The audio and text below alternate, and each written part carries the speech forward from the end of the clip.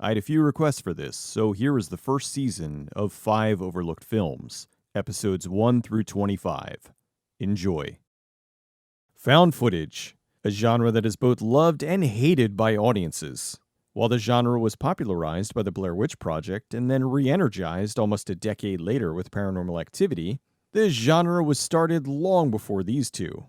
While many attribute Ruggero Deodato's 1980 film Cannibal Holocaust as being the first, it seems that honor really goes to The Connection from 1961, although the film Peeping Tom from 1960 is a film that has many found footage elements, and is considered the prototype found footage film, or even the granddaddy of found footage.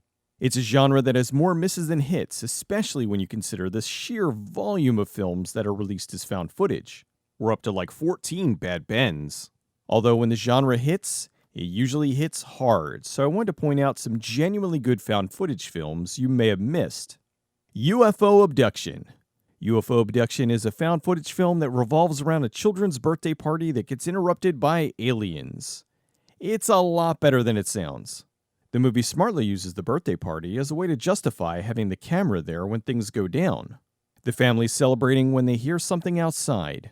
Some of them go to investigate and see what they believe is an alien spacecraft. They rush back to the house where it turns into sort of a siege film. The aliens are trying to break into the house to get the humans for reasons I won't spoil. The movie plays out fairly realistically for the premise. Nobody acts out of character, and it feels like what it's supposed to feel like. Found footage.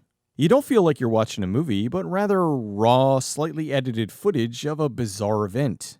It was written, produced, and directed by Dean Aliato.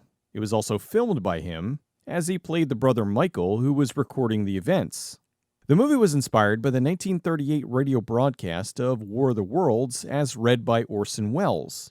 The story was that listeners thought the broadcast was real and there was a mass panic, but the truth of that has been questioned over the years. Anyway, regardless of whether it was true or not, it gave the director the idea to make his own version. He wanted to make War of the Worlds on videotape. The idea also seems to have come from another event as well. The Kelly Hopkinsville encounter from 1955, about a family who were supposedly fighting off a group of aliens who were attacking their farmhouse.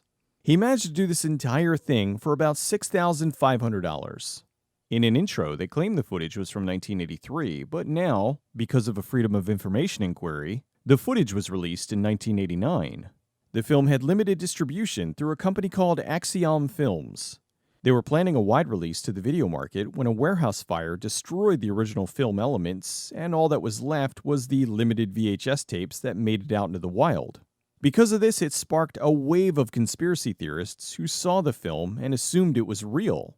Someone chopped off the intro and outro credits, and this bootleg version made its way to tape traders at paranormal conventions, where it was sold as actual footage of a family being abducted by aliens. Copies of copies were sold through mail order in magazines, and the low quality of the footage just made it all seem that much more real. Footage of the film even made its way onto the show Encounters, where they presented the footage and left it up to the audience to decide if it was real or not.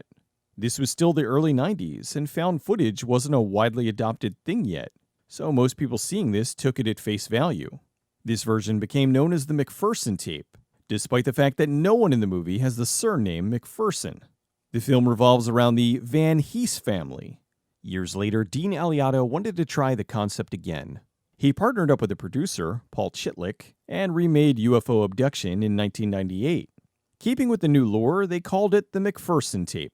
It was shot on a much larger budget, and they had better actors, better camera footage, and better visual effects. It was made for the fledgling network UPN, who made the director change the name from the McPherson tape to Alien Abduction, Incident in Lake County. It aired on January 18, 1998. Much like War of the Worlds, which inspired it, viewers also thought this was real. Then there were people who thought that this was a movie version of the real McPherson tape, which had been circulating for years. They had no idea this was a remake of a previous work of fiction. This was in the early days when internet message boards were becoming more common, and thanks to shows like The X-Files, conspiracy boards were exploding with people discussing the merits of the footage. In 2020, the McPherson tape got a Blu-ray release from AGFA. The director was able to find the original tape, which was thought to be lost in the fire. Oddly enough, the studio shot remake version, Alien Abduction, never made it past VHS, and now it's hard to come by outside of some bootlegs off the TV broadcast. The Last Broadcast. The Last Broadcast is a found footage film that had the unfortunate timing of being made close to the Blair Witch Project. The film was about a team of investigators going into the woods to find evidence of the legendary creature, the Jersey Devil. The group's all murdered, and the footage is shown as a way to tell the story and to try to figure out what happened to them. When I say this was low budget, I mean this was low budget. The stated budget for the film was a whopping $900. It premiered at a theater in Doylestown, Pennsylvania on March 9th, 1998. After that, it had a small theatrical run in several other states. As the film was getting some attention, there were talks of giving it a wide release. Now, this is where it gets a little muddy. I've heard from a few sources that this was true, while others proclaim it was false. Since The Last Broadcast started getting some steam, there was rumors of interference. Artisan Entertainment, owned by the billion-dollar investment firm of Bain Capital, allegedly went out of their way to block or slow down the release of The Last Broadcast, as it was seen that it might interfere with their release of the Blair Witch Project. The notion was that if The Last Broadcast came out before the Blair Witch Project, it would have stolen some of its thunder. So for that or some other reason, The Last Broadcast didn't get a theatrical release and wasn't released on home video until long after the release of the Blair Witch Project. It initially got a small VHS release, then a DVD release in 2006, and even a Blu-ray release in 2022. The movie blends elements of found footage and mockumentary. It's a very interesting film, and my only real complaint is that sometimes it gets a tad redundant. There's some scenes where the material is repeated, and it's really unnecessary. However, for the cost and the concept behind it, it's very much worth seeing. You can appreciate what they were able to do with very little. This is the kind of movie that completely justifies the medium. Paranormal Activity 2, Tokyo Night. The found footage phenomenon didn't truly explode until after Paranormal Activity. Paranormal Activity was a very small production from Oren Pele, who essentially wrote, produced, directed, and did a large portion of the behind-the-scenes work. The film was picked up by Paramount with the intention of remaking it, but it ultimately was decided that they would just rework some things, and Paranormal Activity got a wide release into theaters on September 25th, 2009, where it made almost $200 million. Meanwhile, over in Japan, the Presidio Corporation funded a sequel that would play out as a spin-off of the original, Paranormal Activity 2, Tokyo Night. I'm not sure of the legalities of this, but considering the movie's since been included in some of the Paranormal Activity box sets, I'm figuring they must have worked out some kind of licensing deal. The movie, as you can figure, takes place in Tokyo. A guy is tasked with taking care of his sister for a few months. She's just returning from a trip to the US where she was in a car accident that broke both of her legs. The brother, Kochi, has to take care of his sister Haruka until her legs heal. One night, Haruka is telling her brother about these weird things that have been happening to her ever since the accident. He then sets up a camera to try to capture something and winds up seeing things he was not prepared for. Paranormal Activity 2 Tokyo Night was released on November 20th, 2010 in Japan. The movie plays out similarly to Paranormal Activity, but different. They have the night vision cams capturing footsteps and doors opening, but also a few other surprises I won't spoil.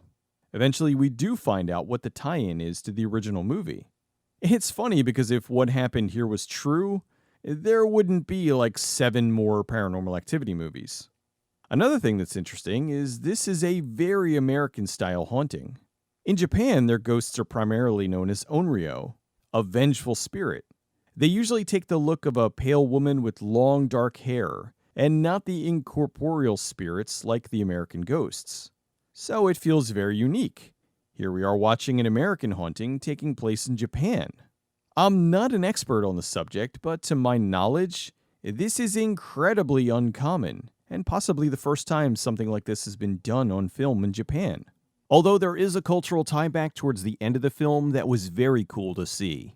Much like Paranormal Activity, The vast majority of the film takes place in the house, and it's between the two people.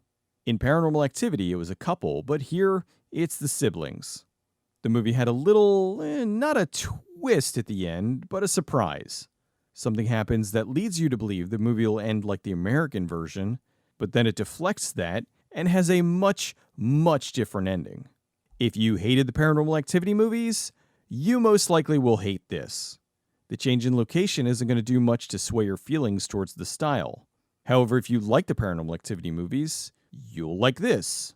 It's a unique look into another country's take on something that became a sensation here. Exists. Exists was a movie by Eduardo Sanchez, one half the team who made the Blair Witch Project. After the Blair Witch Project, Sanchez and Daniel Myrick went off to make their own individual movies. Myrick made movies like Solstice and Believers, while Sanchez made Altered, Lovely Molly, and Exists. Exists is a found footage film, but it's very different from the Blair Witch Project. While the Blair Witch Project was a slow-moving film that was all about atmosphere, Exists is more of a shot of pure adrenaline. The movie's about a group of friends who go into the woods to stay at their uncle's cabin. While there, they piss off a very aggressive Bigfoot. The movie was written by Jamie Nash, who wrote Sanchez's film Altered, which is a really cool feature and not found footage. The team did a great job of setting up the reasoning behind why everything was being filmed. We get the impression that Brian is an obsessed YouTuber and he's recording everything he can for his channel. They also did a great job of updating the technology. With the Blair Witch Project, it was pretty much single shots with some old school cameras. But with this, we get lots of different camera angles. Brian brought with him a bunch of GoPros and mounted them all over the cabin. It made the film more dynamic, while also making sense within the confines of the universe. They also did a good job of explaining out the cell phones in the movie. Like I said, this was an adrenaline rush. Once they anger Bigfoot, the gang tries to hold up inside the cabin that's under attack by this 7-foot-tall beast. It gets incredibly intense, and I was genuinely invested with how it would turn out. The movie premiered on March 7th, 2014 at South by Southwest. After that, it had a small theatrical release before going direct-to-video. I honestly avoided this movie for a while, and I wish I hadn't. In 2013, there was the similarly themed Bigfoot found footage movie called Willow Creek, which I thought was very disappointing. For whatever reason, it made me avoid most things Bigfoot. I did finally check it out and was very impressed. The trailers don't do it justice. They showed a lot of scenes that weren't even in the movie, which ended up for the best because I think it didn't make the characters look very likable. In this version, we don't get to know them very much before things go south. The trailer is a terrible misrepresentation of the film. The movie also had some times when I felt like it was going in a Blair Witch Project direction, but it smartly spun it in another direction. Also, the Bigfoot in this looks excellent. While I initially thought they were showing the monster too much, we just get a lot of quick shots of it. Then there's a full reveal, and the thing is downright impressive. Doesn't look like a guy in a suit. It looks like how I would think a Bigfoot would look like. Or Sasquatch if you want to get technical. Bigfoot was played by 6'7" tall stuntman Brian Steele, although this isn't his first time playing a Bigfoot. He was also Harry in Harry and the Hendersons, the TV series. Critics were not kind to this film, but I think they are very wrong. It's tense, fast, and one of the best Bigfoot horror movies I've seen. It's about 85 minutes and it flies by. The effects were good, the shots were solid, I didn't mind the characters, and the story was thin, but engaging enough to keep me interested. I was never bored once. Beyond all that, at least it wasn't like that one movie that Brandon Tenold made me watch where we get to see Bigfoot's O-face. Afflicted. The movie was about two friends, Cliff and Derek, who are traveling around the world for their web series, Ends of the Earth. Derek discovers he has a cerebral AVM, and he could die at any moment.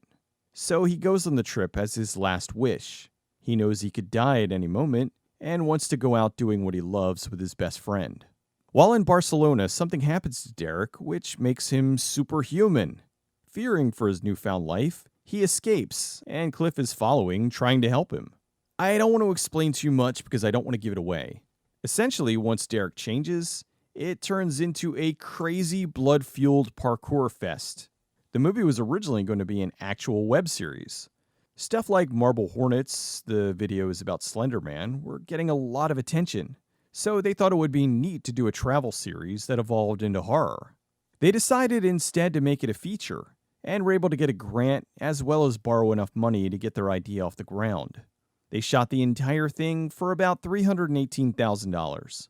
It premiered at the Toronto International Film Festival on September 9th, 2013, where it won the Special Jury Citation for Best Canadian First Feature Film. The movie had a very small opening in theaters on April 4th, 2014. Critics mostly liked the film, pointing out how it was a very unique spin on found footage, a genre that was becoming tiresome of late. I was so impressed with the film, I'd been trying to get a hold of the directors to do an exploring video, but everyone I tried to contact was a dead end. There's some things in the film I genuinely had no idea how they were able to pull off, which is even more impressive when you see how relatively small the budget was. I'd love to talk to these guys someday. Actually, I'd love to talk to and do videos on all of these films. Although Paranormal Activity 2 probably won't happen simply due to the language barrier. That's a good dose of found footage. When I started working on this, I knew there were a lot of found footage films, but I was flabbergasted by the sheer quantity of them. There's a site called Found Footage Critic that has hundreds of found footage movies listed in its database. This might be another sort of series like the 5 Forgotten TV shows, only this will cover different genres of films. Not something I'll do all the time, but something where I don't have enough info to do a full exploring, but want to discuss and recommend certain movies. I'll see y'all next time. Don't go messing with Sasquatch. Oh my god, dude, this is awesome. This is awesome. Mockumentaries are exactly what you think they are. Fake documentaries. Not to be confused with found footage, these are films that show fictional events, but are presented in the style of a documentary. They do occasionally blur the line when including footage, but then they return to the documentary structure. When I was looking into the history of the genre, I originally thought the first mockumentary was Punishment Park from 1971, which is a brutal alternate history mockumentary. Turns out there were many before even that. The first one I could find was the 1933 Spanish mockumentary Land Without Bread, which has an interesting history I might cover in the future. While there's been numerous mockumentary films and even TV shows over the years, they don't match the numbers or popularity of found footage. Although that's not to say that one genre is better than the other, just that one is more popular than the other. Here's 5 mockumentaries you probably overlooked. Europa Report. Europa Report is a 2013 mockumentary directed by Sebastian Cordero. This one is really unique because it's a fairly hard sci-fi mockumentary. It tells the story of a crew of astronauts who are on a mission to investigate Europa, one of Jupiter's moons. They have reason to believe that the moon has life and are sent there to try to find evidence. The movie goes back and forth between footage of the crew and a narrator discussing the events. As the story unfolds, it shows the events that occurred on the mission in a fairly serious way. The whole thing plays out like you're watching a news report. For inspiration, the crew watched real footage from the International Space Station and any other real space footage they could find. They worked to try to make this look and feel as authentic as possible. The effects were a mixture of miniatures and CG, which was really impressive, even more so knowing that the budget for this was quite low. They managed to make space travel interesting and exciting without the need to have aliens and laser battles. The film got a small theatrical release in August of 2013, but most people saw it on video on demand or Blu-ray, which came out a short while later. Incident at Loch Ness. Incident at Loch Ness is a 2004 mockumentary written and directed by Zach Penn. It's about a crew working on a documentary called Enigma of Loch Ness that focused on award-winning director Werner Herzog trying to uncover the mystery of the Loch Ness Monster. The mockumentary starts to change as the writer tries to alter the film to make it something more marketable, doing things like incorporating Hollywood cliches and adding comedic relief. The crux of the film falls on the arguments between Herzog and Penn, with the story of Loch Ness as the backdrop. The movie becomes a film within a film. Penn has a fake Nessie made to try to fool everyone, but things go sideways when they begin to encounter something they think may be the real Loch Ness Monster. The writer and director are at each other's throats, and it feels like watching something that absolutely has happened on other productions. When the movie was announced, Penn had told numerous outlets that this was a real film, and it was reported on as such. Since Herzog has helmed over 30 documentaries, most people, including critics, took this at face value and assumed that they were telling the truth and it was real, not a mockumentary.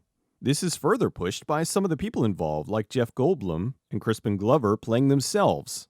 The line between what was real and what was fake completely baffled audiences. Critics generally enjoyed it, and it went on to win the New American Cinema Award at the 2004 Seattle International Film Festival. I'm not sure how much the budget was, but if I had to guess, I'd say it was about $350. Fear of a Black Hat.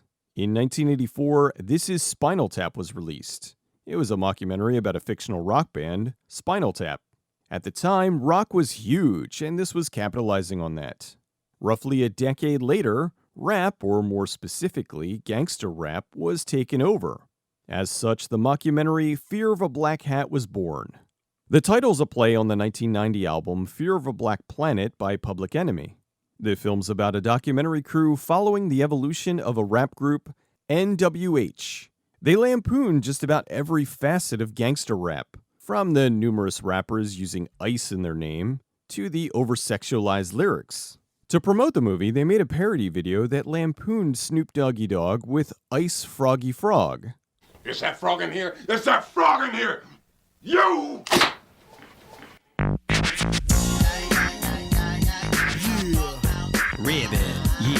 The movie was written, directed, and starred Rusty Cundiff. It premiered at the Sundance Film Festival in January of 1993. It was most likely going to get a wide theatrical release, but roughly 2 months later, the mockumentary CB4 hit theaters, which was essentially the same idea. The two movies are fairly different though, and each one is worth seeing on its own. Although I personally prefer CB4, Fear of a Black Hat is still worth checking out. It's a little bit more raw than CB4 was. So while critics loved the film, it had a tiny release. It only appeared in 5 theaters, and then was quietly placed on home video in 1994. Unfortunately, with CB4 coming out in 1993 and this coming out in 1994, most people thought this was a ripoff when really, it slightly predated it. It's just another case of 2 separate movies being made at the same time that are unaware of the other. You'd be surprised at how often this happens. While the movie underperformed, it did get the director a lot of attention, which led to him being able to helm the horror satire Tales from the Hood. Big Man Japan. Big Man Japan is a mockumentary about a Japanese citizen who can grow to a giant if exposed to high-voltage electricity. This is something passed down from his ancestors, and he's the sole protector of Japan from the numerous monsters that attack it from time to time. Even though he is the protector, most people in Japan don't like him, and say he does just as much damage as the monsters do. The film was written, directed, and stars Japanese comedian Hitoshi Matsumoto. It was made as a way to lampoon the overwhelming amount of giant monster movies. They presented that this is just what it's like to live in Japan. Every now and then, a giant monster attacks, and it's up to Big Man Japan and later another hero to try to stop them. It's a very funny satire, not only on kaiju movies, but also on Japanese culture. The movie was released in Japan in 2007, it had a limited theatrical release in the US in 2008, and was released on DVD about a year later in 2009. Completely missing the point, Hollywood had opted to remake this film in the US, but thankfully, that seems to have fallen through as there hasn't been any news about this since 2011. Behind the Mask, The Rise of Leslie Vernon. This is an odd one. Behind the Mask starts off as a mockumentary, but it incorporates elements of found footage and even narrative film. The movie is a mockumentary where slasher movies are real. Jason Voorhees, Freddy Krueger, and so on are something that is well known in this world and strikes fear into the hearts of everyone. The movie focuses on a documentary crew following around a guy named Leslie Vernon. He's a serial killer who's trying to make a name for himself alongside the great ones. He's planning his first big score, and the crew is there to follow how he's setting the whole thing up. We see how he chooses his victims, what he does when he isn't killing people, and a look into the story that explains his history. They're documenting his rise to fame as he puts together his plans to go on a killing spree of a bunch of teenagers who are meeting at a farm that's supposed to be cursed. It shows how all the setups in the movies work. He blocks exits, messes with the lights, plans on where he's going to leave the bodies for the others to find, and so on. It pokes fun at the cliches of slasher films, while also presenting them in a reverent way. The people who worked on this genuinely have a love of the genre, and are presenting it in a way that embraces the cliches, and still makes it feel like something completely new. When the mockumentary pivots to the movie portion, it happens in a way that you don't even notice. Not to spoil anything, and I won't, but when we finally get to the big killing spree, it does not go how you think it will. To tie it in with some horror royalty, it has cameos from Zelda Rubinstein, Kane Hodder, and Robert Englund has a small part. There's also a ton of little homages, in-jokes, and references in the film. The movie premiered at South by Southwest in 2006 and was later released by Anchor Bay in 2007. While audiences who did see it loved it, it generally was overlooked at the time. They tried to crowdfund a sequel in 2012 on Kickstarter, but it only made about half of its goal. Not enough people were aware of it to get that groundswell of support it needed. While the movie didn't happen, they didn't give up and were able to crowdfund a 6-issue comic book series that covered the history of Leslie Vernon and many of the things that would have been in the sequel. In 2017, the director said that the script they now had was outdated due to how horror films had changed since the first film. If they ever do end up being able to make another, they most likely will have to make an entirely new script revolving around whatever the horror market is doing at the time. Shout Factory acquired the rights and released it on Blu-ray in 2018 with a slew of extras. I think too many people saw the cover and assumed it was just another slasher, when really, it's so much more than that. If you're a horror fan and haven't seen this one, watch it immediately. Well, that's a nice bunch of mockumentaries. There's plenty of these out there that are really worth seeing. I'm just scratching the surface of overlooked movies, so expect more to come in the future.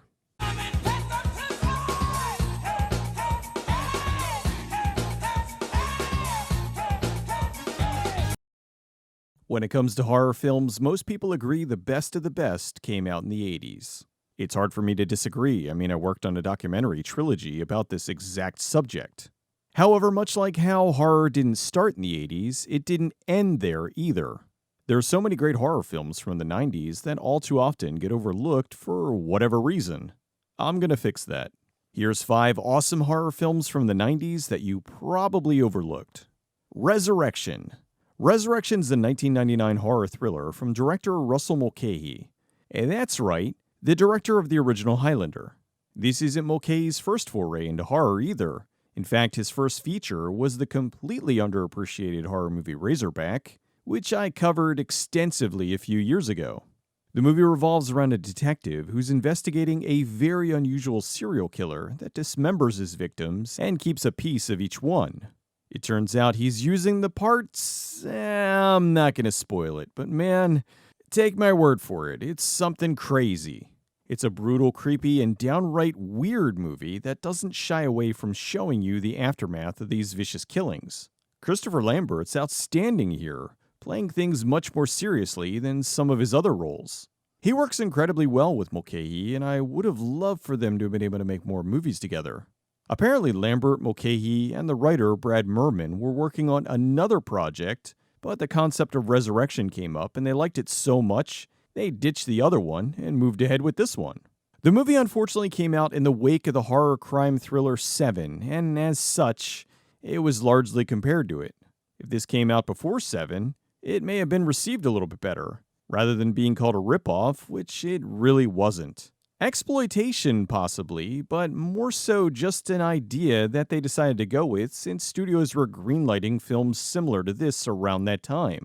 Remember all the off-kilter crime films from that era? The film got a theatrical release in most of the world, but for whatever reason, it went direct-to-video in the US and later premiered on cable, which is where I first saw it. The movie was a Canadian-US co-production, which makes it even weirder that it didn't get a theatrical release in the US. The film originally received an NC-17 rating and had to have some of its more vicious scenes trimmed down to get an R. Mulcahy hoped to one day release the full uncut version. The movie received a restoration from Vinegar Syndrome not too long ago, but it's still the theatrical version. Considering that Vinegar Syndrome often goes out of its way to find the uncut versions of cult films, if they didn't release it here, it's very likely the footage is just lost. If you like the crime thrillers of the time and want to see one that has a good dose of brutality, you should give this one a look. Bad Moon. In my humble opinion, there aren't enough good werewolf movies. Sure, there's plenty of vampire films of all kinds, but werewolves don't get the quality they deserve. Bad Moon is one of the quality ones. Bad Moon's a 1996 horror film from director Eric Red. The movie's based on the novel Thor by Wayne Smith. The novel was about a German shepherd named Thor. He lives with a family that gets a visit from the mother's brother, who is a werewolf. The novel's told from the dog's perspective, as he's trying to defend the family that doesn't know the truth about the brother. The movie took the more traditional route and made it from the family's perspective, but they didn't downplay the importance of the dog. He's still one of the main characters, as he's the one constantly trying to warn the family they're in imminent danger. While I think the dog POV worked in the novel, I don't know if it would have translated as well as a movie. As such, I think the film works incredibly well with this change, and it's a very tense werewolf movie. However, the critics disagreed. The movie did poorly when it was first released, and the critics bashed it. This always baffled me, as I thought it was a terrific and unique take on werewolf movies. Having the dog be the hero of the film and defending the family, who doesn't even know they're in danger for a good chunk of the movie. This leads to a showdown between Thor and the werewolf, and it's just awesome. Aside from one effect, which I'll get into in a moment, the werewolf looks great. There was a scene in the original cut where Uncle Ted, played by Michael Pare, is changing into his werewolf form. It looks really bad, and the director hated it, but had to leave it in. So in 2016, when he worked with Shout Factory to release the film on Blu-ray, he was able to go in and remove that shot and have the film certified as his director's cut. The theatrical is also on the disc if you want to see the bad visual. He said it's bothered him for over 2 decades, and fans have been complaining for about just as long. Thor is another example of how we just don't deserve dogs. Body Melt. Do you like disgusting body horror? Oh, have I got a movie for you. Body Melt is a 1993 Australian satirical horror film from director Philip Brophy. It's about the small town of Pebbles Court of Hemsville in Melbourne that is being used as a testing grounds for a new experimental diet drug. The drug works. It helps the person lose weight. It unfortunately works a little too well, as it causes the person's skin to melt and for them to die a horrible death. Sometimes it does other things, but in general, it always leads to death. If you're familiar with Australian cinema, exploitation, and especially Australian soap operas, you will enjoy this movie even more. It's a great satire of Australian TV, most notably the show Neighbours, the longest-running Australian TV show. Neighbours is a show where numerous stars got their start. Guy Pearce, Russell Crowe, Radha Mitchell, Margot Robbie, Kylie Minogue, and Natalie Imbruglia, to name a few. The movie even has actor Ian Smith from Neighbours as one of the doctors. The main element of the satire is the obsession with health through pills instead of healthy living. Body Melt is absolutely disgusting. On top of people melting, it's full of tentacles, mutations, exploding stomachs, and even exploding penises. By the end of the movie, almost everyone has died a horrible death. It's also full of pitch black humor, but that's something that's fairly common in most exploitation films. It's an uncomfortable but disgustingly fun look at Australian life as told through gallons of explosive body fluids. It's on Blu-ray and also playing on Tubi if you want to check it out. Just don't eat anything while you're watching it. Blood and Donuts. There's a place between the living and the dead, and it's open 24 hours. Blood and Donuts is a 1995 comedic horror film from director Holly Dale. I don't say it's a horror comedy simply because it's a more serious film with some comedy sprinkled throughout. It's more in line with something like An American Werewolf in London than Shaun of the Dead. This is one of the most unique films I've ever seen about vampires. It's about a vampire who wakes up after being asleep for 25 years and is trying to figure out how to fit back into this different world. He's been asleep since 1969, and it's now 1994. The world is much different now than the one that he left. He spends his evenings at a local all-night coffee and donut place. While there, he befriends some of the patrons and starts to fall in love with the waitress Molly. The vampire does not drink human blood anymore, but rats and pigeons' blood instead. One of the reasons he went into hiding was to get away from his old girlfriend Rita. She's been looking for him for about 25 years and is not happy about it. An interesting casting choice has famed director David Cronenberg playing the local crime boss. This was back in the 90s when he was dabbling in acting. On a side note, he also has a small part in Resurrection. The movie has some interesting parallels between drug use and vampirism, and is a much deeper film than the title would lead you to expect. This was Holly Dale's first narrative film, as she had previously only done documentaries. This was also the first film to be produced by the Canadian Film Centre, and it does have that Canadian vibe to it. It feels a bit like it could have been a TV show. The movie occasionally pops up on Amazon Prime, but it's not available to stream anywhere right now. It's available on DVD, but it's out of print. You can usually find it on eBay. I'm amazed this film still hasn't been picked up for restoration. It's well done, the acting and directing are great, and aside from some occasionally sketchy effects, it looks good. I think this is a movie where it really is more about the story anyway, so it's easy to overlook some minor imperfections. If you can track it down, do so. Ravenous. Ravenous is a 1999 horror film directed by Antonia Bird. Out of all of these, this is probably the most well-known. Even still, it's not as well-known as it should be.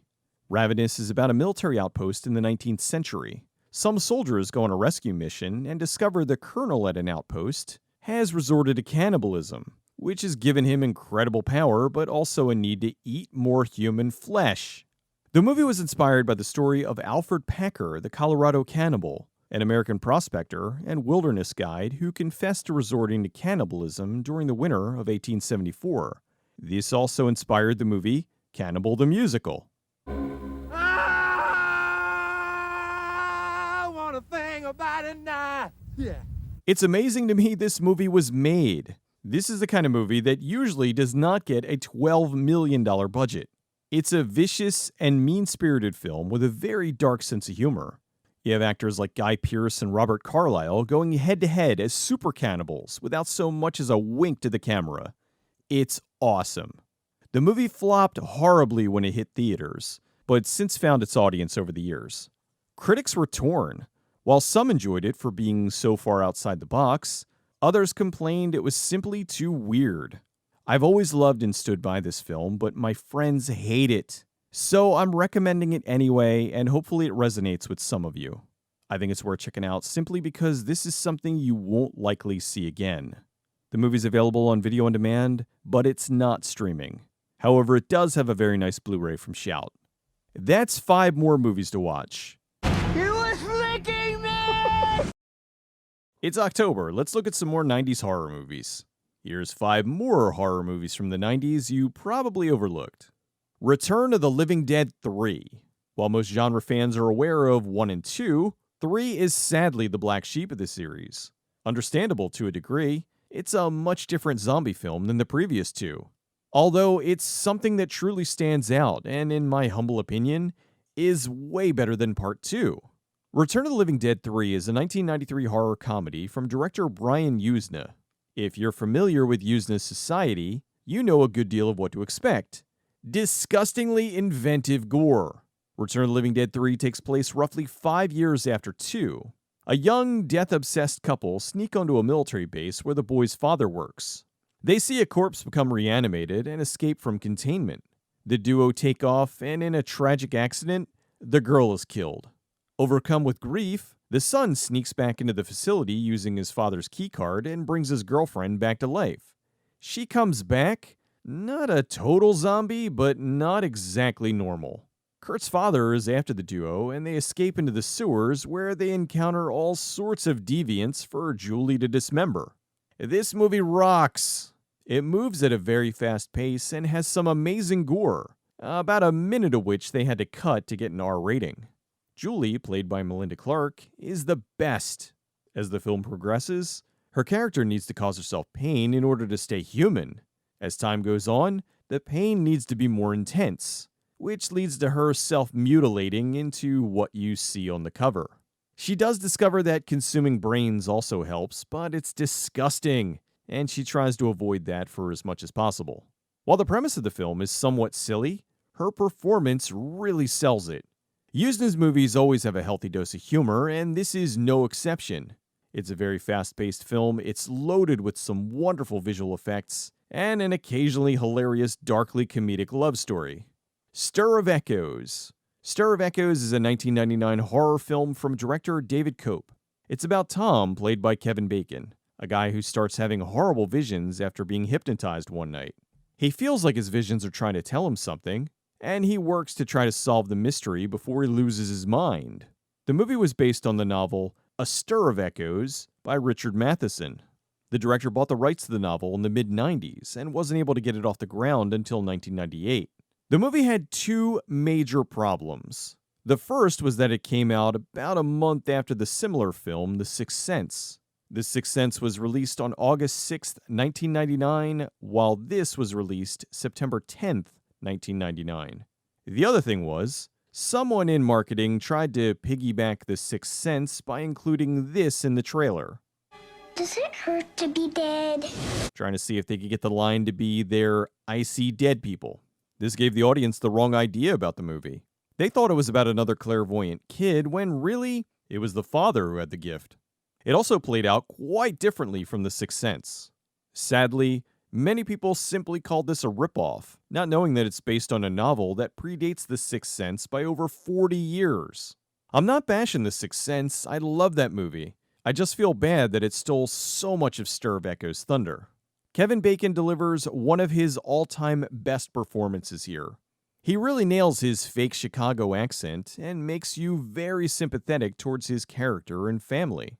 The directing is great and the pacing is perfectly laid out in a way that feeds you just enough in the mystery to keep you hooked until the final reveal. This isn't one of those movies where you figure it out before they do. Quite the opposite. You know something is going on, but don't know exactly what it is until the character does. I also liked how the family wasn't instantly dismissive. Tom's wife is as supportive as she possibly can be, and isn't the usual, my husband lost his mind, so I'm going to abandon him character. Seriously, if you've been avoiding this because you thought it was a Sixth Sense knockoff, you need to remedy that. This movie is a terrific horror mystery. One more thing is this is another great time capsule of the 90s.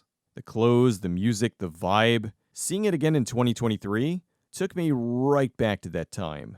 Although it instantly made me feel old because then I realized that the little kid Jake in the movie is now 30. There's Nothing Out There. There's Nothing Out There is a 1990 sci-fi horror comedy from director Rolf Kanefsky. This movie deserves so much more attention. It's about a group of friends that go camping in a cabin in the woods but are attacked by this giant carnivorous alien monster. Mike is the movie nerd who constantly points out all the various film cliches before they happen and then as they happen. The vapid, self-absorbed characters step up and recognize the horror fan as the one they need to listen to if they want to live. It's a glorious satire on horror films and, dare I say it, the first meta horror film. So you're saying we're in a movie? It predates Scream by about 5 years. The movie points out all these silly things from horror films, but does it in a loving way. It never feels mean, and it gives the audience exactly what they expect, but then turns things on its head.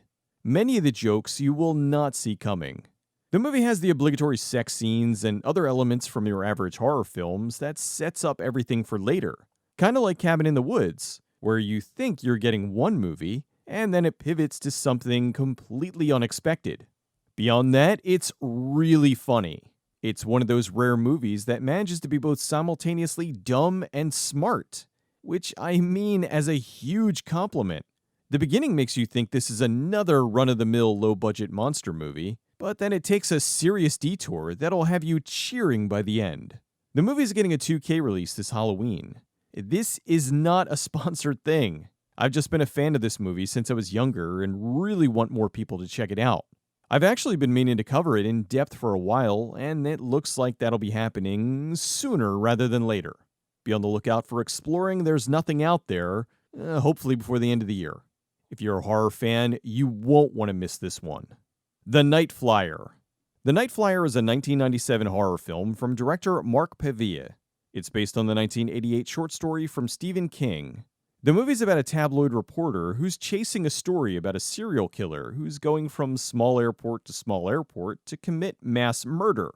As the reporter gets closer to the story, he discovers the killer may in fact be a vampire. The movie succeeds largely because of the lead, Miguel Ferrer. He is acting his ass off in this. The character of Richard Dees is a horrible person, but Ferrer plays him in such a way that you like him, despite the fact that he is just despicable. The short story was only about 40 pages, so the director worked with the co-writer, Jack O'Donnell, to flesh it out into a full feature-length script, while still staying as close to the original story as possible. They were able to expand on some of the themes of the story, but never strayed too far from the source. This was a very small film, with only a few cast members and a budget of around $1 million. The movie feels concentrated, but not cheap. Critics, of course, bash the film, but even they couldn't bash Ferrer's performance. He was usually cited as the film's only strength. Dees is hunting the Night Flyer for his article and starts to go a little crazy in the process. As he travels from airfield to airfield, he's seeing all the victims, and it culminates in a massive bloodbath towards the end with a shockingly unique design of a well-known monster. If you can, don't look at the poster for the film. It contains a massive spoiler that will detract from some of your enjoyment of the film. Repossessed. I know at least one person who is going to scream at me about this, but I don't care. Repossessed is hilarious. Repossessed is a 1990 horror comedy spoof from director Bob Logan. It's a direct sequel to the original Exorcist. Linda Blair was possessed when she was a child, and after the exorcism, she's grown up to have a normal life. However, the devil is back to reclaim, or yes, repossess her soul, and it's up to Father May-I to save her once again. What he has to do has not been approved by the Vatican. A major problem is a televangelist wants to profit off of this and plans to hold the exorcism live on TV. This is one of my favorite parody movies. I know later we got all the blank movie parodies, epic movie, date movie, superhero movie, some of which have Leslie Nielsen, but Repossessed is better than all of them. Not a frame goes by without something silly or stupid happening. They lampoon the original movie, televangelism, or more specifically Jim and Tammy Faye Baker, and take shots at various horror films. Yes, it's stupid, but stupid makes for the best parodies. Was Airplane or Top Secret intelligent? No, but they were hilarious. Leslie Nielsen is doing his best here. It's like he said about his acting, in so much that he doesn't act, he reacts, and somehow that's funny. I think it's just the way he delivers his reactions. A genuinely funny and loving spoof of one of the scariest movies ever made. That's this week's 5 films. If you're looking for more horror to watch, I did one of those 31 days of Halloween things. That should be plenty to keep you busy. Some big exploring videos coming soon. I'll see you next time. The devil is always trying to take over your mind. He'll lie to you. He will deceive you. He will totally try to manipulate you. So do not listen to anything that he has to say. He's worse than a studio executive.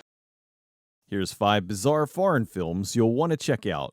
Super Fuzz. Super Fuzz is a 1980 superhero comedy from director Sergio Corbucci. For those of you too young to know, the term fuzz was slang meaning police. Super Fuzz, sometimes listed as Super Snooper, was about Dave Speed. He's a rookie cop that accidentally gets a massive blast of nuclear radiation, which turns him into a super cop. He's now a complete doofus that has super speed, endurance, telekinesis, and whatever else the plot decided he needed at the time. Oh, and he's also indestructible. The movie doesn't take the subject even the tiniest bit seriously, and as such, everything is wonderfully over the top and goofy. The director was known for doing spaghetti westerns, but in the 70s he pivoted towards comedy. He came up with the idea and filmed it in Miami with a partially American cast as a way to appeal to the American audience. It starred Italian actor Terence Hill, who was well known for his spaghetti westerns like They Call Me Trinity. He starred in a number of films opposite his friend Bud Spencer. Movies like God Forgives, I Don't, and the Western musical, The Crazy Kids of War. Anyway, Hill was poised to be a star in America, but his English-language films like Mr. Billion and March or Die underperformed. So while he is known over here to people like me, most mainstream American audiences aren't very familiar with him. Super Fuzz was an attempt to play at the sillier side of the actor, and I thought it was hilarious. The movie pushed everything absurd to the nth degree, with Hill hamming it up as much as possible. The movie co-starred Ernest Borgnine, who was channeling a little Quentin McHale. At least he wasn't doing that other thing. I masturbate a lot. An absurd, funny movie that is just overwhelmingly fun. It's currently available on both Amazon Prime and Tubi. Frankenstein Conquers the World. While there have been tons of kaiju films over the years, this one is by far one of the most bizarre. Originally called Frankenstein vs. Baragon, or Frankenstein vs. the Subterranean Monster Baragon, it was directed by Ishiro Honda and released in Japan in 1965. This was a Japanese and American co-production between Toho and AIP. The Japanese version was released on August 8, 1965. AIP took the film, re-edited it, dubbed it in English, and released it as Frankenstein Conquers the World, and released it on July 8, 1966. Henry G. Saperstein, the American producer, had a new ending created for the international version, in which Frankenstein fought off a giant octopus. The ending was scrapped due to the fact that he felt the octopus didn't look very good. The film wasn't much of a monster hit, but even still, Toho released a direct sequel, The War of the Gargantuas. The movie frequently showed up on TV with Creature Double Feature, and then later on TNT's Monster Vision, which is where I saw it for the first time. Years later, in 2007, the film was released on DVD with all 3 cuts of the film. It was then restored in 2017, again with all 3 versions. Director Guillermo del Toro has stated that Frankenstein vs. Baragon and The War of the Gargantuas are 2 of his favorite kaiju films, especially The War of the Gargantuas, which he said influenced the opening for his film Pacific Rim. Frankenstein Conquers the World is currently streaming on the Criterion Channel. Opai Volleyball. If you know Japanese slang, you know opai means boobs, so the translation of the title is essentially Boobs Volleyball. With a name like that, you'd think this is going to be something like a live-action DOA Extreme Beach Volleyball, but really, it's something unexpectedly wholesome. Sorta. The movie's about a high school volleyball team of overly excited male teens. Due to them never being able to get enough members for their team, they haven't been able to compete. Not that they want to. They're more than happy to just play games in their clubhouse and ogle the girls' volleyball teams. A young new teacher gets a job at the school, and through a series of comical misdirections, they make a deal where if the team is able to win a game, she'll show them her boobs. The guys find another student to join the team, and they all work together, motivated by boobs. Now, I know what you're thinking. This is horrible. It's really not, though. This is done in the spirit of movies like Porky's and other 80s teen sex comedies. It even takes place in the 80s. As such, it has that very tongue-in-cheek vibe. While the initial motivation to get the kids to work hard is a bit wrong, they use that motivation and actually become better people. They learn the value of teamwork, friendship, loyalty, and push themselves to overcome their adversities. The thing is, this is at its heart a coming-of-age comedy. The story does not go the way you might expect, and really, there are some deeply emotional scenes that you would not expect from a movie called Boobs Volleyball. Also, aside from some brief still images of nude women in magazines, there is no nudity in the film. The movie is not available for streaming, but it is out there, and in my humble opinion, is worth trying to track down. The Cars That Ate Paris. The Cars That Ate Paris is a 1974 Australian horror comedy from director Peter Weir. This is another film where the name makes you think it's going to be something else, especially if you see it under the American title, Cars That Eat People. You might expect this to be something like Maximum Overdrive, but no, it's not like that at all. The movie's about a small town in Australia where the inhabitants cause visitors to get into car accidents so they can steal their luggage and cars. If anyone survives the accident, they take them to a local hospital where they give them lobotomies and keep them around for menial jobs, as well as for medical experiments. They take the cars and strip them for parts to modify other vehicles into bizarre vehicles of destruction. I think the creators of Twisted Metal were fans of this. The movie was inspired by something that happened to the director. He was driving through Europe and saw these roads that diverted him through these weird little towns. He originally wrote it to be more of a straight comedy, but it evolved into a very unusual comedy satire. The reason it's called The Cars That Ate Paris is because the town where all this is happening is Paris, Australia. Despite doing very well at the Cannes Film Festival, it drastically underperformed in Australian theaters. The producers approached Roger Corman trying to get the film released in the US, but he passed on it. Not too long after that, Corman hired Paul Bartel to direct Death Race 2000. Coincidence? Knowing Corman, probably not. No matter though, Death Race 2000 is completely different, and pretty awesome in its own right. The Cars That Ate Paris did make its way to the US by way of New Line in 1976. Only the version we got was a re-edited one under the aforementioned title Cars That Eat People. Director Stanley Kubrick has listed this as one of his all-time favorite films. In the 2015 film Mad Max Fury Road, George Miller included an homage to the classic spiked beetle from The Cars That Ate Paris. The Cars That Ate Paris is currently streaming on Criterion and Flix Fling. There's too many streaming services. Bachkey Zara. This one is a little more bizarre. You may know it better as the Bollywood Evil Dead. Bollywood Evil Dead is a 2008 horror film from director Salim Raza. While this is a movie from 2008, it really does have the look and feel of something from the 80s. If you know The Evil Dead, then you know what to expect. A bunch of friends go to a cabin in the woods and unwittingly unleash a slew of demonic spirits that possess them and cause all sorts of mayhem. The film plays out fairly in line with the original, although it takes several detours. If you know Bollywood, you know that means there will be song and dance numbers.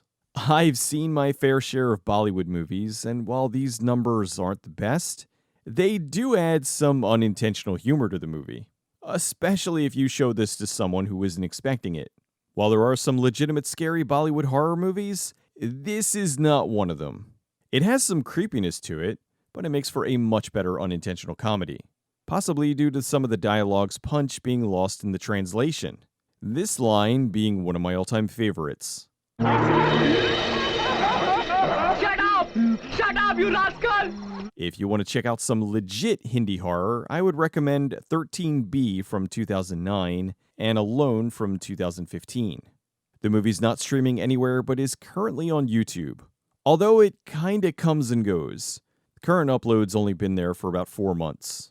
While it's no doom, Bachkey Zara will keep you entertained, especially if you want to see what The Evil Dead would be like if it frequently stopped to have fully choreographed dance numbers. That's another 5 films. It's a big world out there, and as such, there are plenty of films outside of Hollywood that are worth seeing. I'll see you all next time. Stay tuned. Shut up! Shut up, you rascal! In the war between Halloween and Christmas, Thanksgiving always seems to get lost in the shuffle. In the context of movies, the holiday doesn't make for the most dynamic setting, but that doesn't mean it should be overlooked. Although Thanksgiving really only lends itself to a few genres: horror, comedy, or drama. I've yet to see a Thanksgiving action movie. Please let me know if there is one. Here's 5 overlooked films that take place during the most underappreciated holiday of the year, Thanksgiving. Christie. Christie is a 2014 horror film from director Ollie Blackburn. This one really surprised me. I'd never even heard of it before, but the cover with Haley Bennett and Ashley Greene caught my eye. I thought it would make for a fun pseudo-slasher, but it really was more than that. The movie's about a college girl who's spending Thanksgiving break alone in her dorm. While there, she ends up in a fight for her life against a bizarre group of religious fanatics that have targeted her. The opening of the movie explains the whole cult aspect, talking about how they hunt young women they specifically call Christie as a way to dehumanize them. Mind you, this is from 2014, so long before the whole Karen thing. There's a little more to it, but I'll let you watch the movie to get the rest of the details. Justine, played by Ashley Bennett, is alone except for a few security guards. This was the biggest horror cliche they used, that the superfluous characters were pretty much useless. It didn't detract from the movie, it was just clear that Justine was going to have to do everything herself. On the more positive side, it made Justine out to be a resourceful, intelligent character. It does a great job of showing how if she wanted to live, she was going to have to outsmart these guys because she couldn't overpower them. This is one of the big things I liked about it. It was smarter than your average slasher. They made it clear that while Justine was very athletic, she would also need to use her brains to survive. You aren't going to have this 100-pound girl beating up a guy twice her size tweaked out on meth or something. I loved how they spent a good chunk of the beginning establishing her character so that later on the things she did made complete sense. It also showed a different side of Ashley Greene. They uglied her up for the role and made her a fairly despicable bad guy. Having it take place over Thanksgiving helped to place a bit of melancholy on the setting, and while it didn't factor too largely into the story, it made for the perfect excuse as to why she would be on campus alone. I recently rewatched this with a group, and there were a few big cheer-out-loud moments. Really satisfying. The movie's currently streaming on Tubi and Pluto.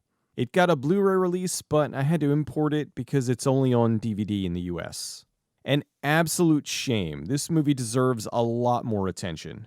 I'm looking into doing an exploring video for it, and hopefully I can have it ready by next Thanksgiving for its 10th anniversary. Black Friday. How is it possible there's a horror comedy starring Bruce Campbell, Michael Jai White, and Devon Sawa that isn't widely known? It's not even that old. Black Friday is a 2021 horror comedy from director Casey Tabo. Black Friday takes place on Black Friday. A bunch of employees working at a toy store have to fight back against, you guessed it, zombies. While zombies in general have been done to death at this point, the use here honestly makes the most sense. I mean, when referring to waves of Black Friday shoppers, what's the most common parallel that comes to mind? Anyway, the employees fight back, deliver one-liners, and use various toy store props to kill the infected. The cast is clearly having fun, and in general, it never takes itself too seriously. It's fun in the vein of something like Zombieland or Shaun of the Dead, just on a smaller budget. Not saying it's cheap, it's just that this is much more of a confined horror comedy as opposed to those films. Most of it takes place in and around the toy store. Apparently they filmed it in a closed Babies R Us. The movie's a lot of fun, and I'm genuinely surprised this isn't more well known. It's currently streaming on Starz, Crackle, DirecTV, and Redbox. Redbox has a streaming platform now? Wasn't their whole thing the Redbox at the grocery store? As I said last time, there are too many streaming services. The Vicious Kind. The Vicious Kind is a 2009 drama from writer-director Lee Tolan Krieger. This is a little different from the kind of movies I usually recommend. Hey, even I enjoy a good drama. The movie's about Peter, a college kid who's visiting his family for Thanksgiving with his new girlfriend Emma.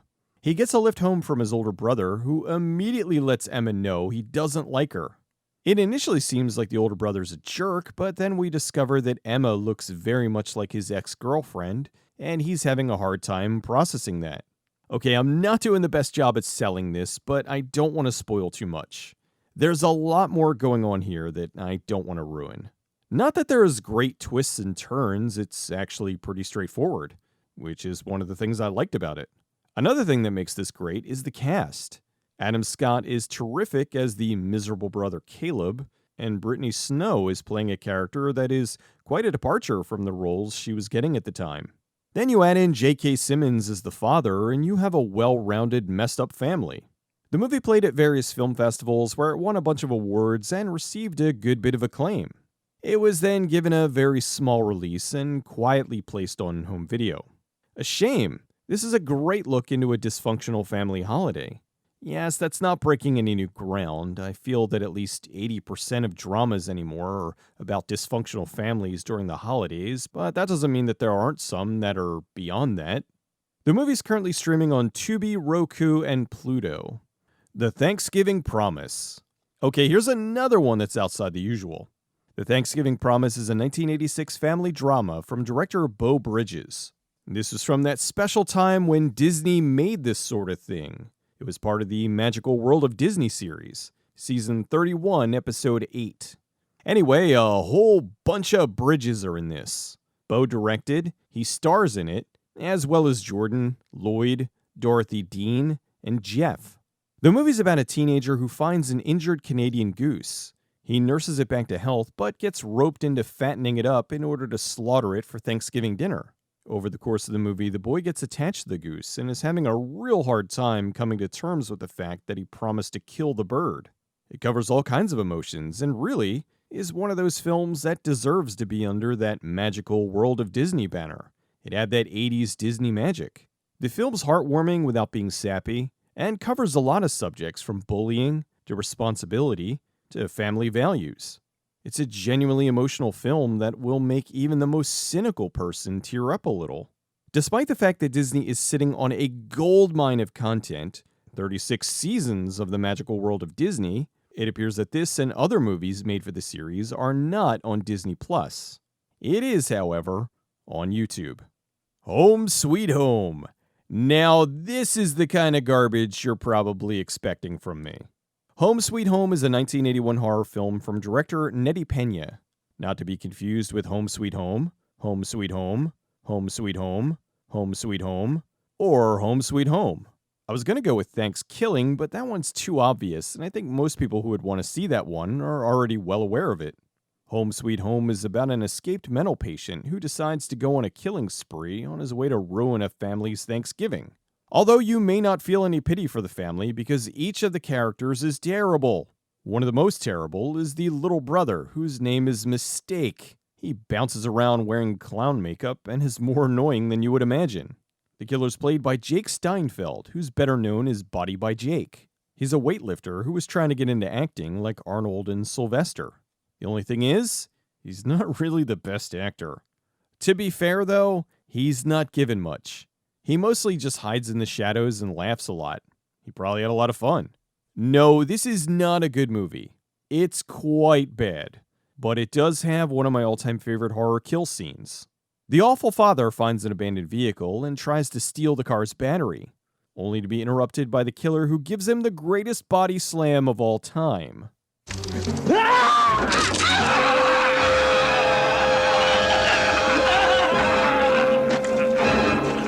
Why am I recommending this terrible movie? Well, if you're looking for a Thanksgiving movie that you and the family can riff on, this is the perfect movie. It's not currently streaming anywhere. It was never, to my knowledge, released physically, but it is on YouTube. I'm shocked that Vinegar Syndrome hasn't picked this one up. I'm also shocked that it never made it to Classic Mystery Science Theater 3000. Would have been perfect for the Mike years. Well, that's 5 films to keep you busy over Thanksgiving. With Eli Roth's Thanksgiving finally coming out and seems to be getting good reviews, we have at least one more horror film to tie into the holiday. Enjoy the turkey, don't overdo it on the pie, and I'll see you next time. Oh, and just for good measure, I think we can all agree that Planes, Trains, and Automobiles is the best Thanksgiving comedy. That's my dick. You want to try and open my car with my dick? Okay, now that Thanksgiving's over, it's time to talk Christmas. There are tons of movies that take place in winter around Christmas, and here are some that you may have missed. Wind Chill. Long before A Quiet Place, Emily Blunt starred in this very small, intense horror film. Wind Chill's a 2007 horror film from director Gary Jacobs. 2 college students that don't know each other share a ride home for the holidays. It's snowing really heavily, and after a near collision, their car is stuck on the side of a deserted road. As if that wasn't bad enough, on top of dealing with the elements, they also have to deal with ghosts. This was a neat little movie. Here are these 2 characters that don't know each other. In fact, we don't even know their names. They're just guy and girl. After the crash, they're already dealing with the elements, which was bad, but then the ghosts of people who also died in the area arrive and make it worse. While I would have preferred the movie have them stay in the car and make it about them trying to survive the elements, I understand that doing that for an entire movie would have been difficult. Single location shoots are hard, and having it somewhere like a car would be genuinely hard to pull off. Although Buried was able to make it work, and that was just Ryan Reynolds in a box. So it's not impossible, just hard. Thankfully, the addition of the supernatural element was well done and made the movie sufficiently creepy without overdoing it. It added another layer to the film and helped keep you engaged. Wind Chill is currently streaming on Roku and is available video on demand. Await Further Instructions. Await Further Instructions is a 2018 horror film from director Johnny Kevorkian. A dysfunctional family is gathered to celebrate Christmas when an unknown force has them trapped inside of their house and starts sending them instructions through the television. I really enjoyed this one. The family was already at war with one another, but then this mysterious black stuff arrives and makes a bad situation worse. As the hours tick on, their sanity and cohesiveness starts to break down and they turn on each other. They get these bizarre orders through the TV, and while some of them know something is wrong, a few of the members of the family feel it's necessary to do as they're told, no matter what. Everyone in the house can hear that something is happening just beyond the black barricade, but they have no idea what. That was what made this movie effective. It gives just enough information to keep the family and the audience hooked. Little by little, they're sent instructions through the TV, but some in the family have doubts and think they're being manipulated. Is this some experiment? Is this a terrorist plot? Is it aliens? Being trapped in the house really sets everyone off, and the cast did a very good job of making it believable. It starts off slow and then ramps up into full-blown paranoia. This feels like something that could have come out during the Cold War era, kind of like a Twilight Zone episode turned into a full feature. Everyone does a great job, and while the budget was obviously low, it didn't impact the effectiveness of the film. Without spoiling anything, the movie has one hell of an ending. The movie's on Amazon Prime, Tubi, Shudder, and lots of other places. This one is easy to check out. On a very sad note, in 2020, the director Johnny Kevorkian died of a heart attack. This was his fourth film, and he showed a lot of talent as a director. I'm sad we won't see anything more from him. Dead End. Dead End is a 2003 horror film written and directed by Jean-Baptiste Andrea and Fabrice Canepa. The movie's about a dysfunctional family driving home on Christmas Eve. Another one. The father takes a shortcut, which places them on this mysterious forest road that never seems to end. While the film succeeds at being an effective horror film, much of that success is due to two of the leads. The father, played by Ray Wise, and the mother, Lynn Shay. Their acting talents bring this small film to another level. I won't say elevate, because elevated horror is a bullshit term created by people who think that horror movies are for stupid people. The movie's a good mix of supernatural weirdness and some very dark humor. Laura! I'm just kidding! The movie was nominated and won a bunch of horror festival awards. It initially was released in the theaters in the UK and had a very small release in the US before going to home video. It's currently streaming on Amazon Prime, Tubi, Shudder, and lots of other places. Silent Night, a very loose remake of a classic, controversial horror film. Silent Night is a 2012 horror film from director Stephen C. Miller. Silent Night is the best kind of remake. I've said it before and I'll say it again. The best remakes are the ones that take the basic framework of the original, or the initial idea, and do something completely different with it. Silent Night takes the concept of Killer Santa and delivers a completely different film. The movie's about a crazed killer who murders people in a Santa suit around Christmas. It then focuses on the sheriff and the deputy who are trying to stop him. The screenwriter for the film never saw the original, and so he just wrote the script based off of his ideas for a Christmas-themed horror film. While I don't exactly agree with not seeing the original, I can't criticize the outcome. They were able to make an effective Christmas horror film with a killer Santa that wasn't influenced by the original. This made it stand out as its own thing, as opposed to being an inferior version of the original. You can watch both Silent Night Deadly Night and Silent Night and have two different experiences. While the movie has all new kills and a completely different plot, it does manage to squeeze in some jokes and references to the Silent Night Deadly Night franchise. The biggest is probably this one. Much like the original, the kills were brutal. Santa with a flamethrower is just awesome. There's also a good bit of dark humor in there, with Malcolm McDowell as the sheriff who has just about had it. He's the best character in the film. The movie had a small theatrical release in the US. A few weeks later, it was on DVD.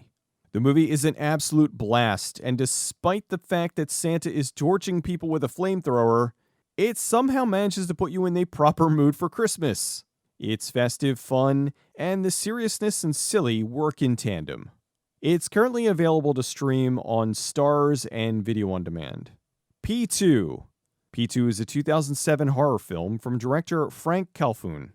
It was co-written by French director Alexandre Aja, who started working on this all the way back in 2003 after the release of his film High Tension. The movie's about a woman trapped in a parking garage with an obsessed security guard on Christmas Eve. The concept for the film came about because of a news story from the time. In Paris, a series of women were being targeted and assaulted while alone in parking garages. The producer liked this because it gave him a chance to explore survival aspects within a movie. While the movie mostly takes place in the dark recesses of a parking garage, they kept the Christmas vibe going by including lots of Christmas music. Tunes like Santa Baby, Blue Christmas, and Deck the Halls are a reminder of the time frame. The movie was released into theaters by the company Summit Entertainment. This was the first feature film they distributed. Although they didn't have a lot of money for the marketing, and the film did very poorly. On a side note, a year later, Summit released Twilight, which went on to be a massive blockbuster franchise and helped to put the company on the map. It's possible that if P2 was released after Twilight instead of before, they would have been able to promote it better, and it could have been a hit. However, as it was, it underperformed. I won't say flopped, simply because it only cost $3.5 million, and it pulled in over $7 million worldwide. Mix that in with home video sales as well as cable, and I'm sure it made its money back and probably a small profit. With the exception of Silent Night, all the movies I've discussed on this list have been very small, restricted horror films, but this one is possibly the most contained. It's largely just two characters in a parking garage. It was a brave move and one that I feel paid off. With a bad script, this easily could have dragged on, but they were able to add in enough tension to help keep you on edge. The security guard killer is played by Wes Bentley, and Angela is played by Rachel Nichols. They both did a great job. It moves at a very brisk pace, it's never boring, and it's full of some real nail-biting, intense moments. The movie's currently available to stream on Roku and Tubi. There are plenty of Christmas horror movies, so this will probably be an annual addition to the series. Although not all of them are good. Mostly some of the more recent ones, but thankfully there are plenty from the past that need highlighting and or reminders that they exist. Merry Christmas, everyone, and if you don't celebrate, I hope you have a happy Festivus. I'm pregnant. I smoke pot. Movies get sequels all the time, and here are some of the weirdest. Gnaw, Food of the Gods 2. Food of the Gods is a 1976 horror film loosely based on the novel by H.G. Wells. It's about a group of people on a hunting trip that encounter insects and animals, mostly rats, that have grown exponentially. Essentially, animals discover a weird chemical that makes them huge and they eat people. Gnaw, Food of the Gods 2 is a 1989 horror film about an experimental growth hormone that makes animals huge and they eat people. While the original was about everything from giant wasps to chickens, the sequel was mostly about rats. Gnaw is a fairly late sequel. It was released in 1989, 13 years after the original. While the first film was more or less based on the novel, the sequel was entirely made up. An evil scientist with a terrible toupee is using grant money to research a cure for male pattern baldness. Meanwhile, another scientist accidentally discovers an extremely effective growth hormone that works on anything living. The growth hormone unfortunately causes extreme aggression, which leads to amazing moments like this. Bobby, I want you to meet my colleague, Dr. Hamilton. And I'd like you to get the fuck out of here. It's all Get right. out of here! Apparently, the director of the original, Bird-Eye Gordon, was supposed to return, and this would have been a direct sequel. However, for whatever reason, he didn't come back, and the film was helmed by Damien Lee, the director of Abraxas and Ski School. The movie was shot in Ontario, Canada, but was set in New York. The movie takes itself just seriously enough to be campy. The effects are surprisingly good. They did manage to step things up from the rats in the original, and there's some wonderfully disgusting effects that happen later into the film. They had a nice mix of miniatures and giant prop rats. The movie is an absolute treat for people looking for a great unintentional comedy. There's a hilarious sequence where a guy takes the serum, and then he begins to grow while he's having some sex. Initially, the lady likes it. It is until he's super huge, and well, see the movie if you want to know what happens. They even throw in a subplot taken straight out of Jaws, only it's the dean not wanting giant rats to delay the new school pool ribbon-cutting ceremony. Beyond that, the ending is pure rat chaos.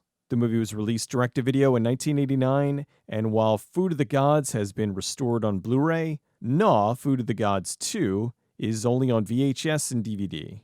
Curse 2: The Bite. The first movie was loosely based on the H.P. Lovecraft story The Color Out of Space. For a more faithful and better adaptation of that, check out The Color Out of Space from 2019, directed by Richard Stanley. Anyway, the curse was about a meteor that crashes into a farm, which mutates the crops and causes the surrounding inhabitants to go mad. Curse 2: The Bite is about mutant radioactive snakes. Quite a departure. This is a case, one of many, where the studio had an unrelated film and they put it under the banner of another film to try to create a franchise. In the past, we've had unintentional franchises like La Casa, and more recently Cloverfield. So it's a business tactic that continues. Curse 2 is about a woman, played by Jill Sholin, who's traveling with her boyfriend. The pair drive through an abandoned nuclear testing site which has been overrun with mutant snakes. While in the desert, their car breaks down and the boyfriend is bitten by a radioactive snake. So does he become Snake Man? Not exactly. He starts to turn into snakes. Not a snake. Snakes.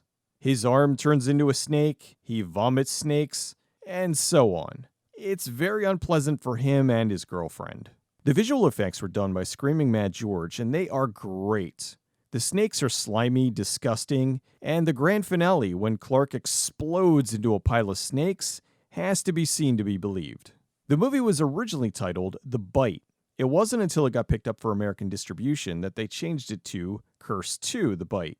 The movie went direct to video, and since it was such a hit, they took two other films and made them into Curse sequels. Blood Sacrifice became Curse 3: Blood Sacrifice, and Catacombs became Curse 4: The Ultimate Sacrifice. Curse 2: The Bite was restored and released on Blu-ray in a combo pack with Curse 1 by Shout Factory in 2016. Waxwork 2: Lost in Time. This is one where Part 2 is actually a direct sequel, even though it's quite a departure from the first.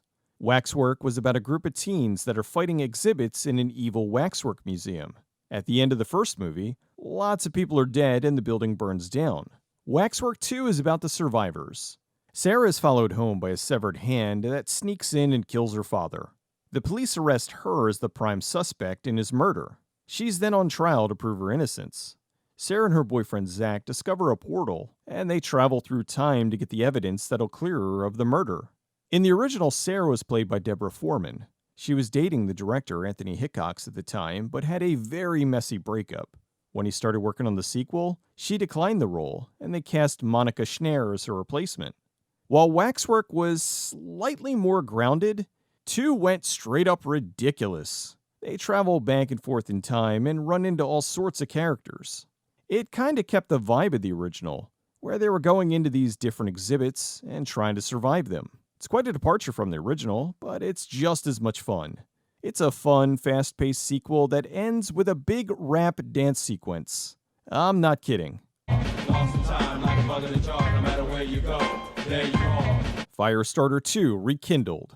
Firestarter was a 1984 horror film directed by Mark L. Lester based on the novel by Stephen King. It's about a couple that takes part in a top-secret experiment to gain telepathic powers. They pass on a new ability to their child, played by Drew Barrymore, who has the power of pyrokinesis. Essentially, when she gets mad, she mentally can set things on fire. Firestarter 2: Rekindled is a 2002 made-for-Sci-Fi Channel miniseries. Charlie McGee is now all grown up and played by Marguerite Moreau. Charlie's been on the run for 10 years from the evil government agency that wants to use her as a weapon. It's to the point now where she's tired of running and decides to take the fight directly to her enemies or die trying. The leader of the evil group is played by Malcolm McDowell, who is doing some wonderful scenery chewing here. He's created a sort of brotherhood of evil mutants from the other test cases to help him find Charlie. So the whole thing has a very X-Men vibe to it, which isn't surprising considering that in 2000, the X-Men movie was a huge success, and they were filming part 2 while this was being released. While this was a miniseries, it was also a backdoor pilot. They did the series in the hopes that if the ratings were high enough, they could turn this into an ongoing series. Each week, Charlie is helping some people while outrunning Rainbird and his mutants. The movie was fun, and they did come up with various reasons for Charlie to blow things up. One of the funniest was that she starts to set things on fire when she gets horny. So this naturally made things complicated for the guy who was in love with her. It was an interesting spin, how Charlie as a child had better control of her abilities, but now that she's a teenager, her hormones were throwing things all out of whack. It made her much more of a loose cannon, and also made it so she wasn't invincible. Moreau was very likable in the lead, and while I don't think this would have worked as a long series, I could see it doing well for a season. There were lots of explosions, and overall, they did a good job of expanding the lore around the government agency. In the original movie, it was pretty much evil government baddies, but here, they tried to give them some more maniacal aspirations. The movie was very recently restored from the Australian company Imprint in a 2-pack with the original movie. This is the first time Rekindled will be available in HD. Meatballs 2. Meatballs is a coming-of-age comedy. A sweet story inspired by the writers' and directors' time spent as kids in summer camp. Meatballs 2 is a goofy teen comedy where a bunch of young campers befriend an alien named Meathead, another in-name-only sequel. This one had an entirely new set of writers, a new director, and none of the original cast returned. Why is that? Well, initially, it had nothing to do with Meatballs. The screenplay was titled Call Me Meathead, and it was filmed under the working title of Summertime. Apparently, one of the producers of the original, John Dunning, owned the sequel rights, which he sold off to another company. They then sold it off to TriStar, who picked this up and released it as Meatballs 2, much to the surprise of everyone involved. The movie was directed by Ken Wiederhorn, who directed Eyes of a Stranger and Return of the Living Dead 2. The alien, Meathead, was all part of the friendly alien craze that happened after the massive blockbuster E.T. It's stupid, but it's that magical 80s stupid, so it has its own charm. I'm not ashamed to admit I laughed like an idiot at Meathead. Plus, it's got Richard Mulligan, John Larroquette, and Paul Rubens in the cast. It may not be as beloved as the original, but it's got Pee Wee Herman as a Hare Krishna, an alien getting high, and a kid boxing in a tutu while floating through the air. The meatball exploitation continued in Part 3, a movie called Summer Job that was turned into Meatballs 3 Summer Job, and then Happy Campers, which was turned into Meatballs 4 Happy Campers. 4 is the most infamous of the series due to it playing almost non-stop on the cable in the 90s, with numerous Playboy playmates in the cast and tons of nudity. Meatballs 2 hasn't made it past DVD, but it does run every so often in HD on various streaming platforms, although right now it's only video on demand. There you have it.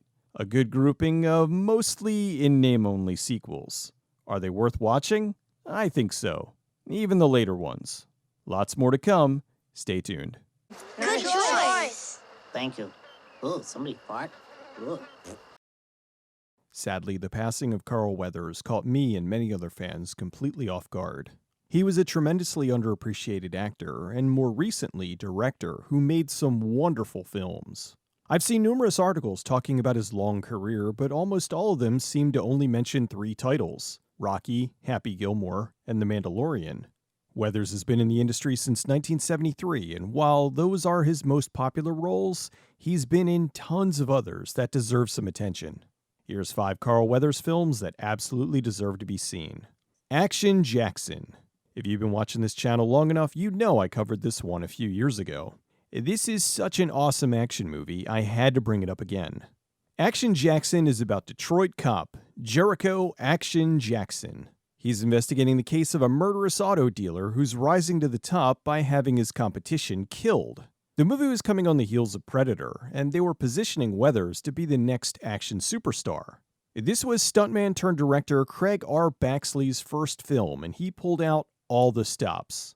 Explosions, car chases, more explosions. This film had it all. Not to mention a great cast with, of course, Weathers in the lead, but also Craig T. Nelson as the bad guy, Vanity, Sharon Stone, Robert Davi, and Bill Duke. The movie's from back in a time when action movies were gauged by levels of fun. It had everything dialed up to 11, which made it a treat for the audience.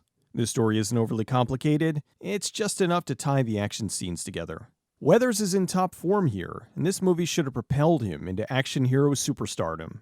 Unfortunately, it opened against some major competition. It opened February 12th, 1988.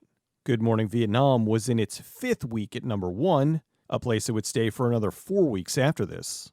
Also opening that weekend was the hit Shoot to Kill, so Action Jackson came in 3rd place. The movie did well on home video, but this was from back in a time when studios only truly cared about theatrical performance. We were robbed of what would have been a glorious franchise. We were still getting old school action movies well into the 90s. There could have been at least 3 Action Jacksons. The movie isn't available for streaming, but it is on video on demand and Blu-ray. Hurricane Smith. Carl Weathers takes on Australia.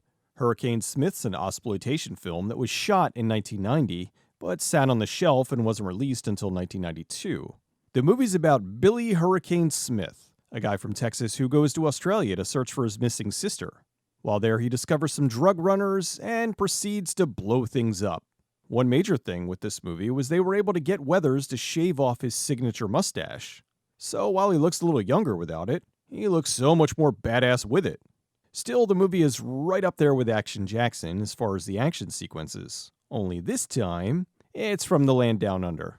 All this on a budget of around $5 million, which is insanely low for how good the movie looks. The movie was directed by Australian director Colin Budds, who mostly did TV work like Lightning Point, Time Tracks, and Neighbours. This was another attempt to make Weathers an action superstar, but with the film's delay and the very limited release, it barely got a release in the US. Most people never even heard of it. It's not available for streaming, but it is on video on demand, and you might be able to find the DVD. The Bermuda Depths. The movie was a Japanese-American co-production written by Arthur Rankin Jr. of Rankin Bass. Quite a departure from the old stop-motion Christmas specials. The creatures and effects were done by Subaraya Productions, who did the effects for the Ultraman franchise. The Bermuda Depths was about a group of scientists investigating the Bermuda Triangle. Back in the 70s, thanks to programs like In Search Of, people were slightly obsessed with things like the Bermuda Triangle. A college kid goes to Bermuda to try to solve the mystery of his father's death. While there, he runs into some of his father's old colleagues, and they join him in his search. While there, they're attacked by a giant turtle, as well as a super sexy spirit of a beautiful woman. While this was intended to go to theaters, it ended up on TV instead. It premiered on January 27, 1978 in the US. Months later, it was released into theaters in Japan. Carl Weathers played Eric, one of the colleagues, and he helmed the boat they used for the investigation. Connie Selica was the mysterious Jenny. This was her first role. She wouldn't get much attention until a short time later in 1981 with the hit TV series The Greatest American Hero. The movie has a very creepy vibe and some good scares for a movie that ended up going straight to TV. The Japanese-American team collaborated for 2 more films, The Last Dinosaur and The Ivory Ape. The movie is not available for streaming, it's not on YouTube, but it was restored and released on Blu-ray by Warner Brothers in 2021.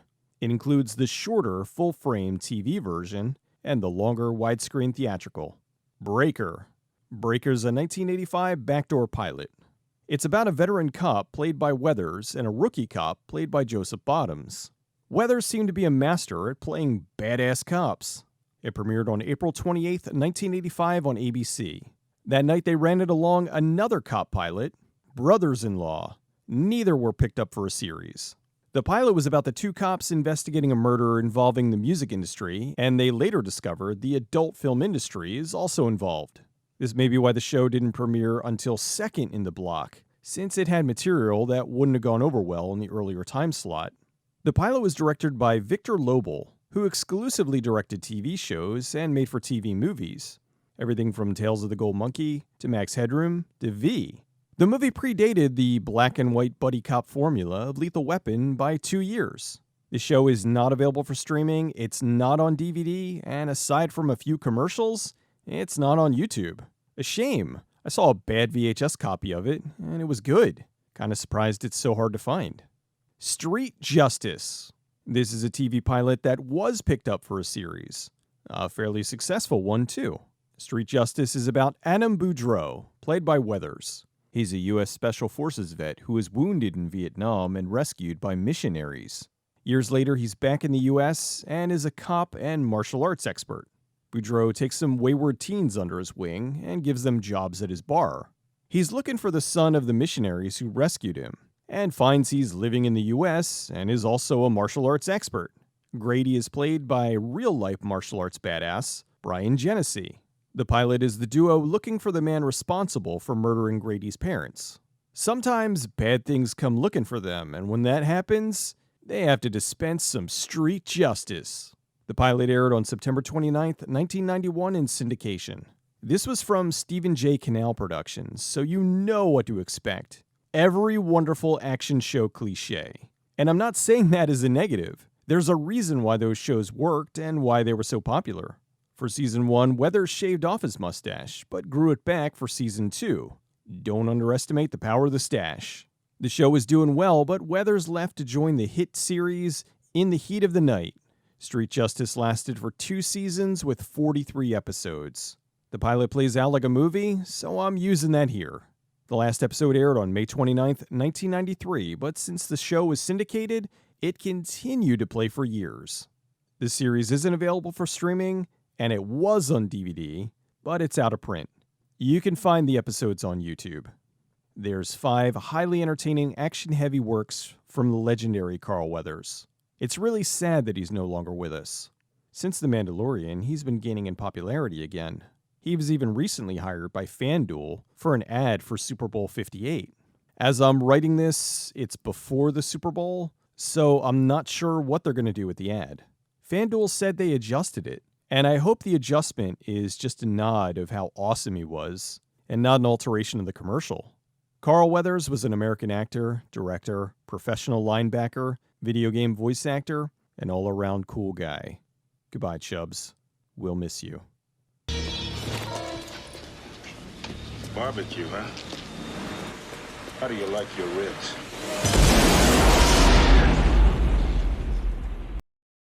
The 1886 novella Strange Case of Dr. Jekyll and Mr. Hyde by Robert Louis Stevenson has been adapted to film and TV countless times. While most were straight-up adaptations of the story, there were a few who decided to go a little crazy with it. Here's 5 Jekyll and Hyde movies you probably missed. Dr. Black, Mr. Hyde. In 1972, we had Blackula. In 1973, we had Blackenstein. To my knowledge, they never made a Black Mummy. Next on Exploitation Theater, Blackula, followed by Blackenstein, and the Blunch Black of Bloat Your Blame. Woo! Funky. Anyway, in 1976, we did get the blaxploitation version of Jekyll and Hyde in Dr. Black, Mr. Hyde. Dr. Black, Mr. Hyde was directed by William Crane, and while the film was finished in 1976, it didn't get a wide release until 1979. The movie's about Dr. Henry Pride, played by Bernie Casey. He's working on a serum to cure liver disease. One night in a fit of desperation, he tries the serum on himself. It most certainly does not cure his liver problems, but it does occasionally turn him into a murderous albino monster.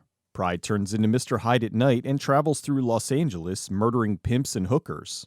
The movie was influenced by 3 things. The first, Dr. Jekyll and Mr. Hyde, obviously. The second was King Kong. And the third was the Tuskegee syphilis experiments from the 1930s. While the movie treats the subject matter fairly seriously, it does come off campy and occasionally silly. Although the movie has a tremendously well-done ending where Dr. Pride is climbing the Watts Towers in Los Angeles, which is where the King Kong influence comes into play. The movie was shot by future award-winning cinematographer Tak Fujimoto. A year before this, he filmed Death Race 2000 for Roger Corman, and after this, he worked on major films like The Silence of the Lambs, Philadelphia, The Sixth Sense, and Ferris Bueller's Day Off. The movie was released on DVD in 2011, and it's not that hard to find. It's currently streaming on Tubi and Pluto TV. Dr. Heckle and Mr. Hype. Dr. Heckle and Mr. Hype is a 1980 comedy film from director Charles B. Griffith. The movie's about a deformed podiatrist that takes a serum which turns him into the handsome but extremely violent Mr. Hype. Heckle has spent a life being mocked for his looks, so now as Hype, he's a ladies' man. The movie stars Oliver Reed as Heckle and Hype. 20 years before this, he had a minor role in The Two Faces of Dr. Jekyll. The pitch for the movie was a joke that was taken seriously. Griffith put together a list of joke titles and ideas to pitch to director Francis Ford Coppola at his annual Christmas party. The pitch was Dr. Feelgood and Mr. Hype, about a hippie who takes a serum that turns him into an ad executive. Griffith was friends with Menachem Golan from Cannon Films, who liked the idea and wanted to make it a reality. Griffith agreed to do it, but it was on an extremely shortened timeline. He had 4 weeks to write the script before filming would begin. The director cranked out a 200-page script that Golan then edited by ripping out the pages he didn't like. The film was greenlit with a $750,000 budget and a 4-week shooting schedule. While writing the script, Griffith had actor Dick Van Dyke in mind. Van Dyke was busy at the time, and Golan probably didn't want him anyway, so he went out and hired Oliver Reed instead. Earlier in his career, Reed was one of the most talented and in-demand actors from Great Britain. However, over time, he developed a serious drinking problem and was becoming known for being difficult to work with. He wasn't getting the offers he used to, and so Golan was probably able to hire him at a discount. The movie had all sorts of goofball antics, and the tone was all over the place. Perhaps if the director had more time to fine-tune the script, it may have played out differently. As it was, it would go from serious to silly and back again, sometimes all within the same scene. This is one of the lesser-known films from Cannon's catalog. Cannon decided not to release the film into theaters and instead sold it directly to cable. The movie got a Blu-ray release in 2019. It's currently streaming on Amazon Prime and Tubi. Jekyll and Hyde Together Again. Jekyll and Hyde Together Again is a 1982 sex comedy from director Jerry Belson. The movie's about Dr. Daniel Jekyll. He's researching a chemical that would cure various illnesses, but he accidentally stumbles upon, cocaine. He discovers this mysterious white powder that can turn any man into a party animal. This movie, in case you haven't figured it out, doesn't take itself very seriously. It's a ridiculous Hollywood coke binge film. In case that wasn't completely obvious, the poster calls it a real toot. The things you could get away with back then. The movie has a few surprise actors in it that would go on to much greater things. Bess Armstrong, Tim Thomerson, and Cassandra Peterson, aka Elvira. She plays the role of Busty Nurse. In early 1981, Hollywood was gearing up for a strike from the Directors Guild. The heads of Paramount saw this coming and wanted to rush some films into production, so when the strike came, they'd have product put into theaters. They chose a handful of scripts, and this was one of them. The movie was released on October 1st, 1982, and only made about $3.7 million domestically. Not enough to offset the $5 million budget. The movie was restored and released on Blu-ray in 2016. It's not available for streaming, but it is on video on demand. Dr. Jekyll and Sister Hyde. Dr. Jekyll and Sister Hyde is one of the lesser-known Hammer films. It's about Dr. Henry Jekyll, a very noble doctor who's working on finding cures for the world's diseases. Thinking he may not live long enough to accomplish his goals, he then works to create an elixir that'll give him eternal life. He takes hormones from the cadavers of recently murdered women, and after mixing them with his formula, he becomes Sister Hyde. Sister Hyde is driven by madness, of course, and she murders young women for an endless supply of estrogen. The movie was released on October 17th, 1971 in the UK.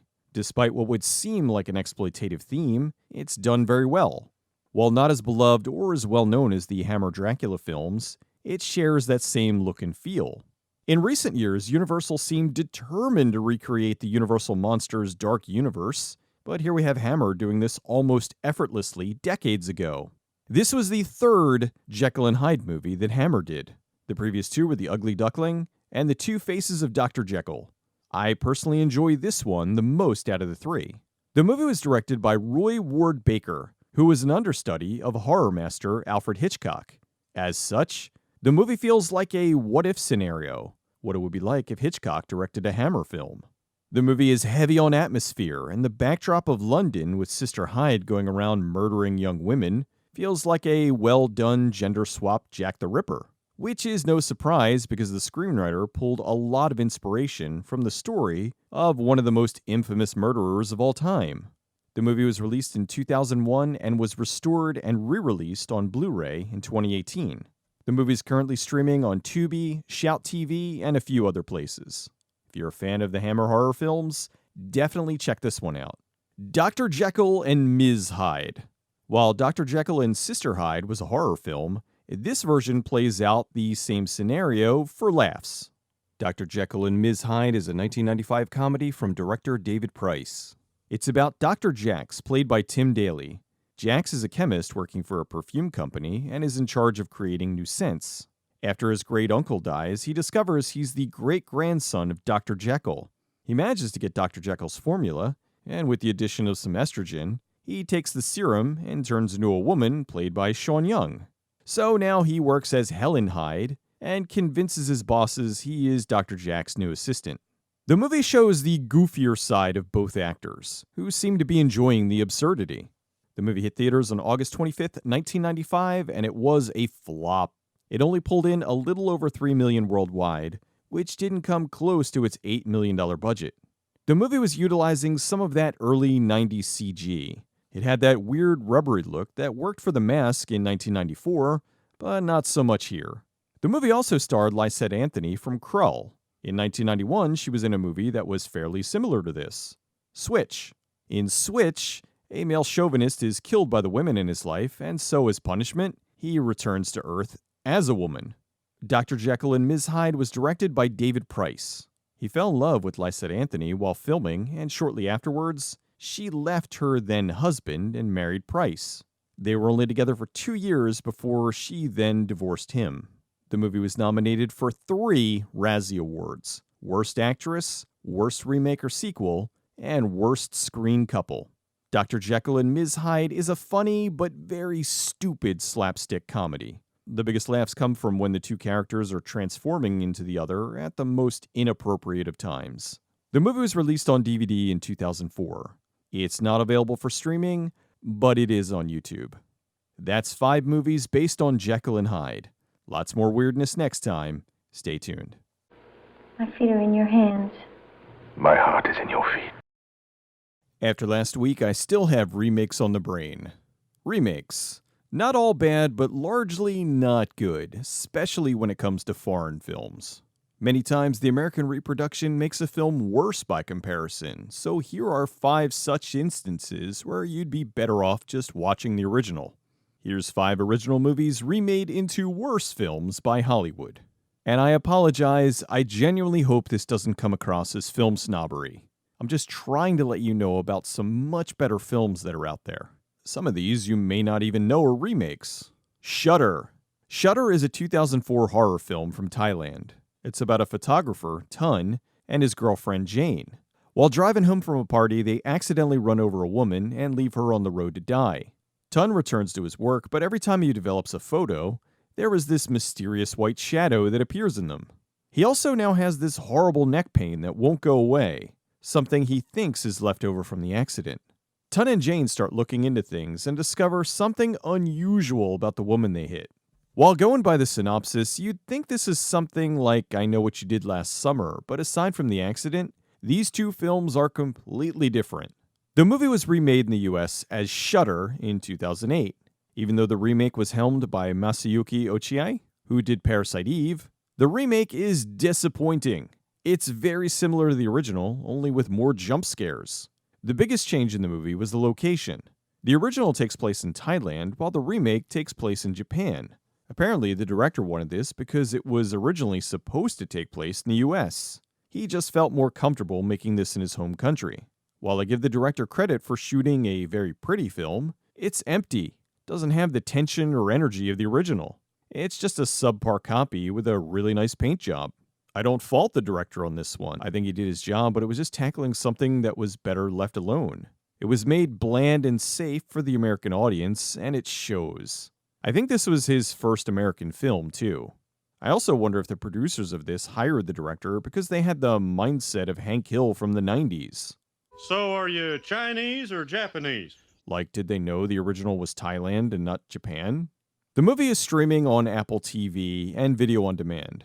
It's not available on Blu-ray in the US, but of course, the remake is. Anyway, if you want a serious, scary film, watch the original Shudder. Louis XIX, King of the Airwaves. Louis XIX, King of the Airwaves is a Canadian comedy from 1994. While this is from our neighbor to the north, it's French-Canadian, so the film is in French. The movie's about a guy named Louis. He's an average guy living an average, boring life who wins a contest to be on TV. For the next 3 months, he's going to be the first 24-hour reality show. Cameramen will follow him throughout his daily life, documenting everything he does and broadcasting it live. Problem is, Louis' life is pretty boring. The producers panic and decide that in order to save the experiment, they need to start doing things to manipulate his life and make it more interesting for the audience. The movie, whether intentional or not, seems to be very similar to the 1998 film The Truman Show. The Truman Show feels like a serious version of Louis XIX. Not sure if the producers saw Louis XIX or not. With reality shows on the rise in the 90s, it's very possible this was just a coincidence. Although what wasn't a coincidence was that roughly 5 years later, Louis XIX was remade in the US as EdTV. While EdTV had the larger budget, Louis XIX had the larger soul. It's funnier, and even with the subtitles, the humor translates just as well. It feels more genuine. EdTV has Matthew McConaughey as the everyman, which isn't entirely believable. He's the Hollywood version of the everyman. Meanwhile, Martin Drainville, who played Louis, is more relatable. He's just your average guy living an average, boring life, and it gets turned upside down for the sake of ratings. The movie was the highest-grossing Canadian film for 1994. It won the Claude Jutre Award for Best Feature from first-time director Michael Paulette. It's currently on YouTube in its original language, but with no subtitles. However, you guys are smart. There are plenty of places out there where you can find the English subs. I don't see it on physical media anywhere in the US.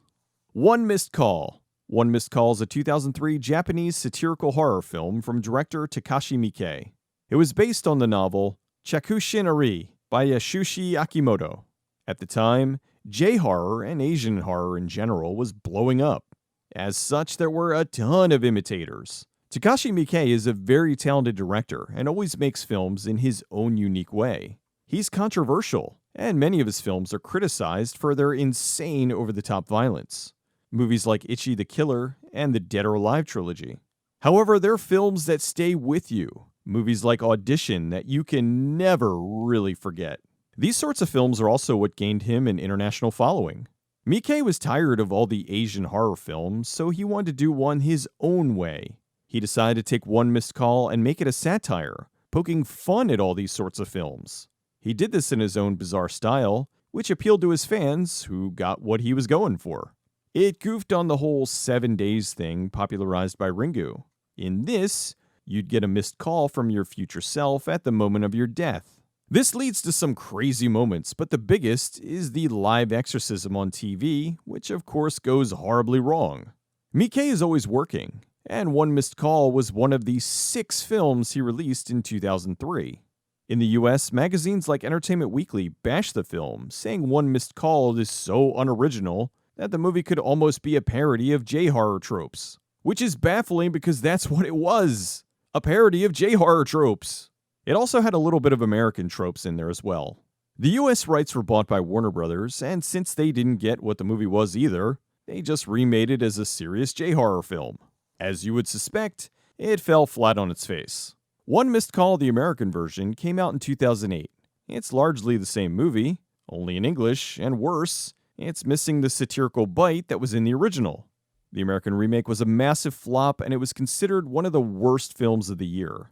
Not that I put a lot of stock in Rotten Tomatoes, but it's one of the films that has a 0% rating on the site. The original One Missed Call is available for streaming on Screambox, and you can rent it on video on demand. Arrow released the original One Missed Call trilogy on Blu-ray back in 2020. Although parts 2 and 3 aren't directed by Miike and play out more like traditional J-horror films. Still worth seeing, I think they're fun, but not as good as the original. Oddly enough, the original movie was remade in Japan in 2005 as a TV series. I haven't been able to find it, so I don't know if it's good or not. Really, I didn't even know it existed until this week. District B13. District B13 is a 2004 French action film from director Pierre Morel. It's about a sort of post-apocalyptic version of Paris. The suburbs have been broken into sections called districts. District B13 has been overrun with gangs and is so violent, they walled it off from the rest of the world. An undercover cop, Damien, and a guy named Lito have to infiltrate the district in order to rescue Lito's sister and stop the evil gang leader Taha, who has a missile pointed right at the heart of the city. This movie is an incredible feat. Lito is played by David Bell, the creator of parkour. The action scenes in the film are largely him running and doing some of the most insane stunts this side of Jackie Chan. It's all done with multiple camera angles, no wires, and long takes so they don't cut away from the action. Damien's no slouch either. The actor, Cyril Raffaelli, is trained in multiple forms of martial arts. He's even the winner of numerous combat tournaments. So his fight scenes are brutal and well choreographed. The story in and of itself is told well enough, and while it's not anything award-winning, it's more than good enough to keep you invested in between the action scenes. It's a highly enjoyable fight film with some stunts that you need to see to believe. Brick Mansions is the American remake. It was released in 2014. It's set in Detroit, and it's a poor attempt at recapturing the magic of the original. It's largely the same movie, only in English and with a hip-hop soundtrack. They brought David Bell over to star in this as well, but the horrendous quick cuts and less than stellar choreography make it borderline unwatchable. While in the original you could see the fluidity of these stunts, here you can just see these little snippets of excitement and stuff that looks like it might be dangerous if you could focus on it. It's a terrible waste of Bell's talents. I imagine he took the job in the hopes of furthering his acting career over here in the US. Perhaps after this flopped, he decided he was better off just making films that he wanted to make over there, like District B13 Ultimatum. Such a shame Brick Mansions is so bad because this was Paul Walker's second to last film, and it was released after his untimely death. Both he and David Bell were fine. It was just the quick cuts, shaky cam, and other nonsense like bad attempts at 3D that made this a pale imitation of the original. District B13's on Blu-ray. It's streaming on Apple TV, and you can rent it video on demand. Taxi. No, not the TV series with Danny DeVito. This is the 1998 French action comedy. The movie's about an incompetent cop who blackmails a taxi driver into helping track down some bank robbers. On top of being funny, the movie is loaded to the brim with some insane stunts. Luc Besson came up with the idea, but he was busy with The Fifth Element at the time, so he decided to just produce and let someone else direct his script. The movie went on to be a smash hit in France. Critics were fairly kind to it, saying how it was just a big, fun, but kinda dumb action movie. Audiences loved it, and the series now has 5 entries, with the most recent one from 2018. The remake from 2004 is the same story, only it's a gang of supermodel criminals being chased by Jimmy Fallon and Queen Latifah. The original had the transforming car, but the remake had to naturally bump it up and made it just silly. While the original was exciting, the remake is stupid. Fallon and Latifah have no chemistry, and it feels like a bad Saturday Night Live skit. Buckle up for safety, mother. The Taxi remake did poorly with the critics, the audience, and the box office. It opened in 4th place. Variety called it embarrassing. In 2015, the movie was remade again, this time as a TV series, Taxi Brooklyn. It was a joint production between Eurocorp in France and NBC in the US. The show was a flop and was canceled after 1 season. Just stick with the original. On top of being the better version, there's 5 of them. Taxi is currently streaming on Apple TV and video on demand. It also, just as April 16th, 2024, finally got a Blu-ray release in the US. So there's 5 films you really should watch. Give these originals a shot and you won't be disappointed. Well, I hope you won't be disappointed. If you like the remakes, that's fine. Sometimes people see movies they don't know are remakes, and it stays with them. Oftentimes, a remake will lead them to checking out the original, which is also good. I'm just trying to see if I can broaden some horizons here, to get out of the comfort zone of Hollywood and look at some truly great films from elsewhere in the world. If you're tired of all the remakes and general low quality of Hollywood productions, I suggest you give some foreign movies a try.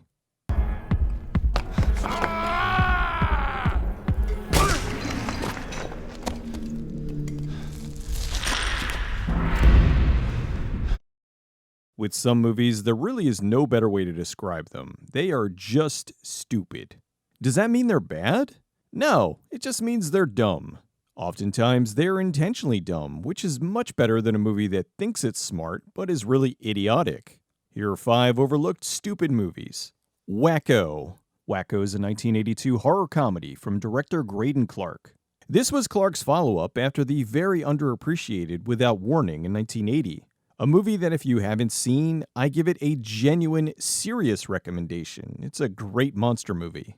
Wacko's a spoof on the wave of slashers we were getting at the time.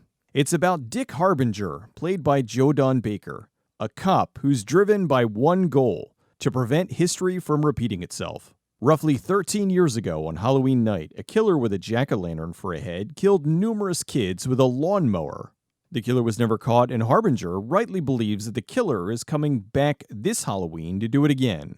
The movie opened on November 12, 1982 in Canada, and then had a small theatrical release in the US in January of 1983. This movie is a riot. You have Baker playing the straight man in a way that kind of reminds me of an alternate universe Frank Drebin.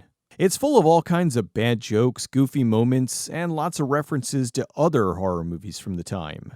The cast is great, with the aforementioned Baker, as well as Stella Stevens, George Kennedy, Jeff Altman, Anthony James, Charles Napier, and a young unknown Andrew Dice Clay as Tony the Schlong Schlongini. It's really stupid. Some of the references won't make sense now, and the jokes are hit or miss, but I love it dearly. The movie's available for streaming on Freevee, however, there is a better way to watch it. The movie was restored and got a 4K release from Vinegar Syndrome in 2019. Simon Says. There was a time when Hollywood was determined to make basketball player Dennis Rodman a movie star. In 1997, they paired him with Jean-Claude Van Damme in the movie Double Team. He was pretty good, but I think he worked better as a co-star, as opposed to him having his own solo movie. The producers at Independent Artists thought differently as they greenlit the film that would give Rodman the lead role in the action film Simon Says. Although people thought that this was a spin-off of his character from Double Team, which it is not. This was his first and I'm pretty sure last time as a lead. Rodman plays a hip Interpol agent trying to stop some insane arms dealers. Along the way, he befriends a variety of misfits, blows a bunch of stuff up, has sex with his model spy girlfriend, and makes basketball jokes. The movie opened on September 24th, 1999 in 29th place. To be fair, it only opened in 504 theaters, but it got beat by The Mysteries of Egypt, which was playing in 21 theaters. Oof! I look at this movie as the moment the world stood up and said, no, we really don't want more Dennis Rodman.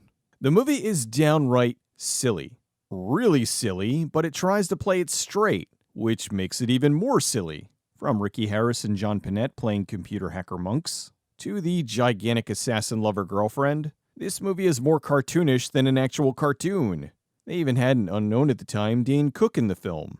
Apparently, he was replacing Robert Downey Jr., who dropped out right before filming began. Kinda shows you where his career was at the time. It's filled to the brim with explosions, ridiculous action scenes, and in a way, it feels like the prototype version of Triple X. Although Rodman isn't the reluctant hero, he's the over-the-top, kicks everyone in the head and smiles about it bad boy who is really the good guy. What an absolutely laughably dumb but somehow magically entertaining movie. Watch it with friends and you will have a great time goofing on it.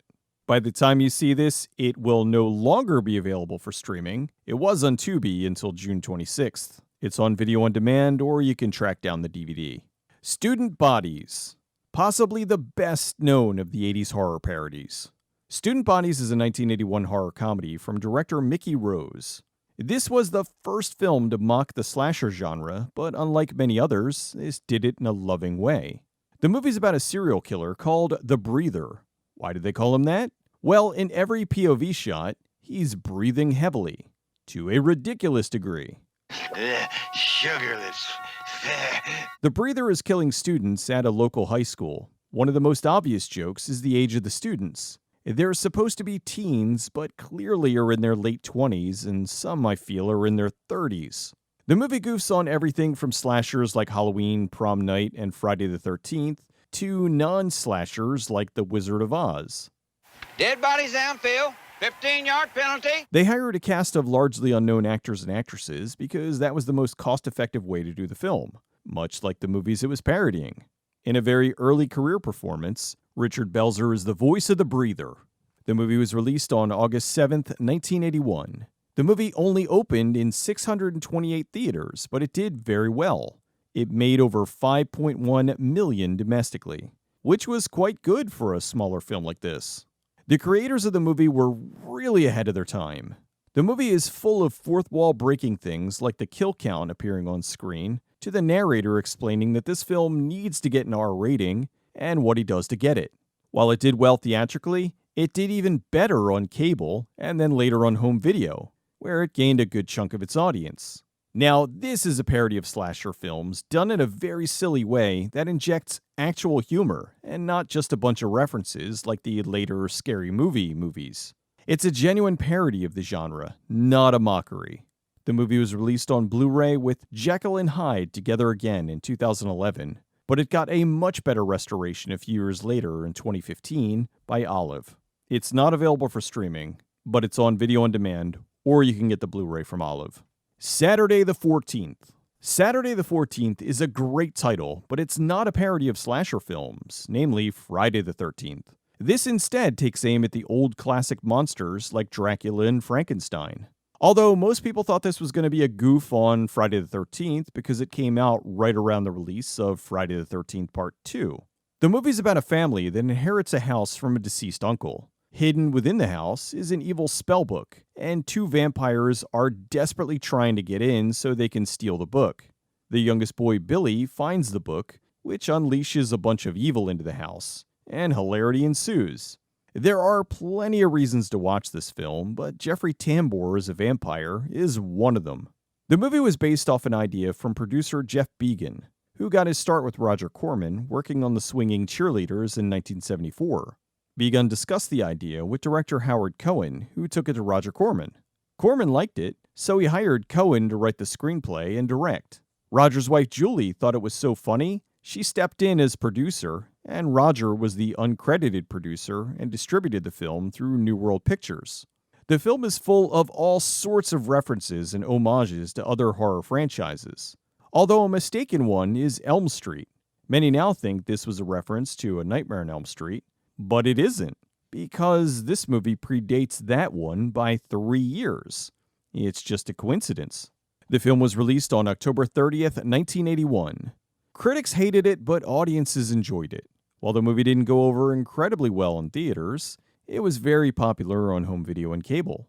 The film was restored a few years ago by Shout Factory's horror division, Scream Factory. You can watch the movie streaming on Amazon or Tubi, or buy the Blu-ray from Shout. There was a sequel released 7 years later in 1988, Saturday the 14th Strikes Back. It was also written and directed by Howard Cohen, but is an entirely new story with a new cast. The Stupids. I can't possibly do a video on stupid movies without The Stupids.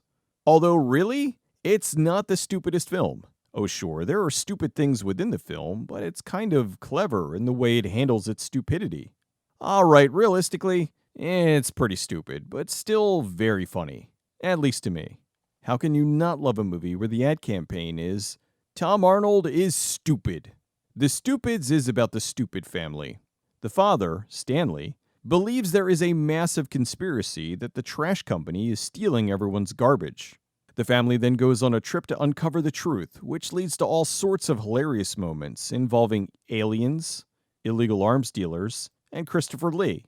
My personal favorite gag is when Stanley sings I'm My Own Grandpa on live television. I'm my own grandpa. Everybody! A little known thing about the film is it was directed by none other than John Landis. With Animal House, The Blues Brothers, Three Amigos, Coming to America, and Trading Places, he knows a thing or two about comedy. Although his movies are usually aimed at an older audience, this was an attempt to do comedy for a younger generation. The movie was loosely based on the kids' book series from Harry Allard and James Marshall.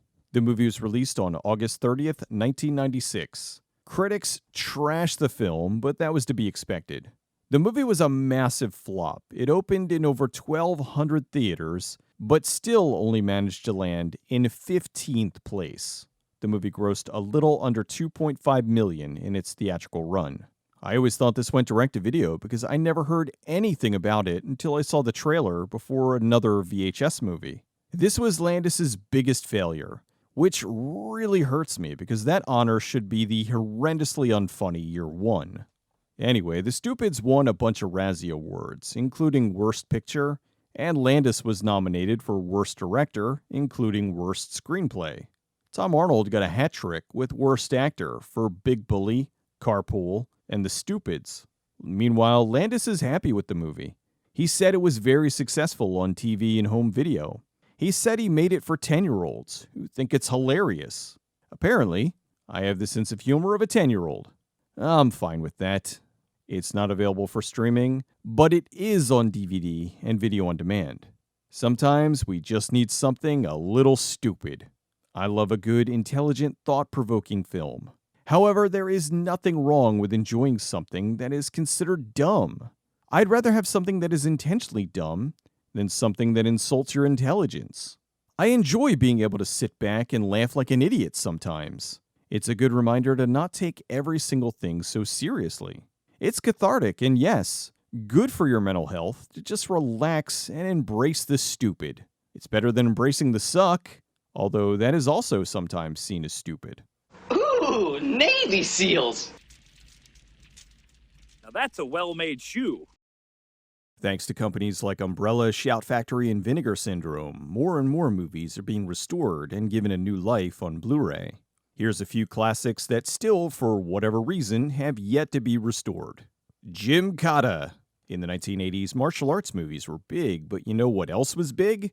Gymnastics. So what better time to combine two popular items into one with the amazing Gymkata? Gymkata is based on the 1957 novel The Terrible Game by Dan Tyler Moore.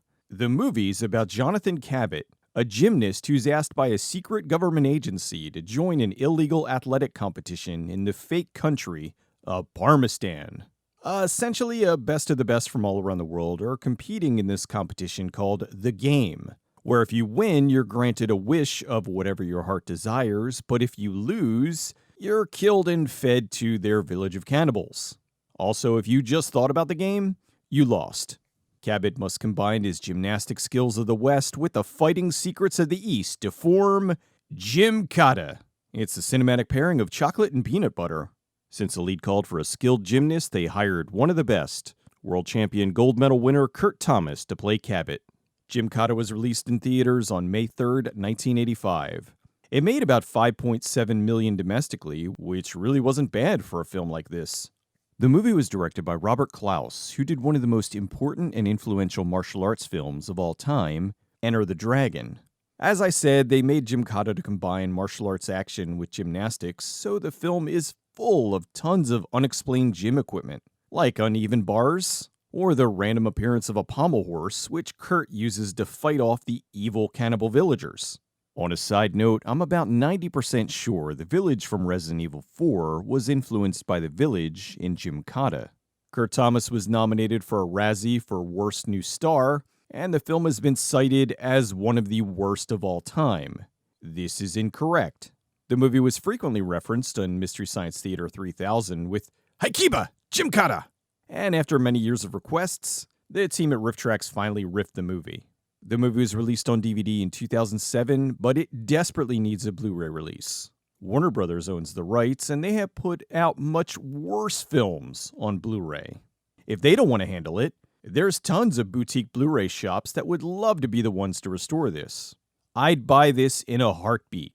The movie isn't available for streaming, but you can rent it video on demand. Sadly, I just discovered Kurt Thomas died in 2020 at 64. Turk 182. Out of all of these, I'm most surprised this isn't on Blu-ray. I could have sworn Kino Lorber released it already, but I went looking and nope, it's only made it to DVD. Turk 182 is about two brothers, Terry, played by Robert Urich, and his younger brother Jimmy, played by Timothy Hutton.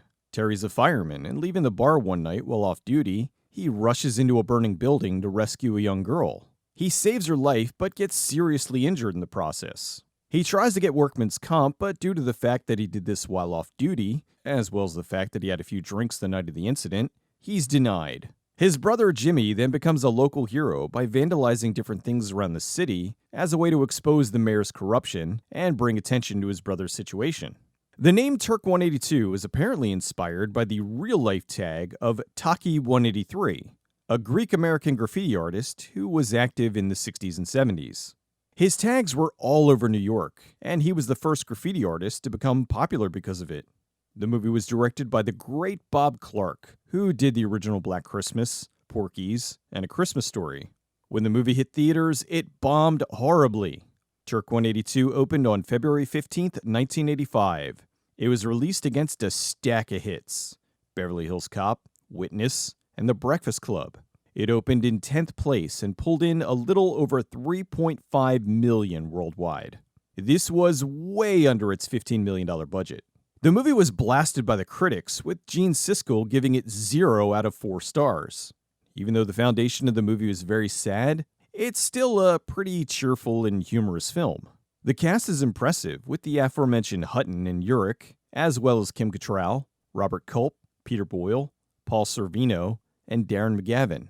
Hutton plays the charming younger brother with a smirk, and has just enough charisma to get you rooting for him versus the obviously evil politicians. It's a film that was very much disliked when it first came out, but has been looked upon much nicer over the years, and is now a cult favorite. The movie's not available for streaming, and aside from a few clips, it's not on YouTube. It was released on DVD, but it's out of print, and the secondhand market prices vary. Not only would Blu-ray bring this film to a new audience, but they could also include some info about Taki 183, and discuss the graffiti culture from the 70s, and how New York was pretty much painted over at the time. Blood Beach. Way back in 2010, when I was on a site called Blip TV, I did a video for Blood Beach. Now back then, Blood Beach never made it past VHS, and in the US, I was sure that in a few years it would at the very least get a DVD release. Well, here we are many years later, and nope, still locked on VHS in the US. It looks like the film was released on DVD in 2012 in Germany, and it does look much better, but it's still in full frame. Blood Beach is a sort of reverse Jaws, where you're safer in the water than on the beach, which is why they use the tagline, "Just when you thought it was safe to go back in the water, you can't get to it." Blood Beach is a horror film released on January 28, 1981. It's about a police detective investigating a series of murders that are taking place at the local beach. People are being sucked into the beach, and it's discovered that there's this giant sandworm that eats anyone unfortunate enough to walk over its mouth. Not exactly tremors, because the worms don't really hunt people. They just sort of wait like a Venus flytrap. In 2015, the film was screened at the Alamo Drafthouse, so a lot of people got to see what the film should really look like. The film's available for streaming on Plex, but it's the full-frame DVD print, which really is currently the best available. You can watch it on YouTube, but it's a muddy VHS rip. How can you not want to see John Saxon and Burt Young hunting a giant man-eating sandworm in HD? Project Metal Beast. Project Metal Beast is a blast. It's about a military installation where a group of scientists are working on a new synthetic skin that essentially makes you bulletproof. The corpse they're doing the test on is actually a CIA operative who was put in stasis because he was a werewolf. While the scientists are adding this new synthetic skin, the operative wakes up after about 60% of his body's been worked on. And since it's a full moon, we get a bulletproof werewolf. He now goes on a rampage through the facility and hunts down everyone in the building. Project Metal Beast was released direct-to-video in 1995. For a smaller film, it has a really solid cast. Kim Delaney, Barry Bostwick, Musetta Vander, and Kane Hodder, who played the Metal Beast. While he wasn't in the entire film, John Marzilli is really great in the beginning as the evil CIA agent who turns into a werewolf. Project Metal Beast is often the movie I mention when I say take a flawed movie and remake it. I really enjoy this film, but I recognize they could only do so much with the budget they had. There's so much here that would make for a genuinely excellent sci-fi horror film. As it is now, it's a fun, campy experience. The movie was released on DVD, but it's only full frame. A few years ago, one of the boutique Blu-ray labels was trying to acquire the original negatives for the film for a full restoration, but it seems they were lost. So it looks like this one may never get restored. Although the same was thought of Dog Soldiers, whose original footage was lost for years. So it's entirely possible the footage may turn up one day. There's a few versions of the film that have been uploaded to YouTube. One from a while ago where the film was put up in chunks, another from Joe Bob Briggs' Monster Vision, and one that was just recently uploaded claiming to be HD. I'm pretty sure it's just an up-res of the DVD, possibly cleaned up with AI. This movie needs a restoration, and I hope they can find the negatives and make it happen.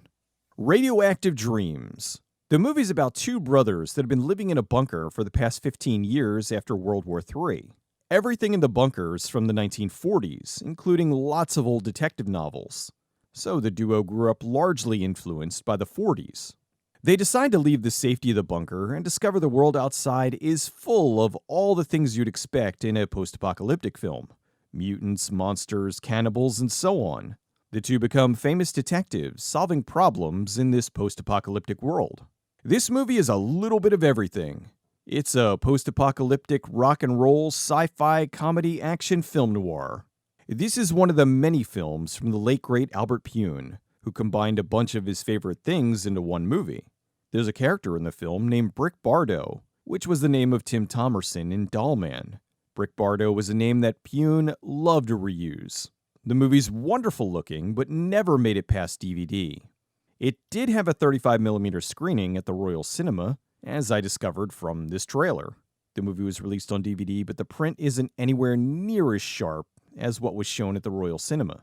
What a shame this isn't out there on Blu-ray, although there are a few Pyun films that haven't been restored yet. Thankfully, Nemesis has been, which I feel is his best work, or at least my personal favorite. The film isn't available for streaming, but it is on YouTube in two flavors. The DVD, which is in widescreen, and the Japanese Laserdisc, which is in full frame and doesn't look as good as the DVD, but it is the extended cut, which runs about 15 minutes longer. Well, that's 5 killer movies that desperately need some love. Come on, Blu-ray shops. Get on these classics and bring them back from obscurity. If Vinegar Syndrome can do 2K restorations of porn, I think we can at least get Gymkata. On a side note, originally I had 2020 Texas Gladiators in this list, but it was just announced that it's getting a 4K release from Severin. I'm super excited that one of my favorite post-apocalyptic films is getting restored. A bummer they couldn't get it out in 2020, but better late than never. So who knows? Maybe in the future all of these will get restored. We can only hope. Did you sleep well?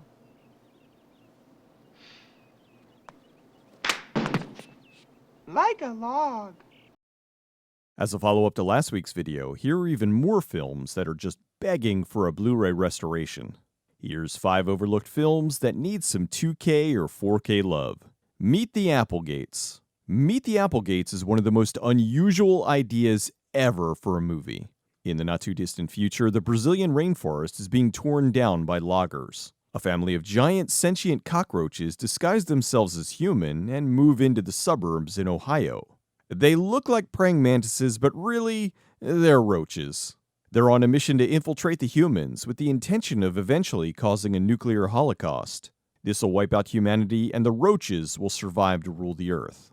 Meet the Applegates is something you'd expect from a low-budget direct-to-video film, not a $5 million budgeted movie from the director of The Truth About Cats and Dogs. Yes, the movie was a satirical black comedy from Michael Lehman, the director of Heathers. The movie stars Ed Begley Jr., Stockard Channing, and Dabney Coleman as Aunt Bee. Not a role I was expecting to see him in, honestly, but he plays it up incredibly well, and really earned whatever they paid him for the role. That's why he's one of the best character actors of all time. A good bit of the movie is about deforestation and the environment, which is most likely why Ed Begley Jr. took the role. He's been an environmental activist since the 70s. Although a black comedy about giant sentient insects might not be the film that gets people on board with your cause. The film was being made while the studio, New World Pictures, was going through some financial problems. New World was originally co-founded by Roger Corman in 1970, but he sold it to a group of producers in 1983. The company spread themselves too thin, which caused problems for Meet the Applegates. The film was finished in 1989, but due to New World's financial problems, it was shelved. It did, oddly enough, premiere in the Philippines in 1990. Then February 1st, 1991, it had a small theatrical run in the US. It opened in 155 theaters, pulling in about $500,000 in its very short run. The movie's wacky, and it's funny to see how these giant roaches start to fall victim to many human vices. The father's having an affair, the son becomes a stoner, and so on. I really don't want to think about the trauma the secretary will have after discovering she's been having sex with a giant cockroach. The movie was not released on DVD, but it was broadcast numerous times on various HD channels in 1080p. So it seems that a restored version of the movie exists, it's just never had a physical release beyond VHS. Meet the Applegates, sometimes listed as just the Applegates, is not available for streaming, but it is on YouTube. City Limits. In a post-apocalyptic future, two motorcycle gangs form an uneasy alliance to fight back against an evil corporation that's trying to take over their ruined city. The funny thing about the movie is it more or less predates the whole young adult style films by a few decades. In the future, a mysterious plague kills almost all adults, and so kids are left behind to rule the world. They grow up and naturally start biker gangs with cool masks. The cast has an interesting mix of actors. John Stockwell, Ray Don Chong, John Deal, and James Earl Jones as one of the few surviving adults. Dean Devlin, who would later become a fairly well-known director, had a small part here. The film was released into theaters on September 1st, 1985. It did okay, but gained way more attention on home video and cable. Although it gained the most attention on June 20th, 1982, when it was featured on Mystery Science Theater 3000, Season 4, Episode 3. If you saw the episode, you probably remember Crow sang a song professing his love to Kim Cattrall, who was later replaced by Estelle Winwood. Anyway, Kim Cattrall saw the episode and sent flowers to Crow. Not Trace, the actor, to Crow, the robot. Not sure if that was intentional or not, but it's still pretty funny on her part.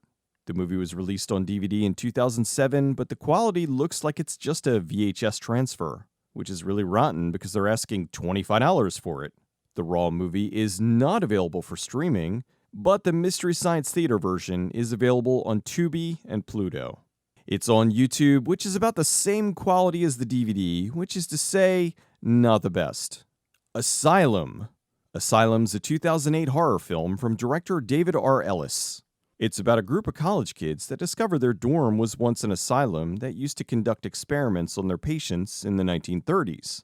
The movie stars Sarah Romer, who's an actress who's had consistent work but never really took off. She's been really good in everything I've seen her in. I'm not sure why she isn't better known. She's also in the very underappreciated comedy Fired Up, which thankfully did get a Blu-ray release. Although make sure to see the unrated version, which has that old 90s comedy vibe. Don't watch the PG-13 version, it cuts all the best jokes. Anyway, Asylum was directed by David R. Ellis, who did Final Destination 2, Snakes on a Plane, and Shark Night. He was a stuntman turned director who worked on some major films. Personally, I think stuntmen make terrific action directors. Look at Hal Needham, Chad Stahelski, David Leitch, and Isaac Florentine. Ellis is no exception. Although his films generally skated the line of action, usually blending in another genre like horror. Asylum, though, is the only film in his catalog that's straight up horror. It's also, for some reason, his only film to go direct-to-video. In 2013, he was working on a remake of the anime Kite, when he was discovered dead in his hotel room in South Africa, where they were getting ready to start filming. While no cause of death was released, the police said there was no foul play. He was 60. The movie did get a DVD release, but it's out of print, and so you gotta go to eBay to get it. There is a copy on Amazon, but it's mashed on a triple bill with the Hills Have Eyes remake, which I really enjoy, and Hit and Run, which I haven't seen. So all three movies are pretty bad quality-wise. If you want to see the movie, you're better off getting a copy from eBay, where it's relatively cheap. The movie isn't available for streaming, but it is on video on demand. Some clips in the trailer are on YouTube, but not the whole movie. The Blood of Heroes. In the US, it was released as The Blood of Heroes, but outside of here, it's known as The Salute of the Jugger. This is another post-apocalyptic film, which I feel is one of the best-known ones, which is why I find it so odd that it's not on Blu-ray. Now, before you tell me that it's on Blu-ray in Japan, you are partially correct. The Japanese Blu-ray of The Salute of the Jugger is in 1080i, but it's just an upscale of a previous DVD full-frame transfer, which looks okay at best. On the plus side, the release does have both versions of the film, the US theatrical cut and the longer international cut. The movie's about a future where the world is a barren wasteland thanks to it being ravaged by wars in the 20th century. Life is hard, and the only enjoyment comes from a brutal sport called the game. The teams are called jugs, and they make a living by playing in the game where you risk your life every time you play. The movie stars Rutger Hauer, Joan Chen, Delroy Lindo, and Vincent D'Onofrio.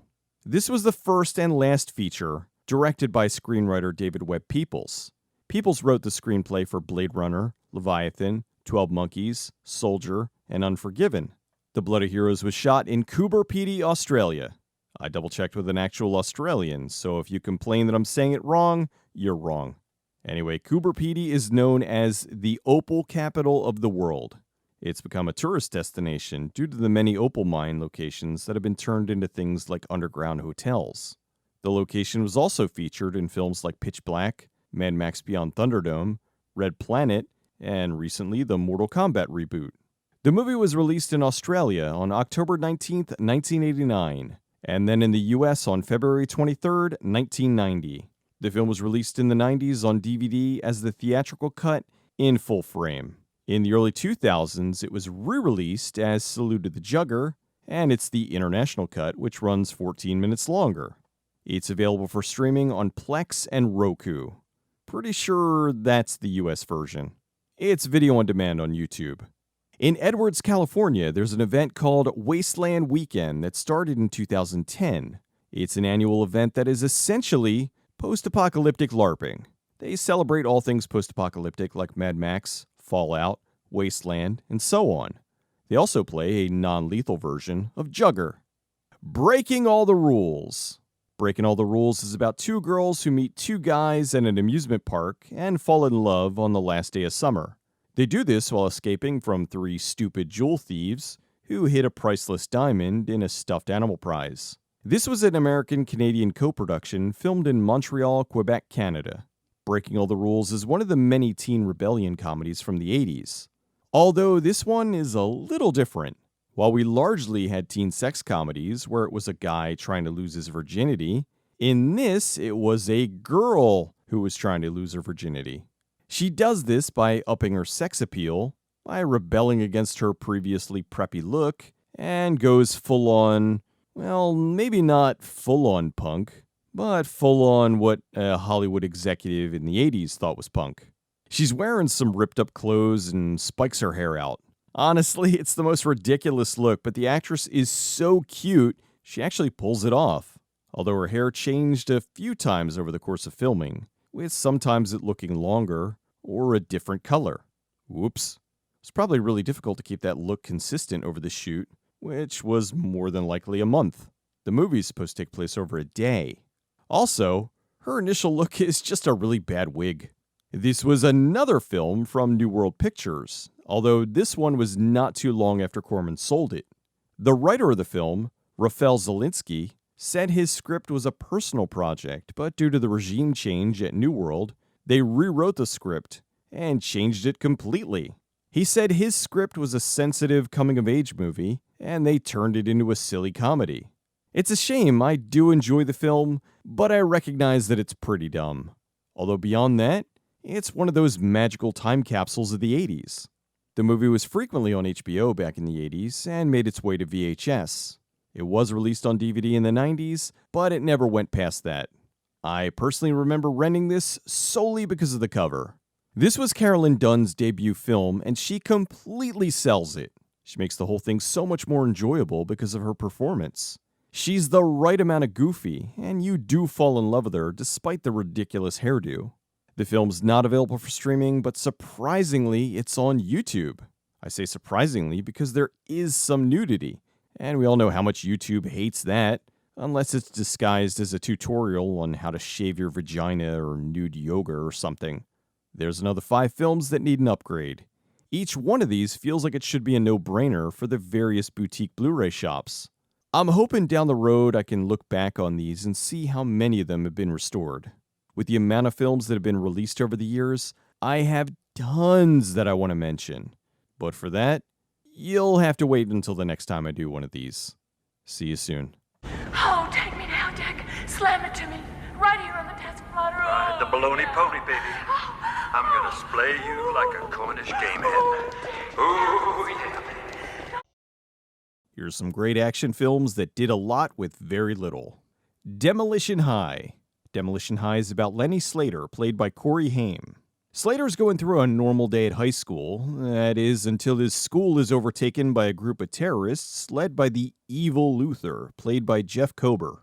Slater then leads a small group of students to help fight back against the terrorists and stop them from blowing up the school. He's partially successful.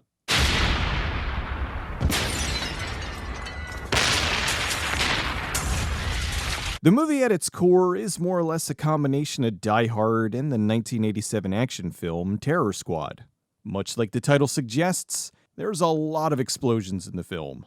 Demolition High stars Alan Thicke as Haim's dad, Dick Van Patten as General Wainwright, Rocky DeMarco as the sexy but evil terrorist Tanya, and Stacey Randall as Dugan. The movie was a low-budgeted direct-to-video film that was released on September 10, 1996. It did so well on home video and cable that it spawned the sequel, Demolition University, which was released about a year later in 1997. They at least gave him a better haircut for Part 2. Jim Wynorski is one of the many directors who got their break working with Roger Corman. Apparently, Corey Haim was quite a problem for the director. Haim was either 24 or 25 at the time, and they needed to have a full-time babysitter for him while filming. Haim was a huge star in the 80s, but was having issues in the 90s, largely due to his substance abuse problems. Before working on Demolition High, Haim was starring in The Double O Kid, where he had to have on-set medics at all times to keep him from going into withdrawal. Wynorski didn't return for the sequel, which ended up being directed by Witchboard's Kevin Tenney. Both films were written by Steve Jankowski. Demolition High did get a DVD release, and is currently available to stream on Plex and Freevee. Demolition University is there as well, and even on Amazon Prime. Demolition High is not on YouTube, but Demolition University is twice. Angel of Destruction. Angel of Destruction is a 1994 action film from director Charles Philip Moore. The movie stars Maria Ford, who was doing a ton of Corman films at the time, like Strip to Kill 2, Deathstalker 4, and Future Kick. The movie is kind of a weird mix. It's a gender-swapped remake of 1992's Black Belt, which itself was a ripoff of 1992's The Bodyguard. Although due to some internal problems, which I'll talk about in a bit, it goes in some different directions. It starts with Charlie Spradling playing undercover cop Britt Allwood. She's hired to protect a rock star who's being stalked by an obsessed fan. Britt's investigating things when she is brutally murdered. So they call in her stepsister Jo to continue the work and avenge her sister. Jo's being played by Maria Ford, wearing the standard police issue uniform. Apparently, Charlie Spradling was the original star of the film. However, part of the way through filming, she refused to do a scene where she'd be fighting a group of guys wearing only a thong, something that we saw in Firecracker and Angel Fist. So the script was rewritten to have Spradling's character killed off and bring in Ford to take over, who had no problem doing the sexy thong fight. And this movie is awesome. I'm not even exaggerating when I say that this could be an unofficial Sonya Blade movie. It even ends with a stage fatality.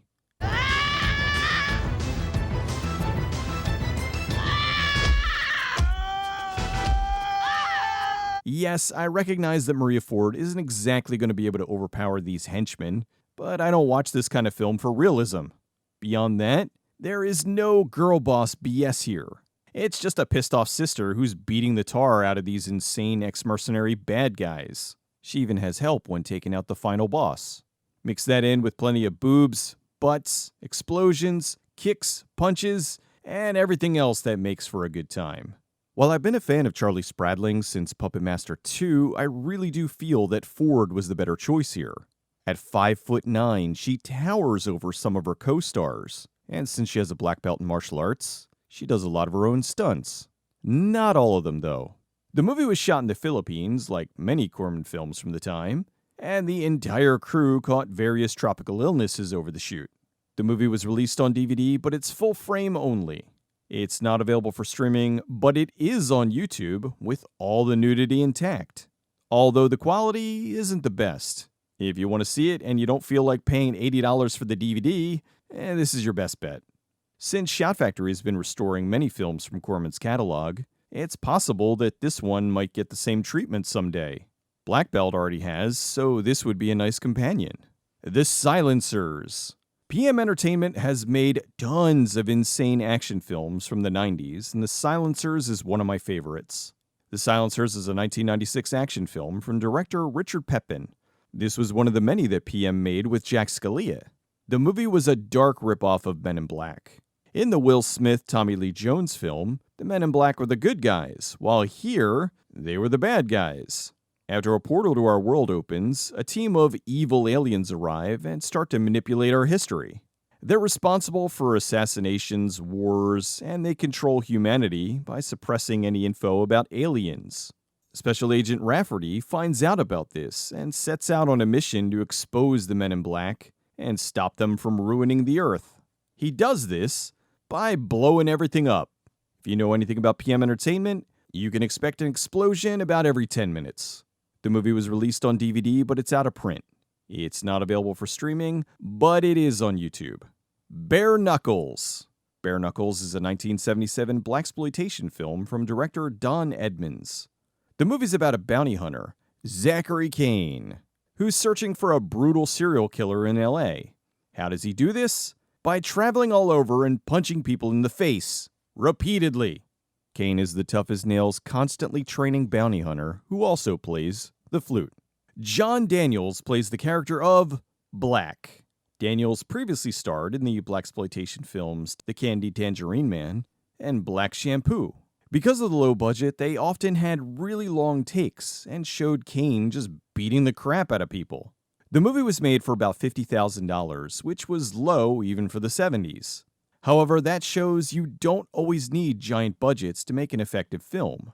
The movie was shot without any permits, which is one of the ways they were able to keep the budget down. The movie's a personal favorite of Quentin Tarantino. He said it's one of the films that inspired him to get into filmmaking. In 2007, Tarantino showcased the film at his LA Grindhouse Festival. In Oakland, California, there's an event called Thrillville, which is an event that showcases some of the best B-movies of all time. Over the years, they've shown Earth vs. the Flying Saucers, Coffee, Ratfinka Boo Boo, and many others. The show's hosted by Will the Thrill Viharo, the son of Robert Viharo, who was the lead in Bare Knuckles. In 2008, they screened Bare Knuckles. The movie was released on VHS and then later on DVD, but it's just a slightly cleaned up full-frame copy. Really surprised Tarantino as it tried to push for a restoration of this one. Although it's possible he might just prefer the gritty cropped version. The movie's available for streaming on Tubi, and it's also on YouTube. High Voltage. High Voltage is a 1998 action film from director Isaac Florentine. If you saw my video last week, you heard me mention that name. Florentine used to run a karate school, but he gave that up in the hopes of becoming a director. He's been making films since he was a kid, but moved to America to work as a stunt coordinator and second unit director. After directing Desert Kickboxer, Savant, and a bunch of episodes of the Power Rangers, he directed his third film, High Voltage. The movie's about a group of robbers that target a bank but discover the bank is just a front for Korean mob money laundering. Since they stole from the Korean mafia, a bunch of bad guys come looking for them. Is the movie good? Well, that depends. Are you looking for a good story? You won't find it here. However, if you're looking for shootouts, knockdown, drag-out fights, and the occasional silly moment, you are in the right place. The movie's got a fairly well-known cast. Antonio Sabato Jr., Amy Smart, William Zabka, Lachlan Monroe, James Liu, and Bruce Lee's daughter, Shannon Lee. While some may turn their nose up at this kind of movie, I love it for delivering what the title promised. High-voltage action.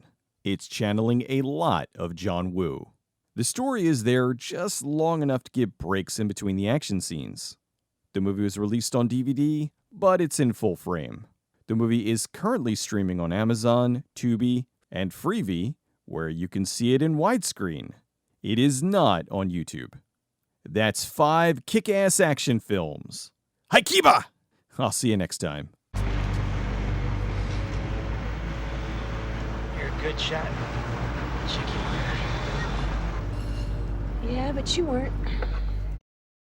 If you've been watching this channel long enough, you know I love all things post-apocalyptic. Here's a few post-apocalyptic films I haven't talked about yet. No Blade of Grass. No Blade of Grass is a 1970 post-apocalyptic film from director Cornel Wilde. The movie's based on the 1956 novel The Death of Grass by John Christopher. In the future, due to pollution, a new virus is born that specifically strikes the grass family, wheat, corn, and rice. This starts in Asia and quickly spreads around the world, which leads to mass starvation and a rise in cannibalism. The movie centers on a small family that is trying to get out of London and up to a farm in the north where they might be able to survive. It's a brutal, very dismal look at how quickly society would collapse if food runs out. This isn't one of those, the goodness in man will save the day. This is more of a dog-eat-dog production. They don't shy away from showing just how horrible things could get in a future like this. The movie was released on October 23rd, 1970. The film did take quite a few liberties from the source material, like having more exploitative elements, which led to it getting mixed reviews. It seemed it was just a little too brutal for most critics. The movie was released on DVD and re-released over the years. It's still in print, and as of my writing this, it's only about $10. It's not available for streaming, but you can rent it video on demand on Amazon and YouTube. Nights. Okay, now this is more of a fun post-apocalyptic film. Nights, sometimes listed as Kingdom of Metal, is a 1993 post-apocalyptic film from the late great Albert Pyun. In a war-torn future, a young hunter and a cyborg team up to take down a cabal of evil cyborgs. The cyborgs need fuel to run, and they've discovered a new fuel that they can use. Human blood! So Nia intends on kicking them into pieces to prevent them from ever murdering any more humans. The movie stars professional kickboxer and stunt woman Kathy Long. She does her own stunts and probably had a big hand in her fight choreography, so all the fights here are pretty well constructed. It's also starring Lance Henriksen, Chris Christopherson, and Gary Daniels. Chris Christopherson plays the cyborg Gabriel, who was created to kill all the other cyborgs. After rescuing Nia, he trains her to help him in his mission. The movie was originally envisioned as a sequel to Pyun's Cyborg from 1989. This movie is a lot of fun. While it doesn't have the production value of Cyborg, it makes up for that with its spirit. The fights are plentiful and entertaining, and Nia makes for a really good hero. Beyond that, it has a killer soundtrack. The movie was released on November 7th, 1993. It was filmed mostly in desert areas in Utah. Nights was released on DVD, and then Pyun re-released it on his website as a 2-disc DVD set with his director's cut. The movie is full of fist fights, kick fights, sword fights, and lots of sparks. The DVD's out there, but it's not cheap. The movie is not available for streaming, and unfortunately, it's not on YouTube. Prototype X-29A. Prototype X-29A, sometimes listed as just Prototype, is a post-apocalyptic action film from director Philip J. Roth. By the middle of the 21st century, the great cities were dying. In an attempt to regain control of the population, the government's created cyborgs that they called Omegas. It's now the year 2057. In an LA research facility, a scientist is conducting experiments on a disabled veteran named Hawkins. Hawkins signed up for the experimental cyborg program because it promised to give him the ability to walk again. The downside is The scientist forgets to tell him that this is all to turn him into a killing machine. The reason he's doing this is because there's a girl he's in love with who is the leader of the resistance. He thinks that she can't love him in his current state. To make matters worse, since she's the leader of the resistance, they make her his primary target. The movie was shot mostly in El Segundo, California. The whole film has this sort of griminess to it that makes it feel more genuine than a lot of post-apocalyptic films. Roth directed a lot of direct-to-video films like Apex, Digital Man, and Velocity Trap. While Prototype is not his best, it's one of his films that I've come back to the most often. It does have some really bad low-budget grade CG that's kinda charming in its own way. A young Michael Jai White plays the Prototype, right around when he was one of the soldiers in Universal Soldier. The movie premiered in Japan on September 21st, 1992. It was later released direct-to-video in America, December 23rd, 1992. The movie was released on DVD, but it's out of print. It's also not available for streaming. It is available on YouTube. Hands of Steel. Hands of Steel is a post-apocalyptic film from director Sergio Martino. It's about the greatest cyborg ever, Paco Querac. Paco is created by an evil industrialist, Francis Turner, played by John Saxon. Turner created him to be his personal assassin, but the cyborg rebels, leaves the city, and moves to the country to become the world's greatest arm wrestler. No, I'm not kidding. Not wanting to let his property go, Turner sends out his men to try to find him, and chaos ensues. The movie also stars low-budget Italian actor George Eastman. The movie was a joint American-Italian production. It was filmed in Arizona and Italy. It's regarded as a combination of The Terminator, Alien Terminator, Shocking Dark, Blade Runner, and Over the Top. The film is sometimes seen under the alternate title Atomic Cyborg. While making the film, Saxon was adhering to the Screen Actors Guild rules and would only work on scenes shot in Italy, not in the US. Later in the film, there was a horrible accident where a helicopter crashed into a bridge in Arizona, which claimed the life of the pilot and actor Claudio Casanelli. An investigation discovered the accident was caused by poor judgment of the pilot as he just got too close to the bridge. Saxon stated that SAG rules saved his life because if not for them, he would have been on that helicopter and would have suffered the same fate. Hands of Steel was released on Blu-ray back in 2017 by Code Red. You can still find it on eBay. The movie's available to stream on Plex and Tubi. It's also available on YouTube. World Gone Wild. World Gone Wild is a 1988 post-apocalyptic action film from director Lee H. Katzin. It takes place in the year 2087. After a full-scale nuclear war, the Earth is a wasteland. Rain's not fallen for 50 years, and water is the most precious commodity. In a small town that survived the Holocaust, the townspeople guard their secret water well from outsiders. The movie stars Bruce Dern, Michael Pare, Catherine Mary Stewart, Julius Carey, and Adam Ant. Within the film, the evil outsiders that are trying to raid the town and get the water have their own Bible, a book that's the teaching of Charles Manson. Originally, it was going to be L. Ron Hubbard's Dianetics, but they got a cease and desist from the Church of Scientology, so they changed the book so they wouldn't get sued. The movie was released on May 20th, 1988. With a $4 million budget, it was one of the larger post-apocalyptic films from the 80s, not coming from a major studio. This is another one that does have a killer soundtrack, though. The movie finally got a Blu-ray release in 2020, but it wasn't released in the US. So unless you can find a copy to import, you still have to wait. The movie is not available for streaming, but it is on YouTube. That's 5 solid post-apocalyptic films.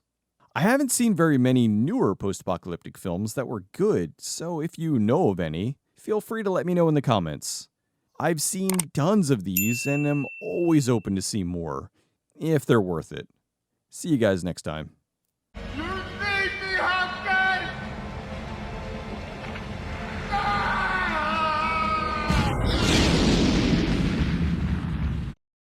School's back in session, and you know what that means. You want crazy? Well, I'll show you crazy. Evil students, and possibly robots. Here's 5 slightly exaggerated films about school you probably overlooked or forgot about. The Principal. The Principal is a 1987 action film from director Christopher Kane. The movie's about high school principal Rick Latimer, played by Jim Belushi. Latimer has a short fuse, and one night after trashing the car of his wife's divorce attorney, his school decides he's a bad look for them, and they decide to transfer him to Brandell High, the worst school around. Brandell's overrun with crime, gangs, drugs, and so Latimer decides that he's gonna fix the school by beating the crap out of the bad students. He teams up with Jake, the head of security, played by Louis Gossett Jr., and they go to war with the gangs that have overrun the school. The movie hit theaters on September 15th, 1987. It was a modest hit, making almost $20 million domestically against its $11 million budget. This was from back in a time when movies didn't need to make 3 times their budget back in order to break even, so $20 million, not including the international box office and video rentals, was a success. This movie is ridiculous in the best ways. It's got some solid action and has a few really tense scenes. This was from a time when Jim Belushi really was in about every other movie. From 1990 to 1999, he was in 42 movies. That's not including the TV shows and video games he also worked on. Love him or hate him, dude was everywhere at the time. I personally have no issue with him. I like quite a few of his films. The Principal was released on DVD and later on Blu-ray. It's currently on video on demand, and you can watch it on YouTube with ads. In the 1990 movie Abraxas, Belushi reprised his role as Principal Latimer for a funny little callback. The Substitute. The Substitute's a 1996 action thriller from director Robert Mandel. The movie's about Jonathan Shale, a Vietnam vet turned mercenary. After a mission that goes sideways, he decides to take some time off and visit his girlfriend Jane in Miami. She's a teacher at a local high school that's overrun with gang violence. Some bad guys attack her and break her leg, which is a big mistake. Shale's infuriated by this, so he goes undercover as a teacher to beat the crap out of the gangs in the school and find the people responsible for Jane's attack. While there, he uncovers something even bigger going on than beyond just the gangs. Berenger is largely on his own, as the principal, played by Ernie Hudson, does not approve of his methods. Yes, the movie does sound similar to The Principal, but the two films play out quite differently. I will say The Principal is a slightly more realistic version of this concept, while The Substitute goes full ham with it. Shale doesn't just beat the kids into submission and send them to detention, he kills them dead. The movie was released on April 9th, 1996. It opened in second place and made about $15 million domestically. Roger Ebert gave the film 1 star and complained about how often he sees this exact movie. At first, I thought he was complaining about the movies where a teacher or principal goes into a bad school and cleans it up. We've seen this play out a few times, only not usually with this much blatant violence. Instead, it seems that he was complaining more about action movies in general. He said, "I'm so very tired of this movie. I see it at least once a month. The title changes, the actors change, and the superficial details of the story change, but it is always the exact same thing. Heavily armed men shooting at one another." I couldn't disagree more. I've seen movies about heavily armed men shooting at each other about 1 million times, and I have yet to become tired of it. I'm not sure what the budget was for this film, but it must have done well enough because it spawned 3 direct-to-video sequels, with Treat Williams taking over the Berenger role. The Substitute, School's Out, Winner Takes All, and Failure is Not an Option. Berenger was probably busy with the Sniper franchise. The Substitute was released on DVD. It's available for streaming on Amazon Prime and Tubi. It's on YouTube, but only as a rental. The New Kids. The New Kids is a 1985 thriller from director Sean S. Cunningham, the director of the original Friday the 13th. It's about Abby and Lauren, a recently orphaned brother and sister who move in with their aunt and uncle in Florida after their parents died. The duo start going to the local high school and discover it's overrun with an evil redneck biker gang. The cast in this is really good. James Spader, Lori Loughlin, Eric Stoltz, and Tom Atkins. The movie hit theaters on January 18th, 1985. This was right around the time when James Spader was in Tough Turf, only there he was the good rebellious high school student. And in this, he was the evil, rebellious high school student. The movie had a very small theatrical release, opening in only 102 theaters, where it made about $199,000 domestically. It later made the rounds on cable and home video, where it was able to recoup its budget. The movie had a DVD release in the mid-2000s and was restored for a Blu-ray release in 2019. You can rent it video on demand, but it's not available for streaming. Satan's School for Girls. Satan's School for Girls is a 1973 made-for-TV horror film from director David Lowell Rich. The movie's about a young girl who enrolls in a private school to try and find out about her sister's suicide. Once she's in the school, she notices it's not overrun with gangs, but rather a satanic cult. Could it be Satan? The movie premiered on September 19th, 1973 on ABC. The movie was trying to tie into the whole satanic panic thing that started in the 70s, but then really kicked in the 80s. Although surprisingly, they ended up making a pretty good horror thriller. According to an article in the New York Times, it was listed as one of the most memorable made-for-TV movies of the 70s. That may not sound like much now, but you need to realize just how many made-for-TV films there were back then. The movie was remade for 2000, also for ABC. Although in the remake, as a nice callback to the original, Kate Jackson played the dean, while she was one of the students in the first one.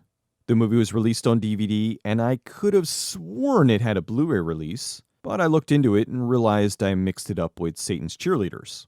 The movie's available to stream on Plex, it's on video on demand, and you can watch the original and the remake on YouTube. High School High. A little bit of a combo breaker here. High School High is a 1996 comedy from director Hart Bochner. This is one of the last genuinely funny parody films before the wave of blank movies started. High School High is a parody of the multitude of school-themed movies, such as the previously mentioned The Principal, The Substitute, but also Dangerous Minds, Lean on Me, and Stand and Deliver. John Lovitz plays Richard Clark, a teacher who takes a job at Marionberry High School and hopes to turn his students' lives around. The school is, of course, overrun with drugs, gangs, and all sorts of things you would see in The Principal, but here it's taken in a silly direction.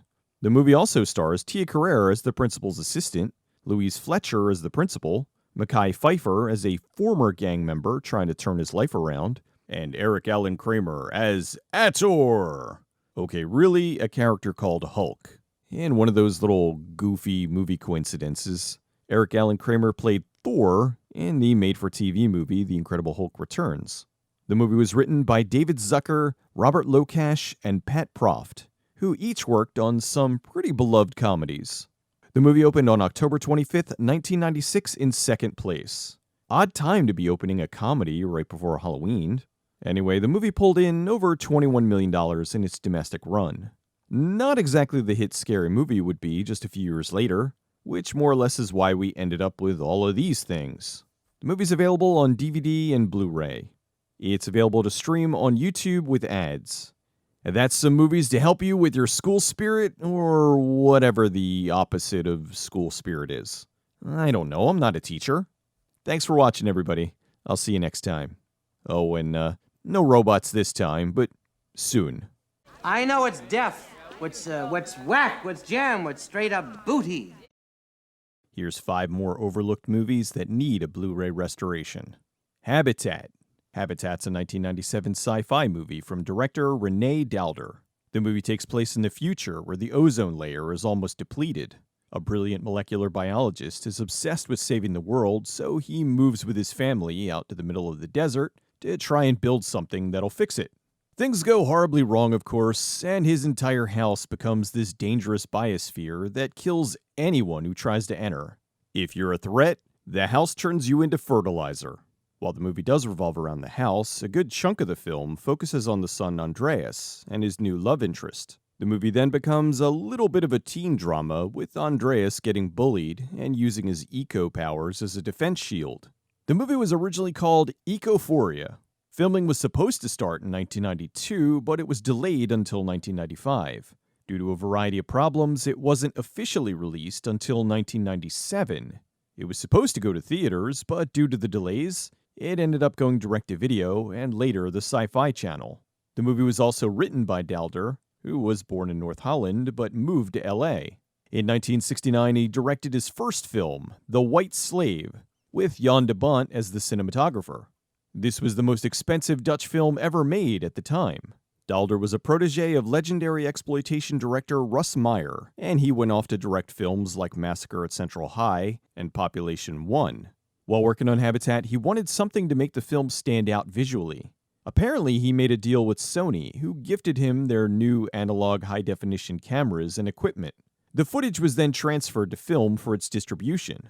The movie starred Alice Krige as Clarissa. The delays helped the movie slightly because Habitat ended up coming out less than a year after the hugely successful Star Trek First Contact, where she played the Borg Queen.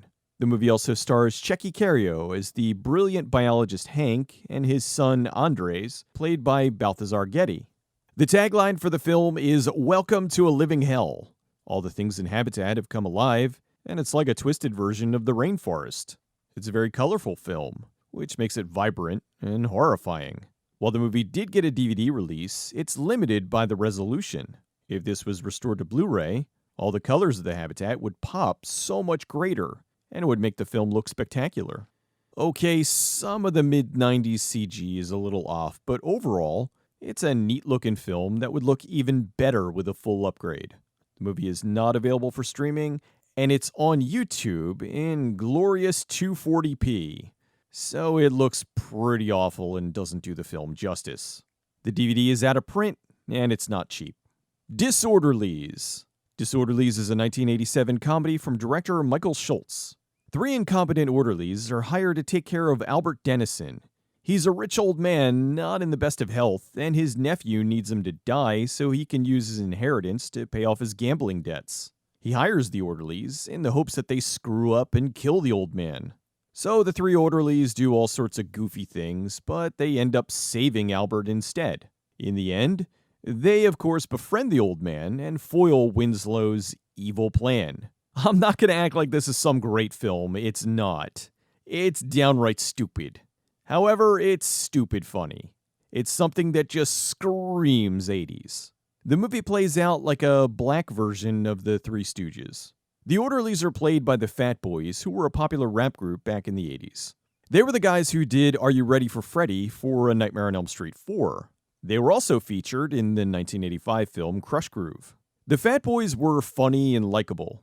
I saw this as a kid and thought they were great, and now that I'm an adult, I'm still laughing at their antics. They also provided a few songs for the soundtrack, which should come as no surprise. Expect lots of beatboxing. I'm not complaining. The movie is so full of slapstick humor that, like I said, it feels like a Three Stooges script that they changed to make it for the Fat Boys. The movie was released on DVD and it's still in print. It's not available for streaming, but you can rent it video on demand. It's on YouTube free with ads. Kung Pao, Enter the Fist. Kung Pao is a 2002 comedy from director Steve Odekirk. The movie is brilliant in its idiocy, and I mean that as a compliment. Odekirk took the 1976 film Tiger and Crane Fists, rewrote it, reshot tons of new scenes, and had all sorts of new footage digitally inserted with the original footage. The end result is an absolutely ridiculous kung fu parody that almost feels like a lost 70s film, with the exception of the Matrix parody CG cow fight. The movie's about the Chosen One. He's a guy traveling from town to town to try to find the man who killed his family. It's your basic kung fu story, but littered with all sorts of hilarious moments. The best is the love interest Ling. Now go!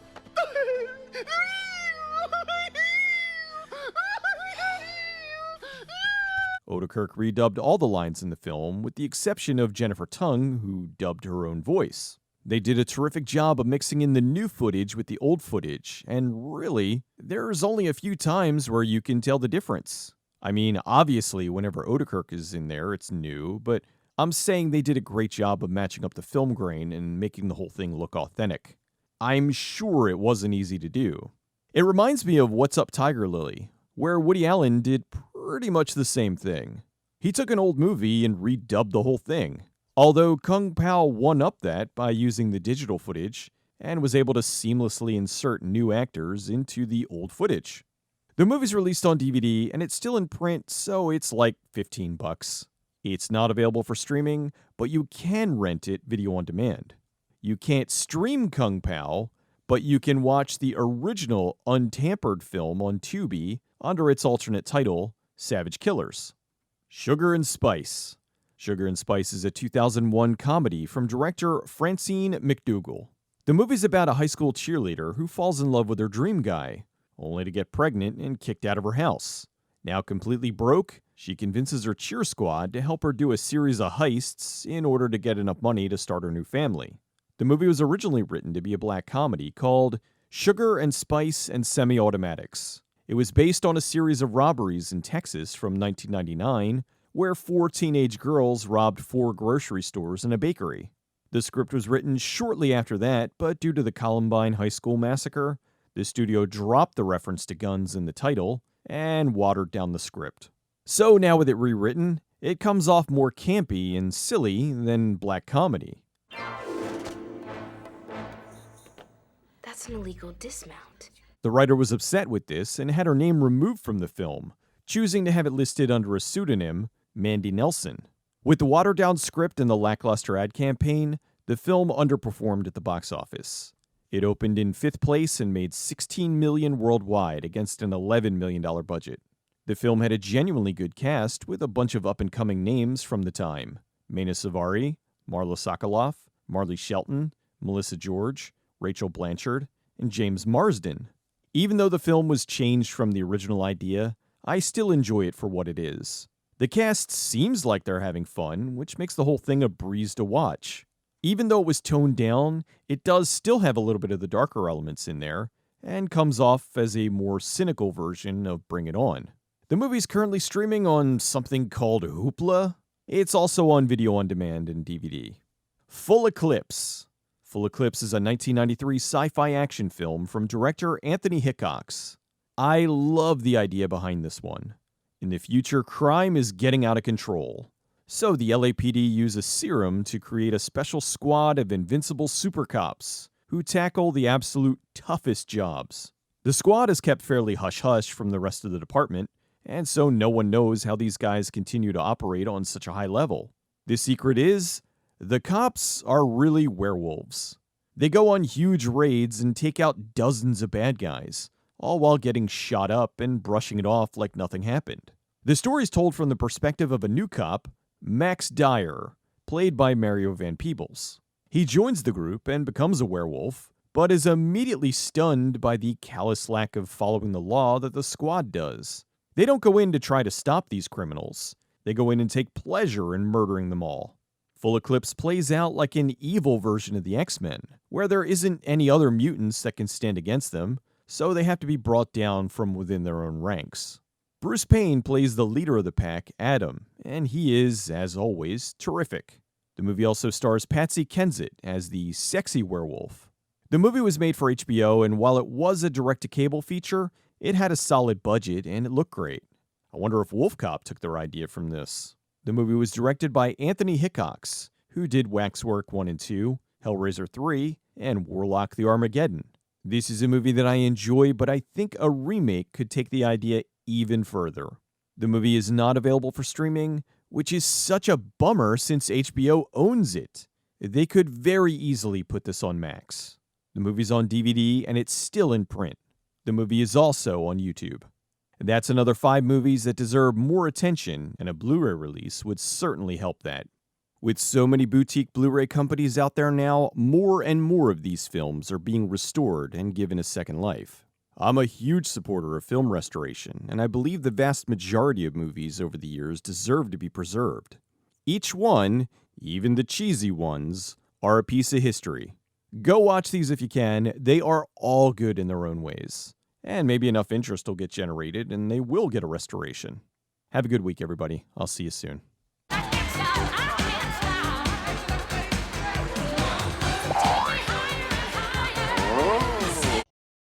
There have been a lot of movies about the Angry Red Planet over the years, including Angry Red Planet.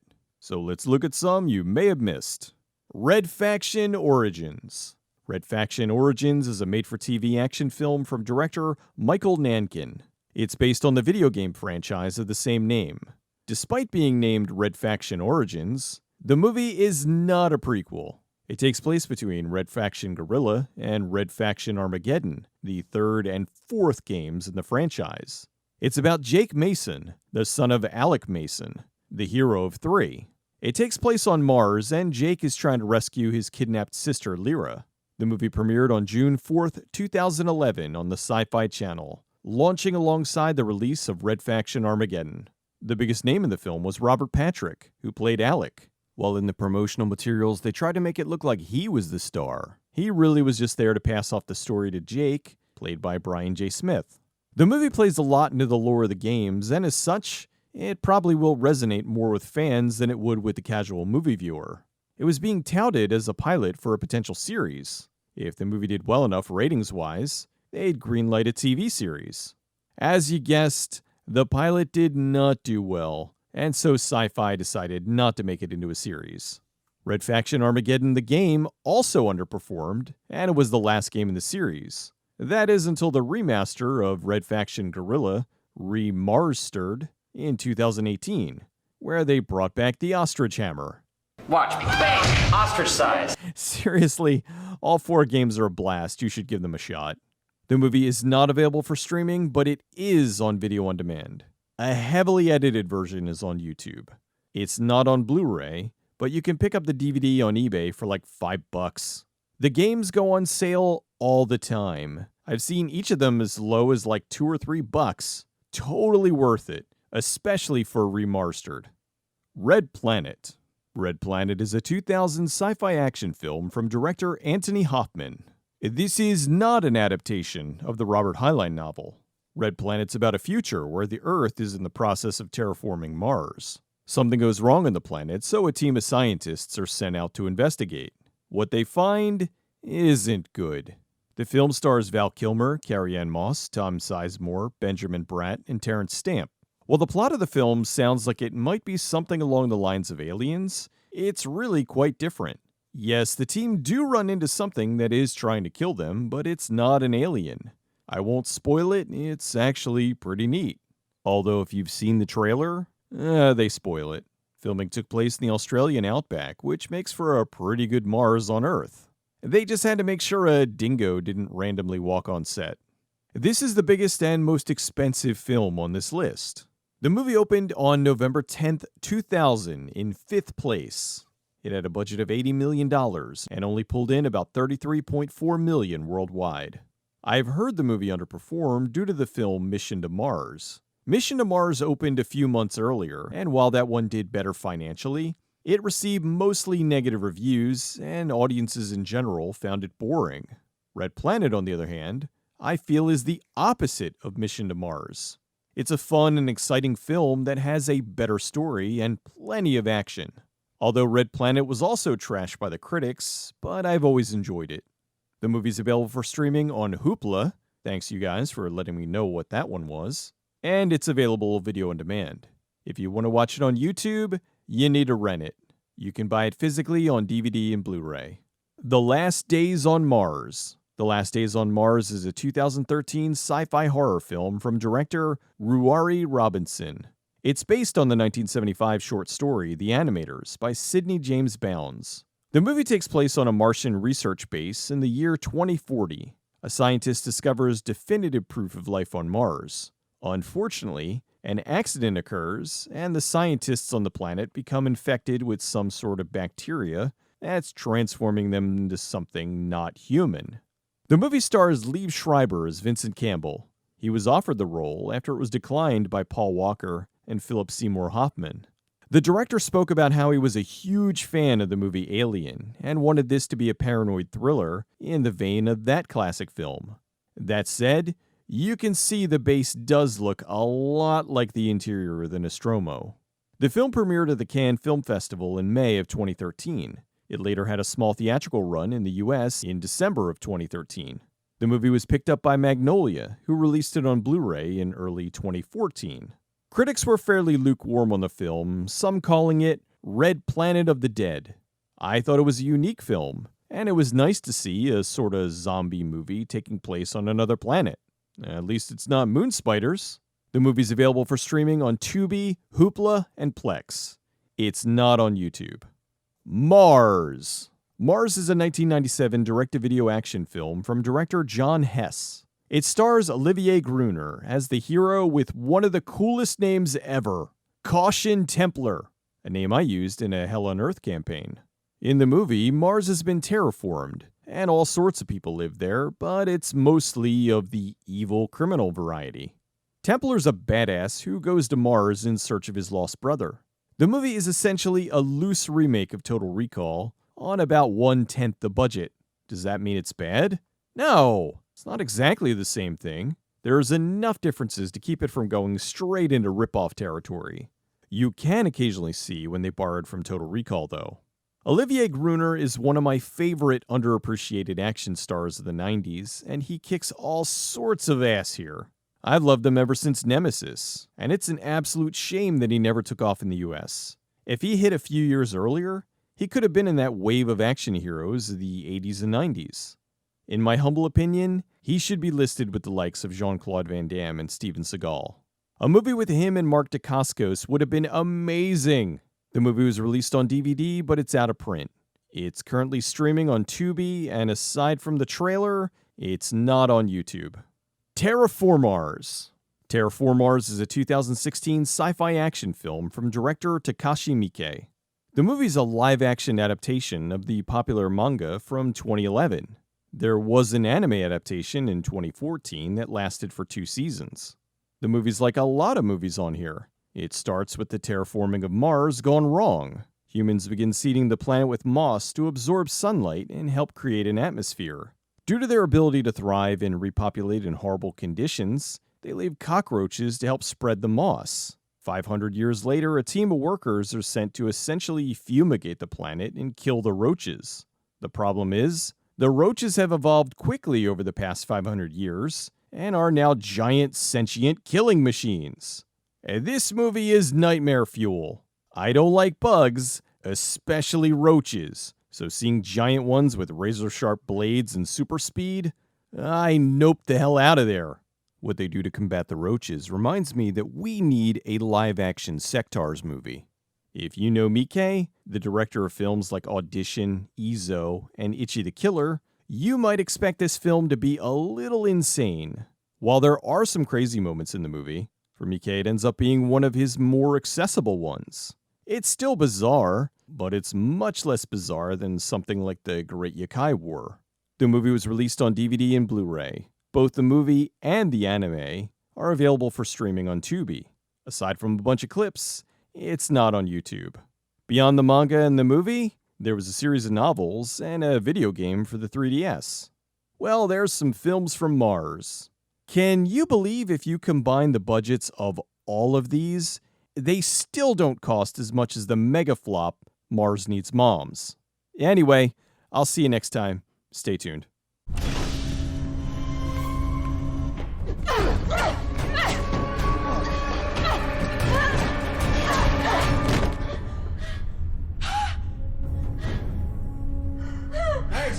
Thanks. Every year when it gets close to Halloween, I see people making recommendations of scary movies to watch. However, it's almost always the same things. Halloween, Friday the 13th, A Nightmare on Elm Street, The Exorcist, and so on. Not that there's anything wrong with those, they are beloved classics for a reason. However, why not look at some other horror films, both old and new, ones you probably never heard of? So for the foreseeable future, I'm going to be giving you an absolute cornucopia of quality horror films that really deserve your attention. To keep it interesting, I'm going to be giving you a wide variety of genres, a little something for everyone. To start things off, this week I'm going to give you a bevy of folk horror. The Ritual. The Ritual is a 2017 folk horror film from director David Bruckner. A group of friends go on a hiking trip in northern Sweden in the memory of their friend who died during a robbery 6 months earlier. While out there, they decide to go off the trail into the woods, where they find all sorts of unusual things and they are trying to survive. The movie was shot in the Carpathian Mountains in Romania. It premiered at the Toronto International Film Fest, where it scared the hell out of audiences. Due to the positive buzz, Netflix bought the international distribution rights for them to stream it on their platform. To me, this is kind of a bummer. I really feel this movie would have done well theatrically. It's a genuinely scary film that channels both the fear of the woods and the fear of the unknown. While going directly to Netflix has allowed audiences to see it right away, I think that cut it off from a much broader audience. In general, how many breakout films has Netflix had? They've acquired a bunch of them over the years, but usually the only ones that make headlines are the horrible ones. The good ones get a little bit of attention, but then are promptly forgotten. The movie premiered on Netflix on February 9th, 2018, and I listed it as one of my favorite films of that year. Sadly, it's a movie that no one really talks about anymore. Being that this one is owned by Netflix, the chances of it getting a physical release are slim. However, it is available to stream there. Pyewacket. Pyewacket's a 2017 folk horror film written and directed by Adam McDonald. The movie centers on a mother and her teenage daughter Leia. Like most teenagers, she doesn't get along with her mother. This is made all the more worse when her father dies, and the two have to relocate to a small town in the middle of nowhere to get a fresh start. Leia's obsessed with the occult, and she discovers a ritual to summon the demon Pyewacket. The name Pyewacket is one of the familiar spirits discovered by the witchfinder General Matthew Hopkins in 1644. He claimed he witnessed a group of witches who were performing rituals to summon these demons for nefarious purposes. After an argument, Leia goes into the woods to perform the ritual to summon Pyewacket and asks it to kill her mother. Shortly after that, she has an emotional moment with her mom, and the two bond and reconnect. The demon starts tormenting Leia, who comes to the realization of what she did. She now regrets it and tries to do whatever she can to stop the demon from killing her mother. This is a terrific slow burn movie. It's largely just Leia by herself and how she deals with everything that's happening because of the ritual. She occasionally goes to school, but for the most part, it's her and occasionally her mom, played by Laurie Holden. The movie also premiered at the Toronto International Film Fest in 2017. It had a small theatrical run in Canada before getting a Blu-ray release from Shout Factory. The movie does a great job of playing with the fear of the unknown and showing the ramifications of a teenager's bad decisions. You genuinely connect with the characters, and you feel the terror and anguish that Leia is going through. A genuinely good little horror movie. The movie is currently available for streaming on Shudder. A Dark Song. A Dark Song is a 2016 folk horror film written and directed by Liam Gavin. It's about Sophia, a mother who's grieving over the loss of her 7-year-old son. She rents an isolated house in Wales and hires Joseph, an occultist, who can perform a ritual so that she can speak with her son one last time. They have to stay in isolation in this house for months because it takes that long to perform the ritual. This is a tremendous film that shows you can do a one-location film with a tiny cast and still make it work. It's very unique and creepy because you never know where the film's going to go. The movie was an Irish-British co-production. It premiered in July 2016 at the Galway Film Fest. While the film had a fair deal of praise, I'm pretty sure it never had a wider theatrical release beyond just the festival circuit. It was picked up and distributed through IFC Midnight and later released on Blu-ray from Shout. It's also streaming on Shudder. Kill List. Kill List is a 2011 folk horror film co-written and directed by Ben Wheatley. The movie's about two friends who are also hitmen. One of them has a case from his past that comes back to haunt him, which causes all kinds of bizarre things to happen in his life. One of the things that stands out the most to me is just how much this feels like the most recognized folk horror film of all time, The Wicker Man. It shares so much of its vibe, and not in a ripping off kind of way, but in an emotional way. It's also strange and has you asking questions, so once the mystery is revealed, you still aren't exactly sure what's going on. It's a movie where so many weird things happen, and it absolutely grabs your attention and will not let go. It's not a everything is left up to your imagination type film. It's a movie where you gradually understand what's going on, and later, the movie makes more sense in future viewings. To me, this is a sign of a genuinely good movie, where you notice bits and pieces that seem strange on first watch, but end up much clearer on the second viewing. I knew right away Ben Wheatley would be a director to keep an eye on, and I was right. He followed this up with the black comedy Sightseers, the psychological horror A Field in England, and others. However, when he came to Hollywood, instead of letting him continue to make these smaller, unique horror films, he was hired to write and direct the reboot of Tomb Raider. That project fell through and went to another director, so he ended up doing the big-budget sequel, The Meg 2, which I still haven't seen, but I did enjoy the first one. I don't know the story behind this, but Wheatley seems like such an odd choice for this. I still don't know why he took the job, because his work was consistent up to this point. And now, even though the movie did well, I haven't seen anything else coming from him as of late. I hope he continues to make these smaller, strange films, because the ones he's made previously have all been good, and I feel that's where he really shines. Kill List is available for streaming on Shudder, or you can buy it on Blu-ray from MPI. It's also on video on demand. The Blood on Satan's Claw. Blood on Satan's Claw is a 1971 folk horror film from director Piers Haggard. The movie's about the children of a small village in the early 18th century converting into a coven of Satan worshippers. The children all start to band together to go on murder and rape sprees. Those that are blessed by the devil have a spot on them covered in thick fur. A few years before this production, the studio, Tygon British Film Productions, made the movie The Witchfinder General. It was a modest hit, which led them to wanting to make another. They originally greenlit The Blood on Satan's Claw as an anthology, but they decided instead to combine all the tales into one overarching story. The movie does a good job of showcasing the time period. The locations they used in the film were previously used in the Hammer horror film The Witches. The costumes are great, and all the cabins they used look authentic. I say this because it was not a major studio. This was a very low-budget production that initially bombed in theaters. The movie went through a few name changes. It was originally The Devil's Touch, then Satan's Skin, and finally The Blood on Satan's Claw, although it's also sometimes listed simply as Blood on Satan's Claw. For the role of the judge, they initially wanted actor Peter Cushing, who turned it down because he was taking care of his wife, who was dying of emphysema. They thought about offering the role to Christopher Lee, but his fee would have been more than they could afford, so they hired actor Patrick Wymark for the role.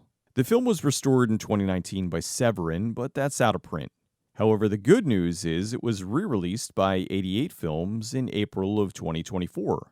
For such a small film, it looks fantastic, thanks to award-winning cinematographer Dick Bush. The use of shadows and camera angles make this movie punch above its weight class. The acting in the film is also solid, from the overbearing, God-fearing townsfolk to the bewitching evil children. Linda Hayden especially shines as Angel, the leader of the evil kids. Right before this, she starred in the 1970 Hammer production, Taste the Blood of Dracula. It also has a fairly unexpected kick-ass ending. The film has since become a cult classic and is revered in the genre of British folklore. This is one of the original folk horrors that, for better or for worse, it definitely served as an inspiration for Midsommar. If you can't find the Blu-ray, the movie is currently streaming on Tubi and Pluto. So there's a nice dose of folk horror to start off the season. Lots more to come. I'll see you next time.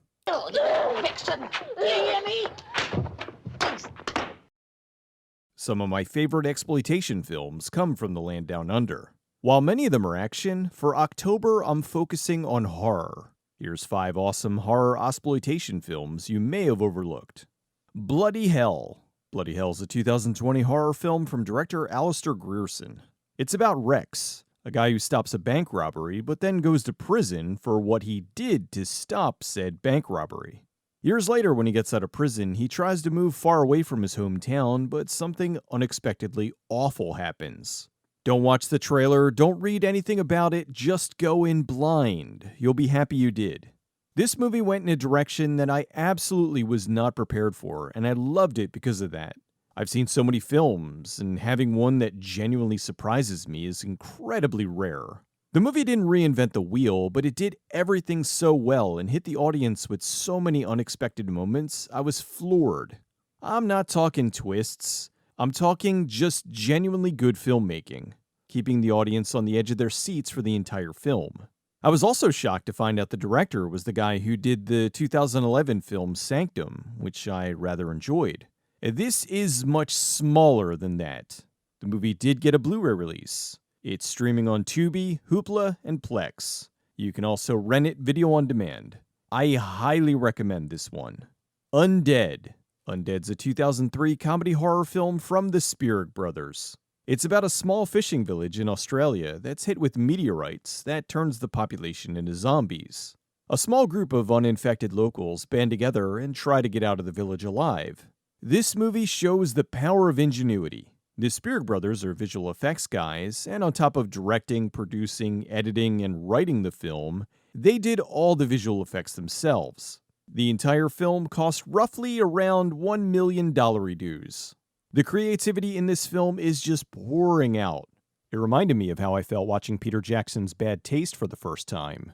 It's ridiculously bloody and incredibly inventive. It's also hilarious, if you like dark humor. I know by this point you're tired of zombie films, but this one is by far one of the most unique and original ones out there. You will never be able to figure out what's going on until it's finally revealed.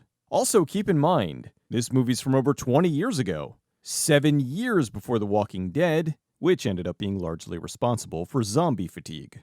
The movie won an award for Best Visual Effects at the Australian Film Institute Awards. This gained the Spirig brothers a lot of attention, which led to them directing their incredibly unique take on vampires, Daybreakers. While I don't want them to get typecast, I kind of hope they make an incredibly unique take on werewolves at some point. The movie was restored by the Australian label Umbrella and is on Blu-ray. It's available for streaming on Shudder and AMC+. Wormwood. Okay, another zombie film, but another unique zombie film. Much like Undead, I guarantee you haven't seen a zombie film like this. Wormwood, Road to the Dead is a 2014 action horror film from director Kia Roach-Turner. It's about Barry, a mechanic who lives in the Australian outback with his wife and daughter. One night, a meteor shower causes people from all over to become zombies. They like their meteor zombies down there. He teams up with other survivors to try to get away from this madness. The team discovered that at night, the zombies release a flammable gas, so they modify a car engine to run on zombies. The movie moves at a breakneck pace, and while it is a horror movie, it does have some humor to it. It premiered in September of 2014 at Fantastic Fest. It had a limited Australian theatrical release in early 2015. It was only supposed to be a one-night event, but the demand was so high, it continued to run in Australian theaters for weeks. It was then released video on demand and Blu-ray by Shout Factory. The film was made for about $160,000, which is staggering. There is so much going on that it looks like a movie that costs easily quadruple that. It was such a hit, they planned to make a 10-episode TV series called Wormwood, Chronicles of the Dead. They released a 7-minute short in 2017, but for whatever reason, the series was never made. Instead, a few years later, in 2021, they released the sequel, Wormwood Apocalypse. Wormwood Road to the Dead is a highly entertaining and very slick zombie film. It's available on Blu-ray and streaming on AMC+. The sequel is also on Blu-ray and is streaming on Tubi. Rogue. Rogue's a 2007 horror film from director Greg McLean. You should recognize that name, as he was the director who brought us the wonderful Wolf Creek series. The movie's about an American journalist working on a story about the Australian outback. He goes on a tour with some locals and some tourists when their boat sinks and they have to seek shelter on a small island. The island is sinking, and the people are picked off by a very large and very hungry crocodile. What a great movie. Much like Wolf Creek, the movie does a good job of letting you get to know the characters before putting them in this horrible situation. So many modern horror films seem to rush right into the kills, which deflates about 90% of the tension because you don't really care about any of the people. Rhoda Mitchell does a wonderful job as the tour guide Kate. This was also the movie where I discovered that she's Australian. Even Sam Worthington was good, which is interesting because I've seen him in so many other films and he's been a plank of wood. I think with him, it really does come down to the director being able to pull the right performance out of him. The crocodile looks fantastic. It's also really bloody. While in some movies, even the delightful Lake Placid, the crocodile attacks were fairly muted. In this, the victims get shredded. The final act is one of the most tense, nail-biting sequences I've seen. I really had no idea who was going to survive. Great stuff. The movie's on Blu-ray, but it seems to be out of print. It's currently streaming on Starz and Plex. The Reef. The Reef's a 2010 horror film from director Andrew Traucki. It's about a group of friends who are sailing along the Great Barrier Reef. They accidentally crash the boat, which sinks and leaves them stuck out in the water. As if that wasn't bad enough, they are then hunted by a great white shark. This is a very intense movie. It's often been compared to a similar film, Open Water, but in my humble opinion, this one is much better. The sharks they used in the movie are real. While yes, they had some special effects and whatnot, but the sharks and the shark footage they used was all real, giving a very uncomfortable realism to the film. This was the director's second feature, with the first being Black Water, about some people who were getting snacked on by a giant crocodile. I haven't seen that one, so I don't know how it is. The Reef is apparently based on the true story of Ray Boundy, the sole survivor of a boating incident. Although the chief of tourism in Australia was worried about all these killer crocodile and shark movies coming out of Australia, especially since ones like this were being labeled as based on a true story. He thought it would hurt tourism. The movie had a standalone sequel, The Reef, Stalked, which came out in 2022. I haven't seen that one yet either, so I don't know how it turned out. It did have the same director, so that's a good sign. The Reef plays as a very solid double feature with Rogue. It's available on Blu-ray. It's also available for streaming on Amazon Prime and Hoopla. The sequel is also on Blu-ray and streaming on Shudder. All these movies are worth your time. I've seen so many Australian films over the years, and largely they do not disappoint. Between Japan and Australia, I think they hold most of my favorite movies from outside of the US. South Korea too. And Thailand. And France. Okay, there's a ton of countries that are killing it right now. I wonder what the next video will be. I'll see y'all next time.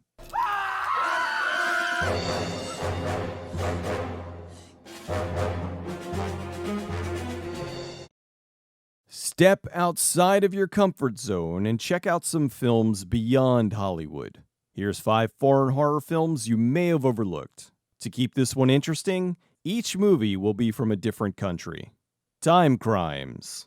Time Crimes is a 2007 sci-fi horror film from Spain and directed by Nacho Vigalondo. It's about a guy who accidentally travels through time and screws things up. Then he goes back to try to fix what he did, which only makes things worse. So he goes back again, and you get the idea. Just for the record, I know I kind of glossed over the accidentally travels through time, but that's really just for brevity. The movie explains it in a much better way. Anyway, what a terrific film. Every time Hector time travels, he essentially makes a clone of himself that's in the same timeline. He has to keep trying to fix things, and the movie is trying to keep up with the continuity. I can't imagine how difficult it was to make sure that everything lined up right, which was updated with every run. In an interview, the writer-director stated that Chronocops, from the British sci-fi magazine 2000 AD, was the biggest influence. In Spain, the movie was released as Chrono Crimes, and then retitled to Time Crimes for the rest of the world. The movie had a very low budget, and as such, there were minimal visual effects. This is fine because the movie didn't need them.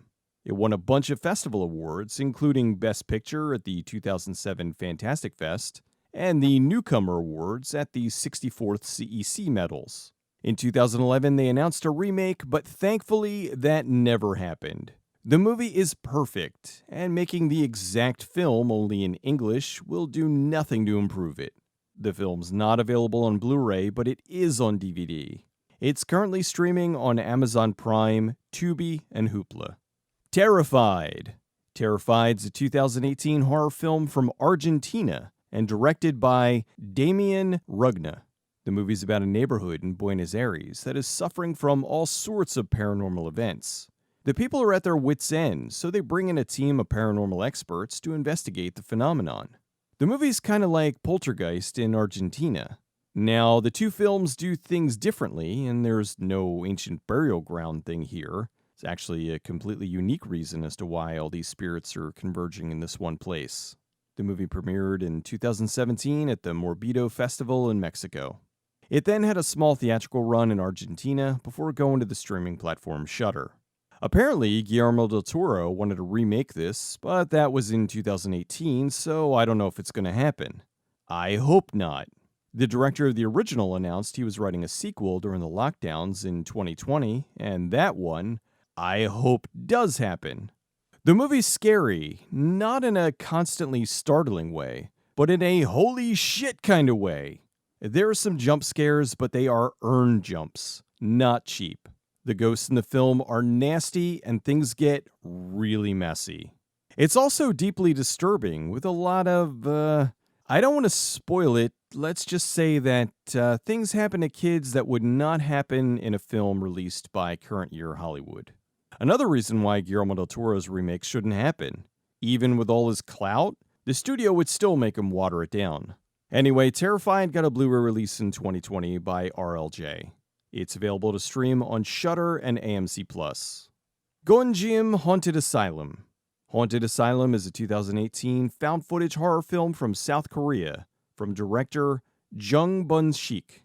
The movie's about a very popular paranormal YouTuber who gathers up a bunch of his fans to do a live stream of them exploring a haunted insane asylum. The whole thing starts off fairly lighthearted, and then it hits a point where, oh snap, this is all real. The movie's based on the real haunted location, the Gonjiam Psychiatric Hospital. It's reported to be one of the most haunted locations in South Korea. I read that they were allowed to get some exterior shots of the hospital, but were not allowed to go inside to film. So the vast majority of the movie was filmed in the National Maritime High School in Busan. They were able to get the blueprints of the hospital, and the set designers recreated the hospital as closely as they could. The movie is a bit similar to the Canadian indie film Grave Encounters, where a paranormal reality TV crew investigate a haunted asylum. This one is also really good, but it plays out a good deal differently from Haunted Asylum. You can't deny the similarities, but you can watch both back-to-back and have two separate experiences. There's a moment I want to include here, but decided not to because it spoils one of the best scares in the film. However, if you want to see it, I'll include it as this week's stinger after the end. The movie did well theatrically. It made over $21 million worldwide, which makes it the second highest grossing Korean film, with 2003's A Tale of Two Sisters taking the top spot. An amazing movie that was later remade in the US as the not-so-great Uninvited. Haunted Asylum did get a Blu-ray release in 2018 from Wellgo. It's currently available for streaming on Amazon Prime, Shudder, and Tubi. Raw. Raw is a 2016 horror film from France, directed by, forgive me for butchering the name, Julia Ducournau? The movie's about Justine, a vegetarian who's on her first day at veterinary school. In the first week, the older students, one of them being her older sister, are hazing the younger students, and Justine is forced to eat raw rabbit kidneys. This starts her craving for meat. Raw meat. This is a very underappreciated body horror film. Even though the film received a great deal of critical acclaim when it first hit, it's flown under most people's radar since then. The movie is downright disgusting at times, and for that, it did get some flack. However, it's all part of the storytelling. This was a horror movie that was designed to make you feel horror. It was shot in Belgium because the American style of college campuses don't exist in France. It premiered at the Cannes Film Festival in 2016, where it won the International Federation of Film Critics Prize. It continued to win awards at various film festivals for the rest of the year, and had a small theatrical run in the US in March of 2017. The movie was released on Blu-ray by Monster Pictures, and then re-released by Shout Factory. It's not available for streaming, but it is on video on demand. Tales of Terror, Haunted Apartment. Tales of Terror, Haunted Apartment is a 2005 horror film from Japan, directed by Akio Yoshida. The movie's about a father and daughter who move into an old apartment building where the inhabitants are acting just a little strange.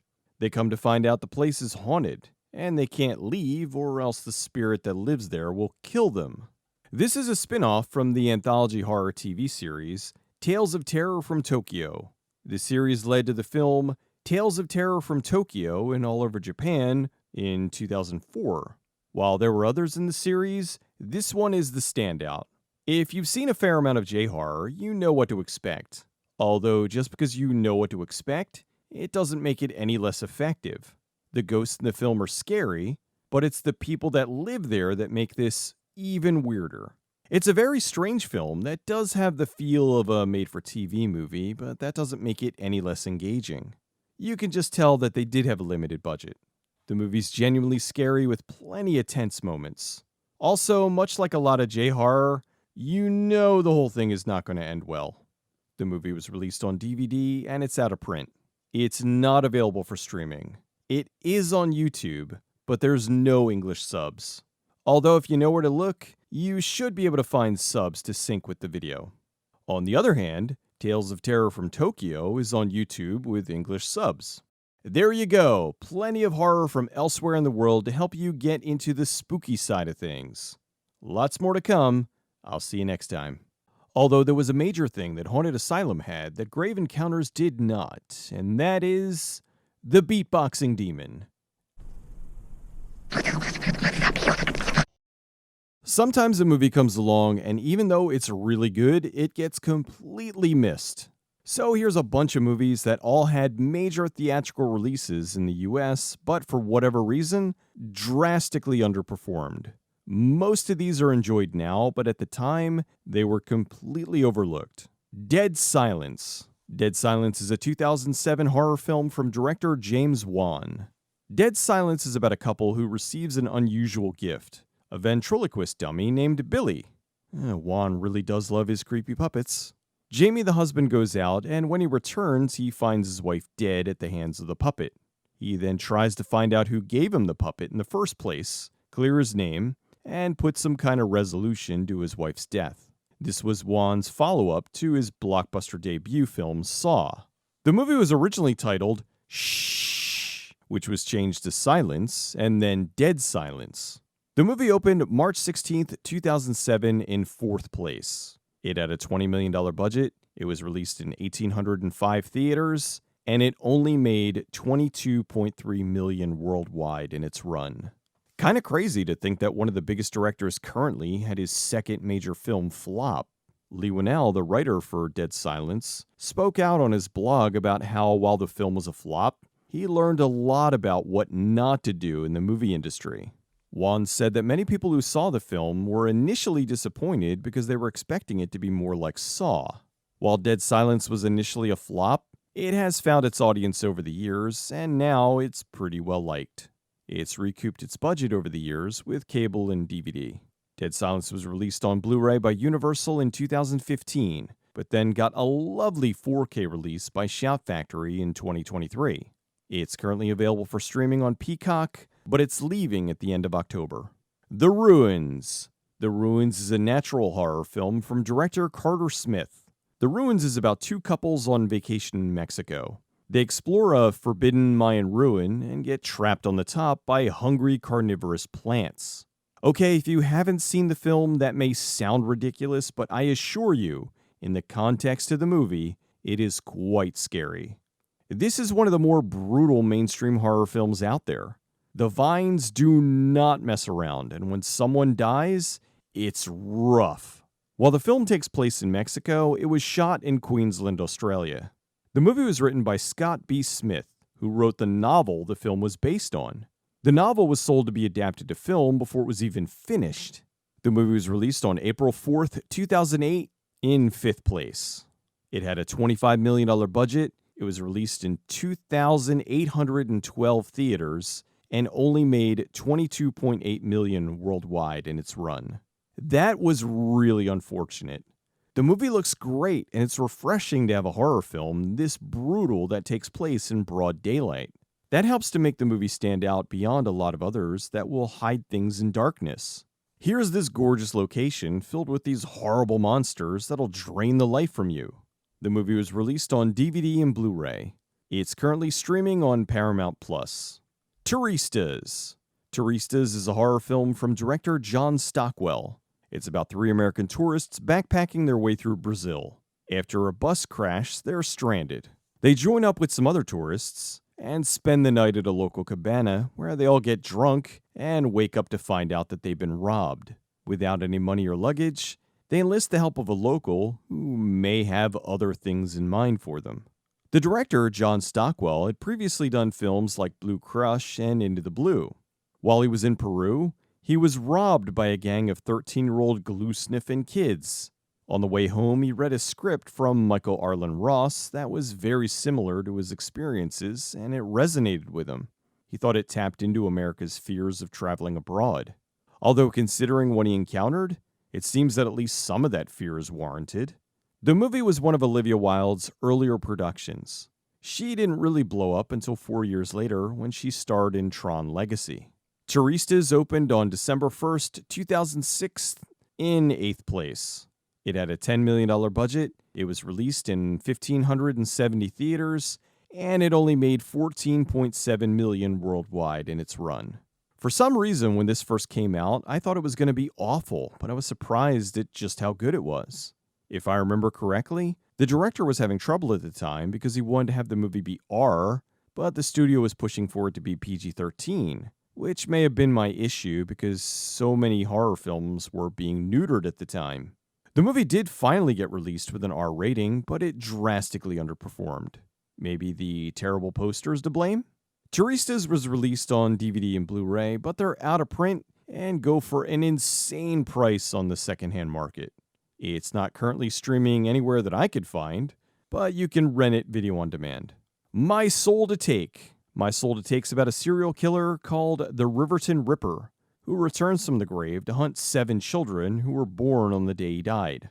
The 7 children are outcasts, and each one carries a different trait from the Ripper. When the people in town start dying, all eyes are on the Riverton 7, thinking that one of them may be responsible.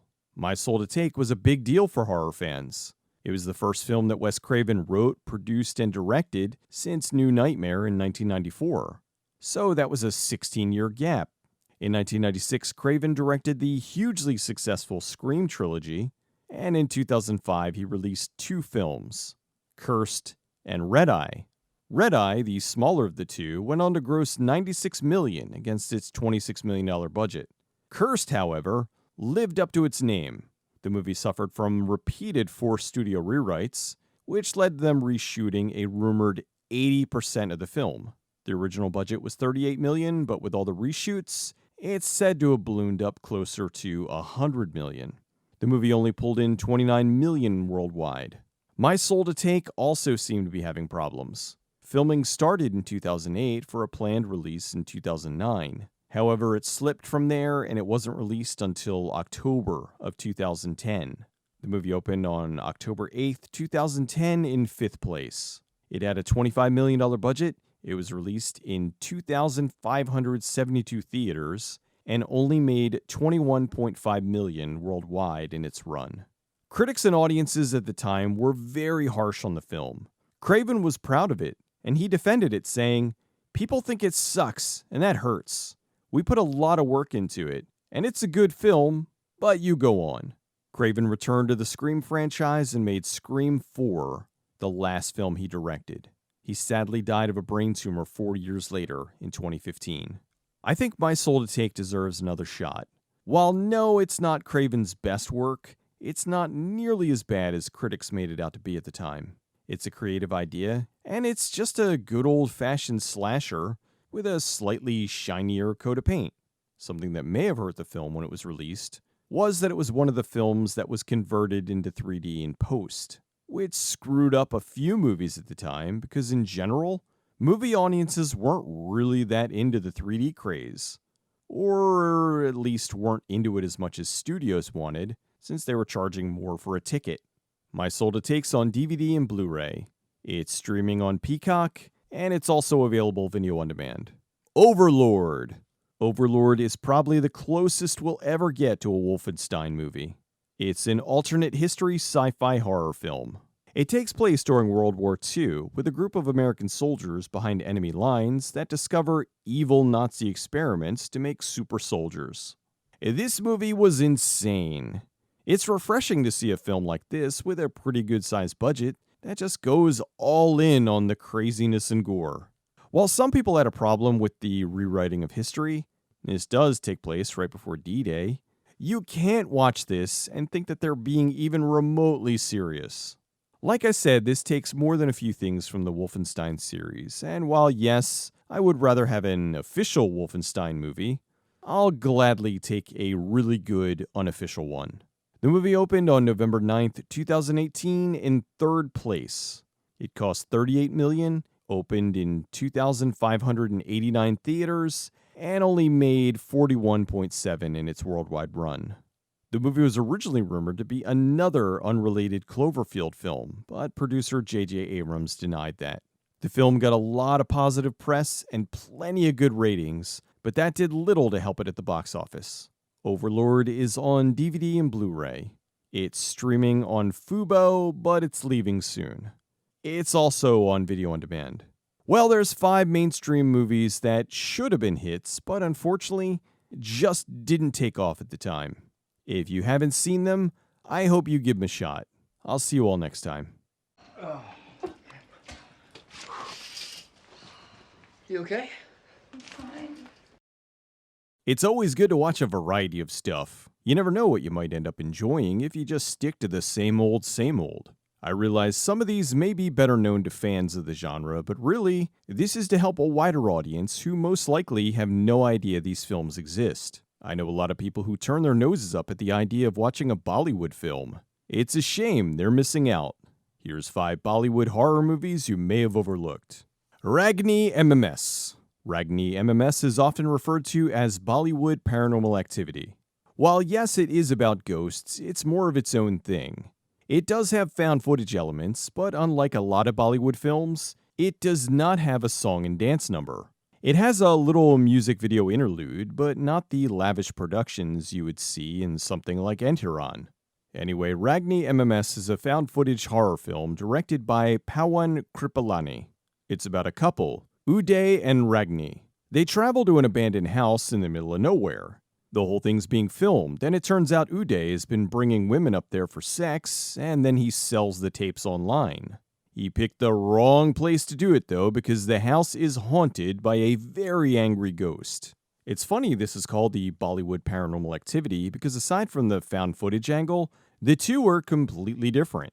Uday is pretty much a huge jerk the whole movie, and Ragni gets a lot of abuse from the ghost. They have some friends show up, but they only stay for a little comedy and then leave. Apparently the film is based on the true story of a girl from Delhi. The film did very well and recouped its budget within 2 days of its release. As far as I can see, the movie did not get a physical release. It's also not available for streaming in the US.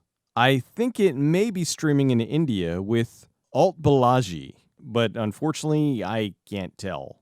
It is on YouTube without English subs, but you can find those if you know where to look. Pari.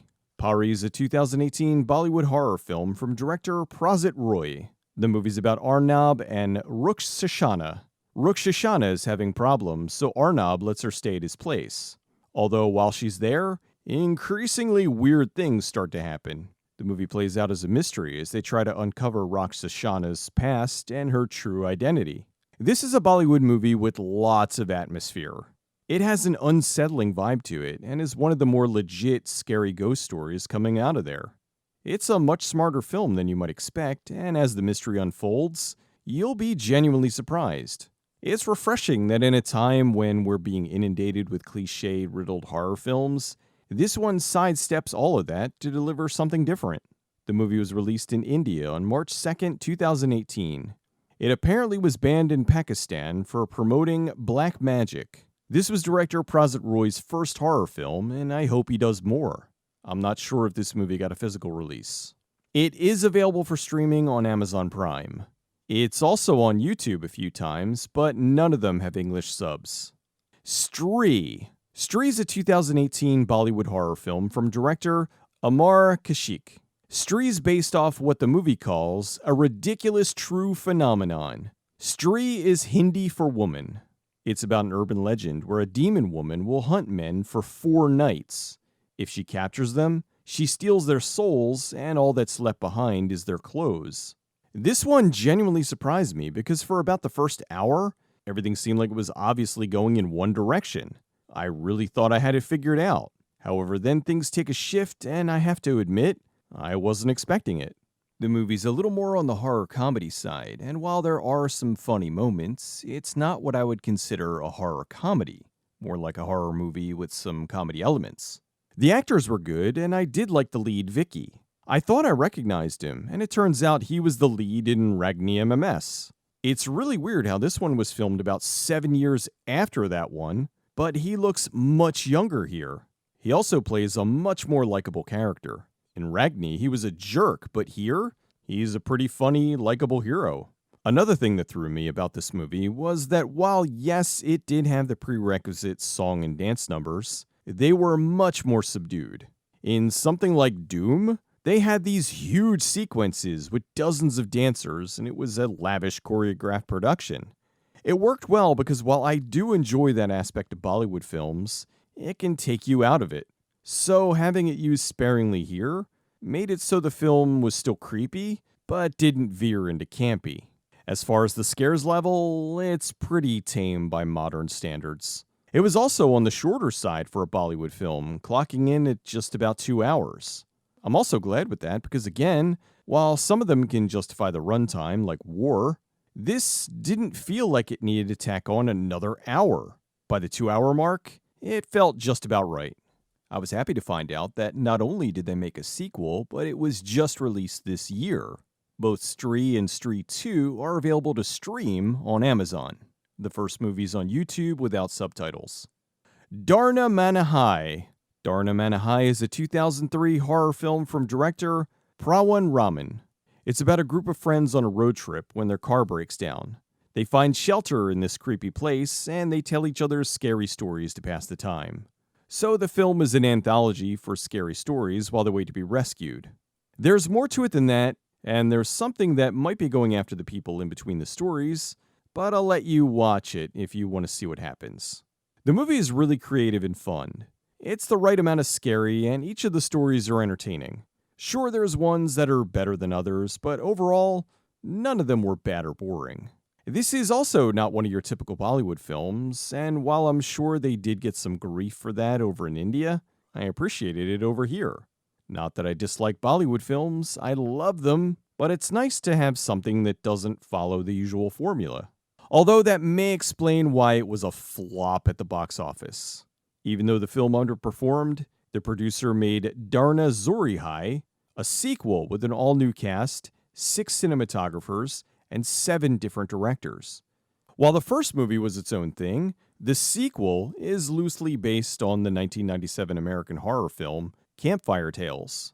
Darna Manahai is not on Blu-ray, and I don't think it's on DVD in the US either. It is available on video on demand. It's on YouTube a few times, but without subs. Ragni MMS 2. Ragni MMS 2 is a 2014 Bollywood horror film from director Bhushan Patel. The sequel to Ragni MMS goes quite a bit off from the original. It's got ex-adult star Sunny Leone in her second Bollywood film. She is absolutely stunning, and the movie knows this. So they never cease to put her in sexy clothes or no clothes at all. Although keep in mind, this is Bollywood, so while they'll lean heavily into the sex, you can forget about seeing any nudity. At one point, there's some side boob, but they preemptively blur it. If you really want to see that with Sunny, well, you can look into her previous employment. The movie starts right off with a song and dance number, which is quite good. On top of the fact that the song is very catchy, the production quality is great. Sunny is sexy, and it feels right because it's not something that pops up later and stops the film in its tracks. After that, Sunny and a group of filmmakers go to spend some time in the house from the first movie and film their experiences. While there, all sorts of ghostly things start to happen, including pop-ups letting the audience know that smoking is bad. Sunny investigates, which leads her back to Ragni, who is now in a mental institution. Once she returns to the house, the ghost activity kicks into overdrive, and the people there are fighting for their lives. I enjoyed this one very much. It's not particularly scary. It's more interesting than scary. It's fun to see a Hindi film that goes into a more American concept of ghosts. In this way, it does feel more like Paranormal Activity, but again, it's not a Bollywood remake. Believe me, there are plenty of Bollywood versions of popular American films. This is just one that was influenced, but not ripping off. This was Sunny's second Bollywood film, and it was such a hit, it launched her into a new career as a mainstream actress. The film did so well, they decided to continue the Ragni storyline. In 2017, there was the TV series, Ragni MMS Returns, which ran for 28 episodes. Sunny Leone returned for 3 episodes, but as a new character, Meena. Meanwhile, they had another actress as Sunny for the majority of the show. It looks like the first season's on YouTube, but without English subs. Then there's Ragni MMS Returns, the movie, but I believe that's just all the episodes from Season 1 edited into a movie. Ragni MMS has a version for free on YouTube, but it's missing the opening song and dance numbers and doesn't have subtitles. There's a video-on-demand version that says it's the full one, but I don't know if that has subs or not. You can rent it video-on-demand on Amazon. So that's 5 Bollywood horror movies. Now shut up, you rascal. Shut up! Shut up, you rascal!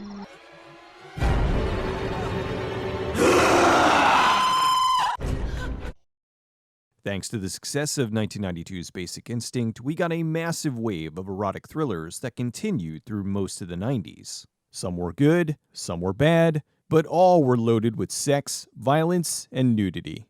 While most of you will remember the big ones like Wild Things and Sliver, there were more than a few that flew in under the radar. Here's 5 erotic thrillers from a much sexier time in movie history. Traces of Red.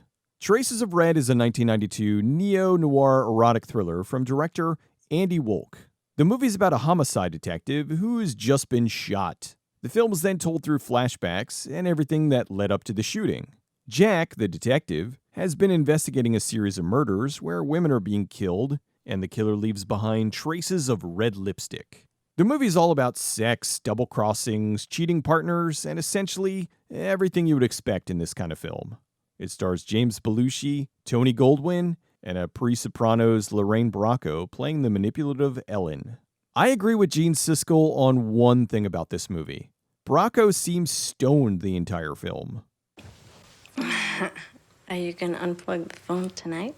She received a Razzie nomination for Worst Actress. She looks the part. She's playing a horny, possibly evil widow, but in her acting, she's trying to play it sexy, and her sexy comes off as baked. Sensitive guy doing a macho job. That's a real turn on to me.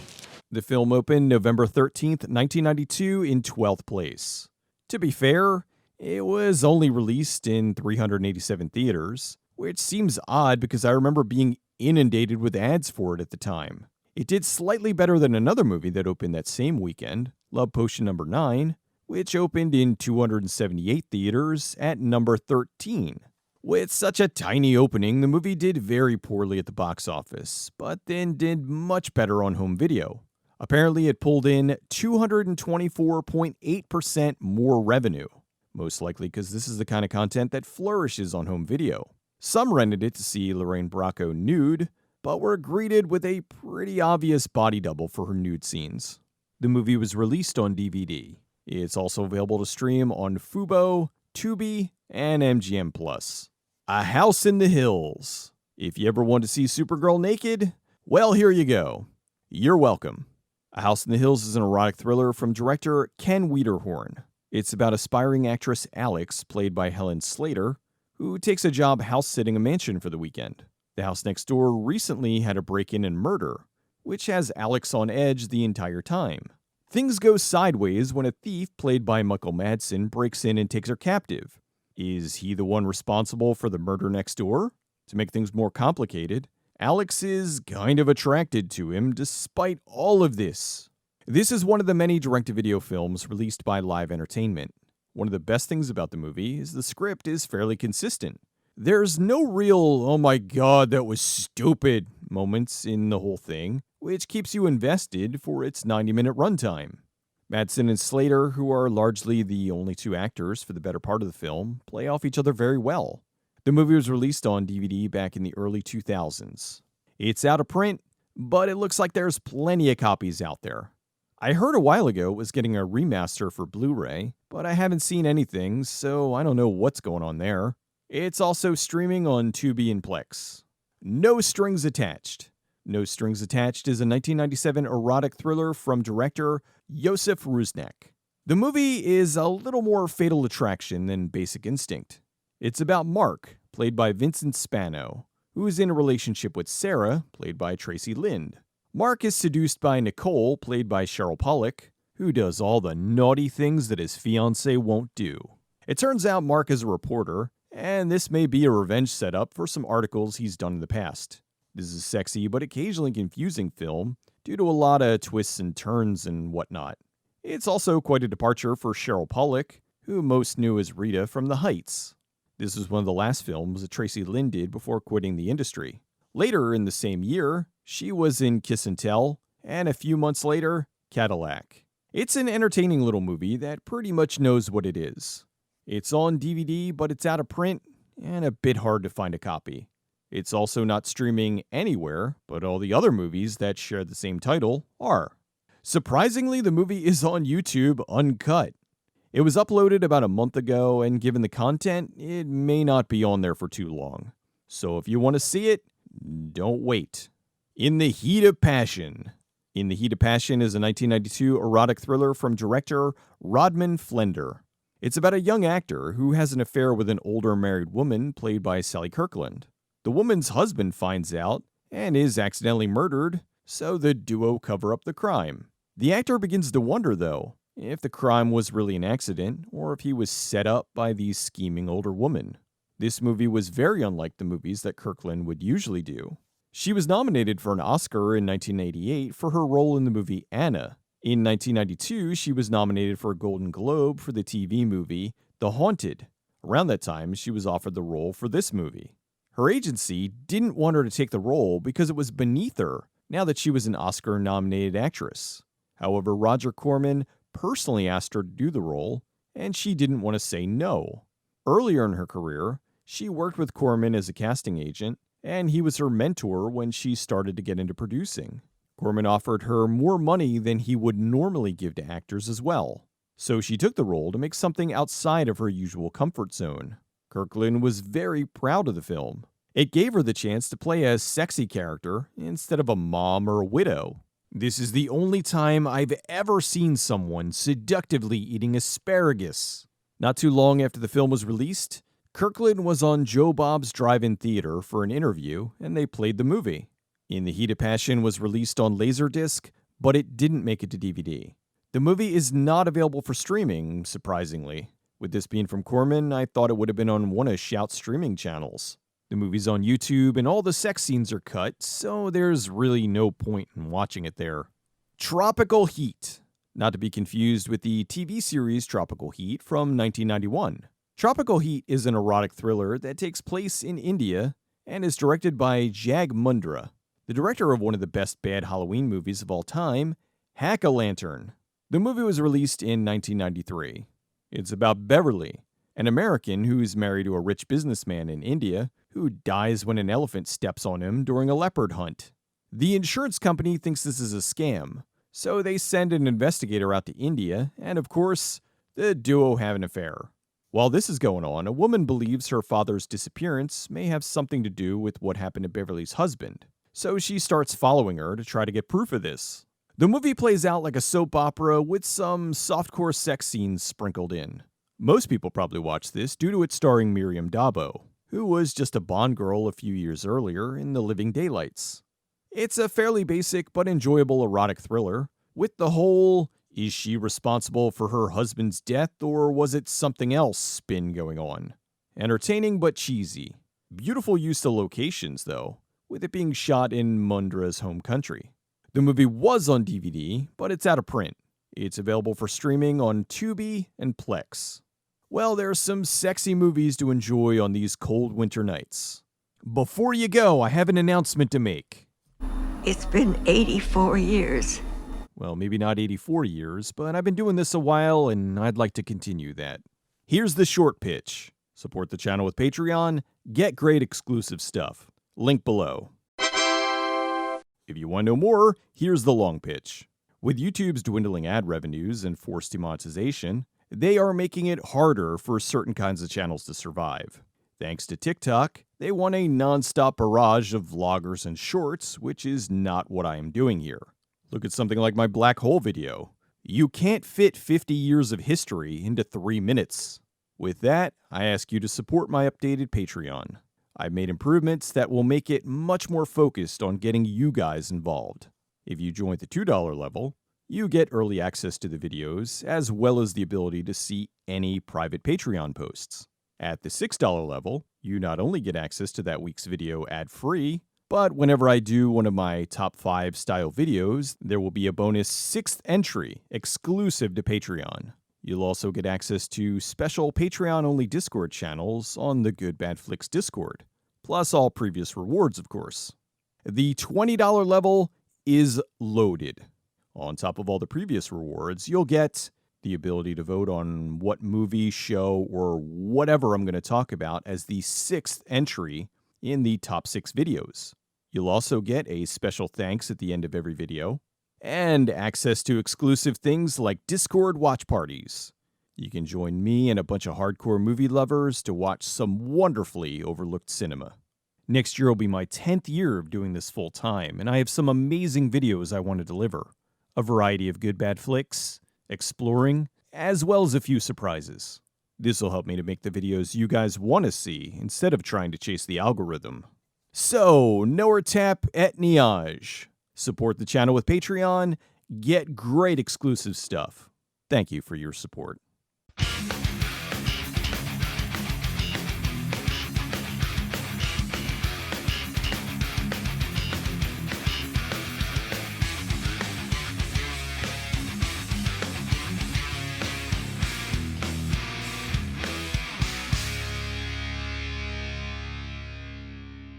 Go on.